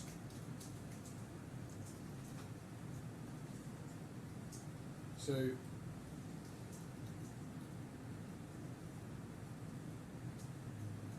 again, it's similar to the first pleading.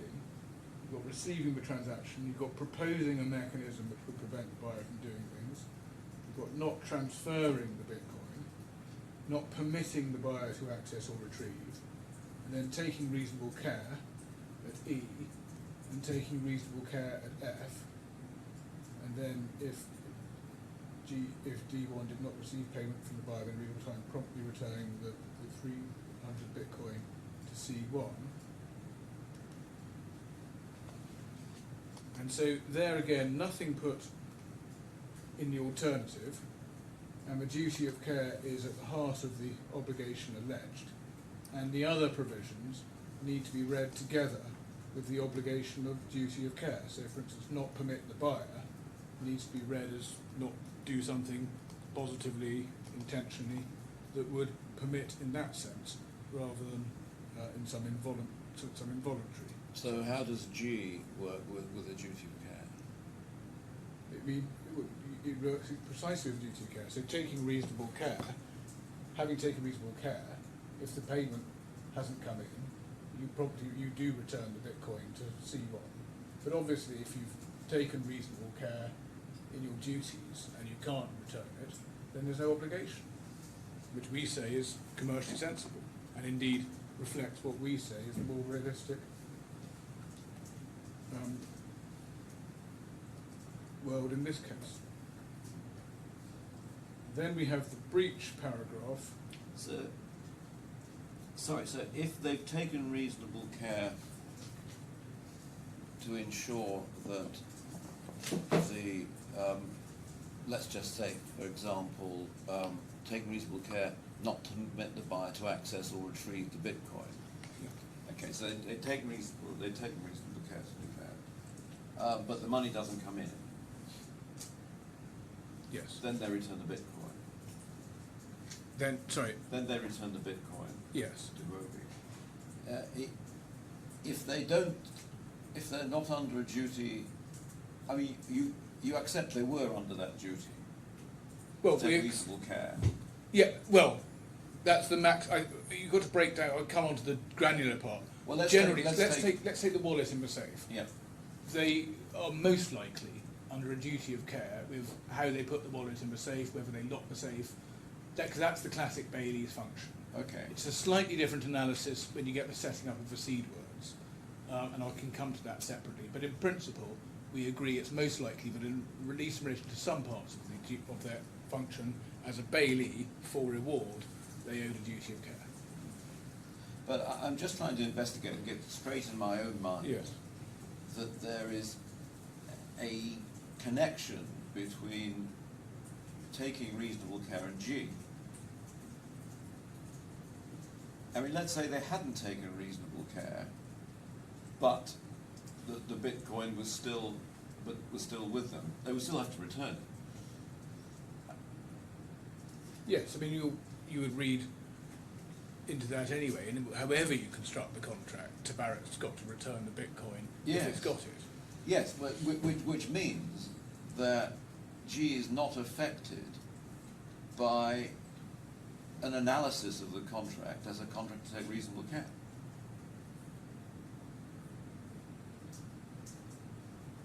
Well, I'm not. That point doesn't go to G.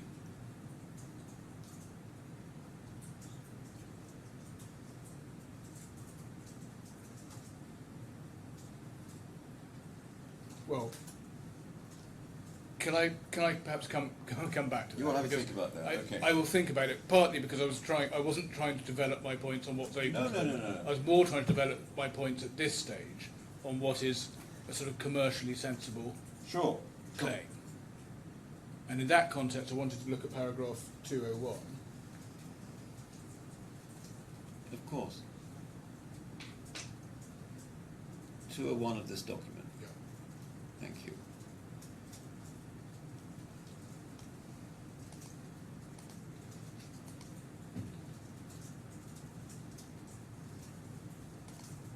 Then have the allegations of breach, starting with core allegation at 201, term E and F, breach the obligation to take reasonable care.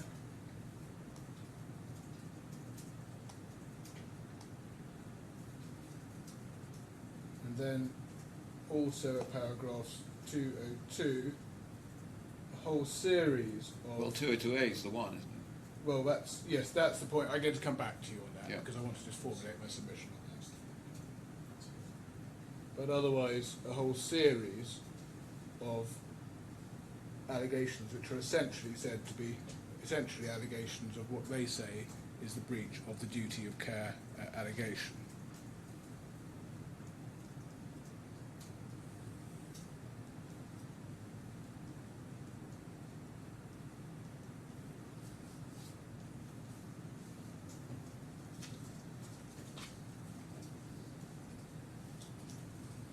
And the case that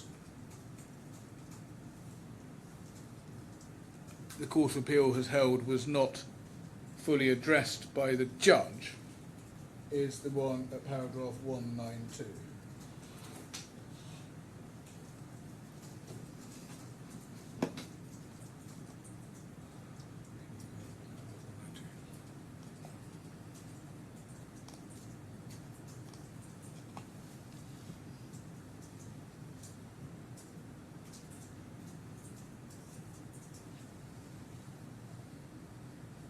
And that's at 8849 of our bundle, Yes. 8831 of yours,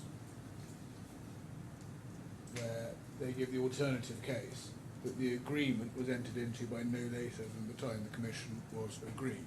So that's the case that's been remitted is the agreement, which is what we looked at paragraph 190, in the form as they say, was reached on the day of the transaction. So I will come back to our technical or more formal objection. But the point I'm making now is that the case that was run, and we say was run, certainly focused on, and we say the case that was run, was one that was based on the case of reasonable care, which at least made some commercial sense, although it had problems on both the facts and the law, as successive courts have found. And the reason it made commercial sense is that if TABARAK did have an advisory role or a supervisory role, and was in the form of providing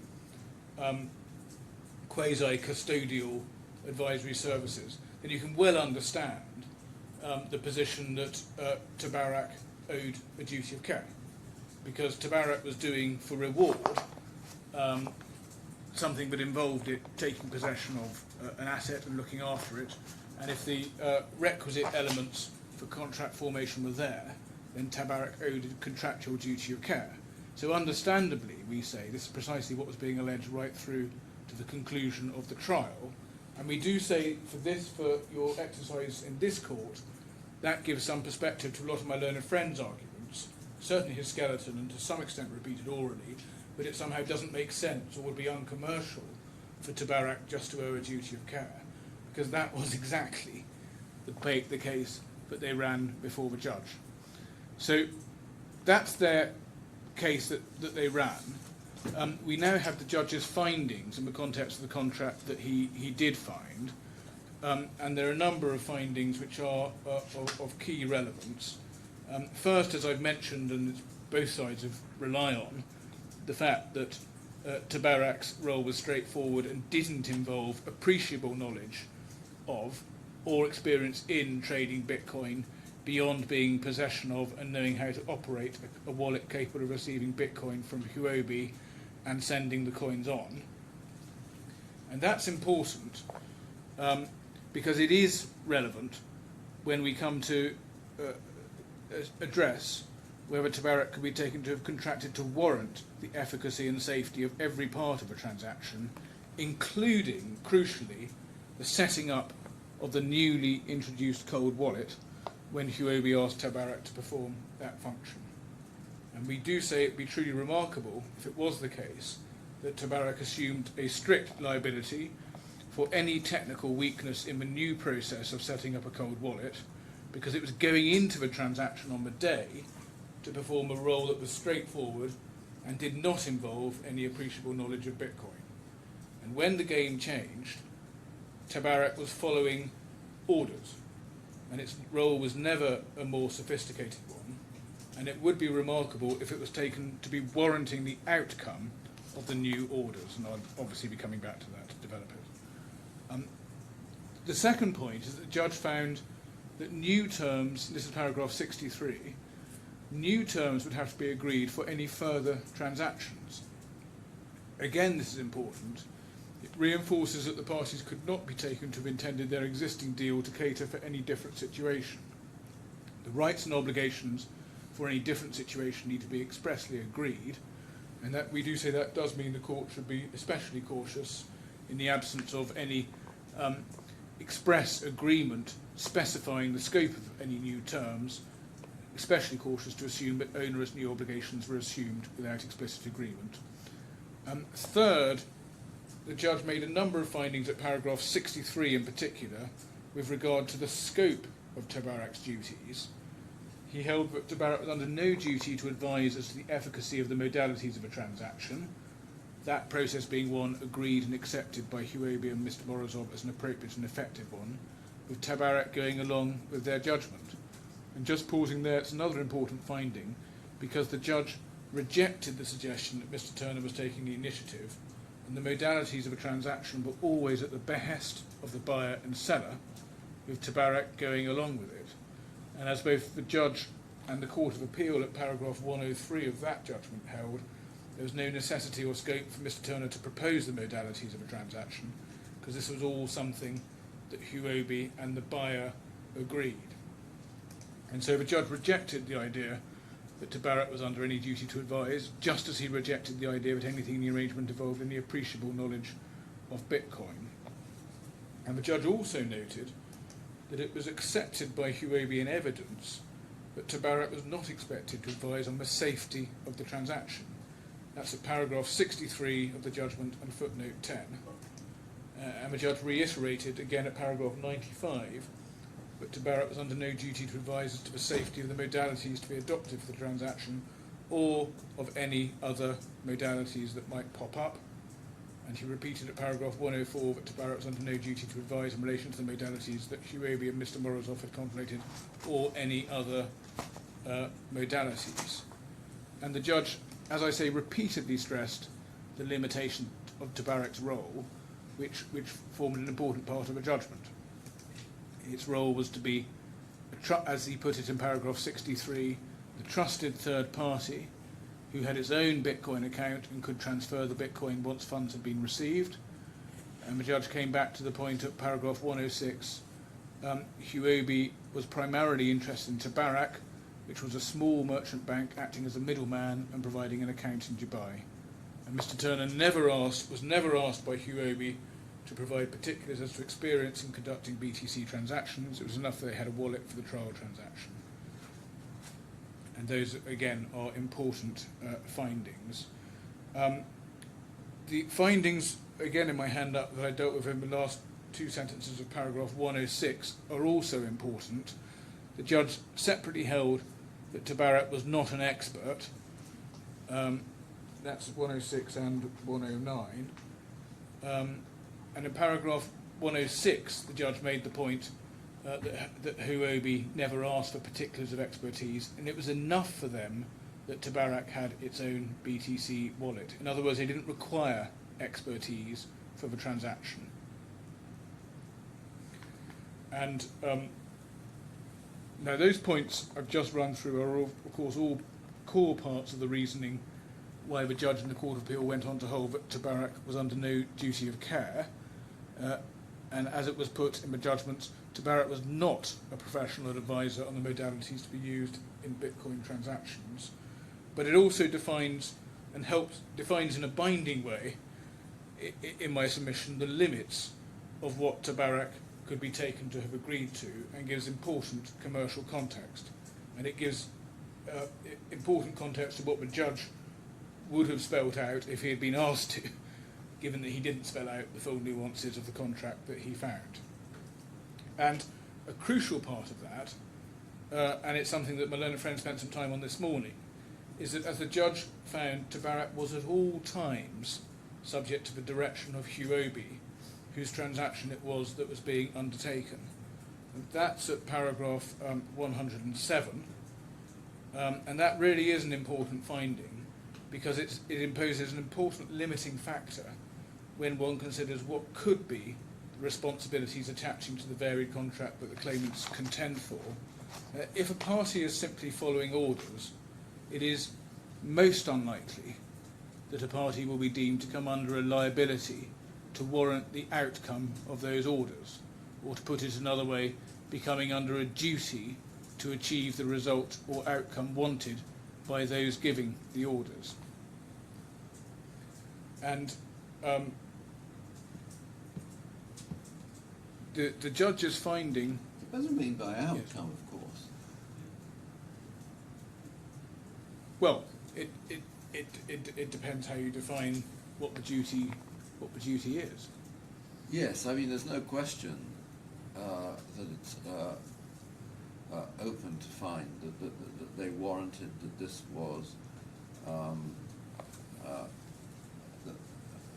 that they advised on the modality, but is it a question of warranty when, assuming that the transaction fails, in which they've had no hand in devising, they're then left holding HUOBI's property, and they're under an obligation to hand it back, full stop. I mean, it's not really a question of warranty. It's just a natural result of the failure of the transaction that they give HUOBI its money back. But that assumes they've got it. Sorry, it's money. Money. I'm prejudging that one. Yes. One has no problem. With, I mean, a number of times in my speech I'm going to come to the warehouseman example. Yes. One has no problem with the concept that a warehouseman has to give the principal's property back when asked and in good condition. But you say, but if it's lost through no fault Yes. of the warehouseman or Yes. TABARAK, that's tough. Yeah. Yes. Yes. And, yes. and As long as they've exercised it. as long as it's reasonable care. And just to pause there, of course I accept the reasonable care element. I'm not. Yes. My own friend keeps saying TABARAK's abrogating all responsibility. It's not. No. I understand. I That was a understand repeated that. Aunt Sally. Yes. But you could, on the claimant's formulation, easily formulate the warehouseman's duty to give the property back. In the simplistic approach they take, you could formulate that as complying with, as meeting the requirements of Article 59 and saying, ergo, because there's a duty to give it back, then whatever the circumstances, even if property's been lost or damaged through no fault of the warehouseman, look at this, you've got a strict duty to give it back. Yes. And that's not how it works. And the reason it doesn't work like that is you need to drill into it on a granular basis and say, what is the nature of this obligation? Is it just a role or a function which involves giving the property back and taking reasonable care generally, which is the warehouseman, and we say this case? Or has, in the circumstances, some greater, higher level of risk been assumed, such that there is, and I think it is useful to refer to this as a warranty of the efficacy of the transaction, because that's what it amounts to. You've got TABARAK, who is told to set up the seedwords, no discretion about how to do that, because that is the deal. Morozov proposes the split of the seedwords. TABARAK has to go along with it because it's told to. That, as it happens, introduces the problem. And in those circumstances, it would be extraordinary if, alongside that, you say, oh, well, because at the end of the day, generally your function is to give the property back. If HUOBI have introduced some flaw into the system and told you to go along with it, you've still got to give the property back. Bad luck. And on the claimant's case, I mean, it would work. Let's assume, I mean, one of the areas considered by the experts was whether the fraud was achieved by the wallet having been tampered with in the first place. So although it was taken out from its wrapping, wasn't impossible Yes, quite. for a clever fraudster to have organised all that and for it to be a tampered with wallet. And who knows, it's still possible, but that is what happened. Yes. Let's assume for a moment that is what happened. So from the outset, irrespective of anything Turner did, or anyone did, the mere use of this wallet opened the stable door. On the Learned Friend's case, he could still run his same case. He could say, aha, the general principle was you've got to give the Bitcoin back at the end of the day. That's a strict duty. And that would be utterly absurd. And that is not particularly different from the case we're in, where we don't, on the judge's findings, the probability is that that's not how the fraud occurred. It instead involved the handing of the wallet to Mr. Morozov. But the handing of the wallet to Mr. Morozov was also an integral part of the process, directed by HUOBI.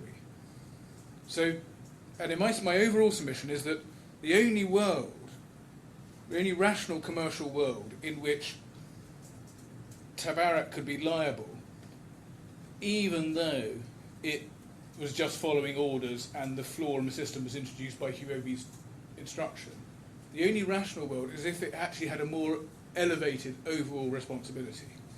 If TABARAK was advising on and properly supervising, as originally alleged, as we just looked at, if it was supervising the transaction, TABARAK could say, aha, I know principle, I know you want to do that, but my job is to tell you it's unwise to do that. And then if TABARAK doesn't do that, then whoever will be able to say, look, I know you're only following orders, but your job wasn't just to follow orders, your job was to advise me and make sure I didn't do anything silly. But that is not this case. In this case, TABARAK was just following orders. And in those circumstances, it can't be right for HUOBI to tell it to do something that creates the loss, and then say TABARAK is strictly liable and is strictly warranting things that it had no control over. And I wonder if that's a convenient moment. Yes, it is. Sorry, just let me finish my note.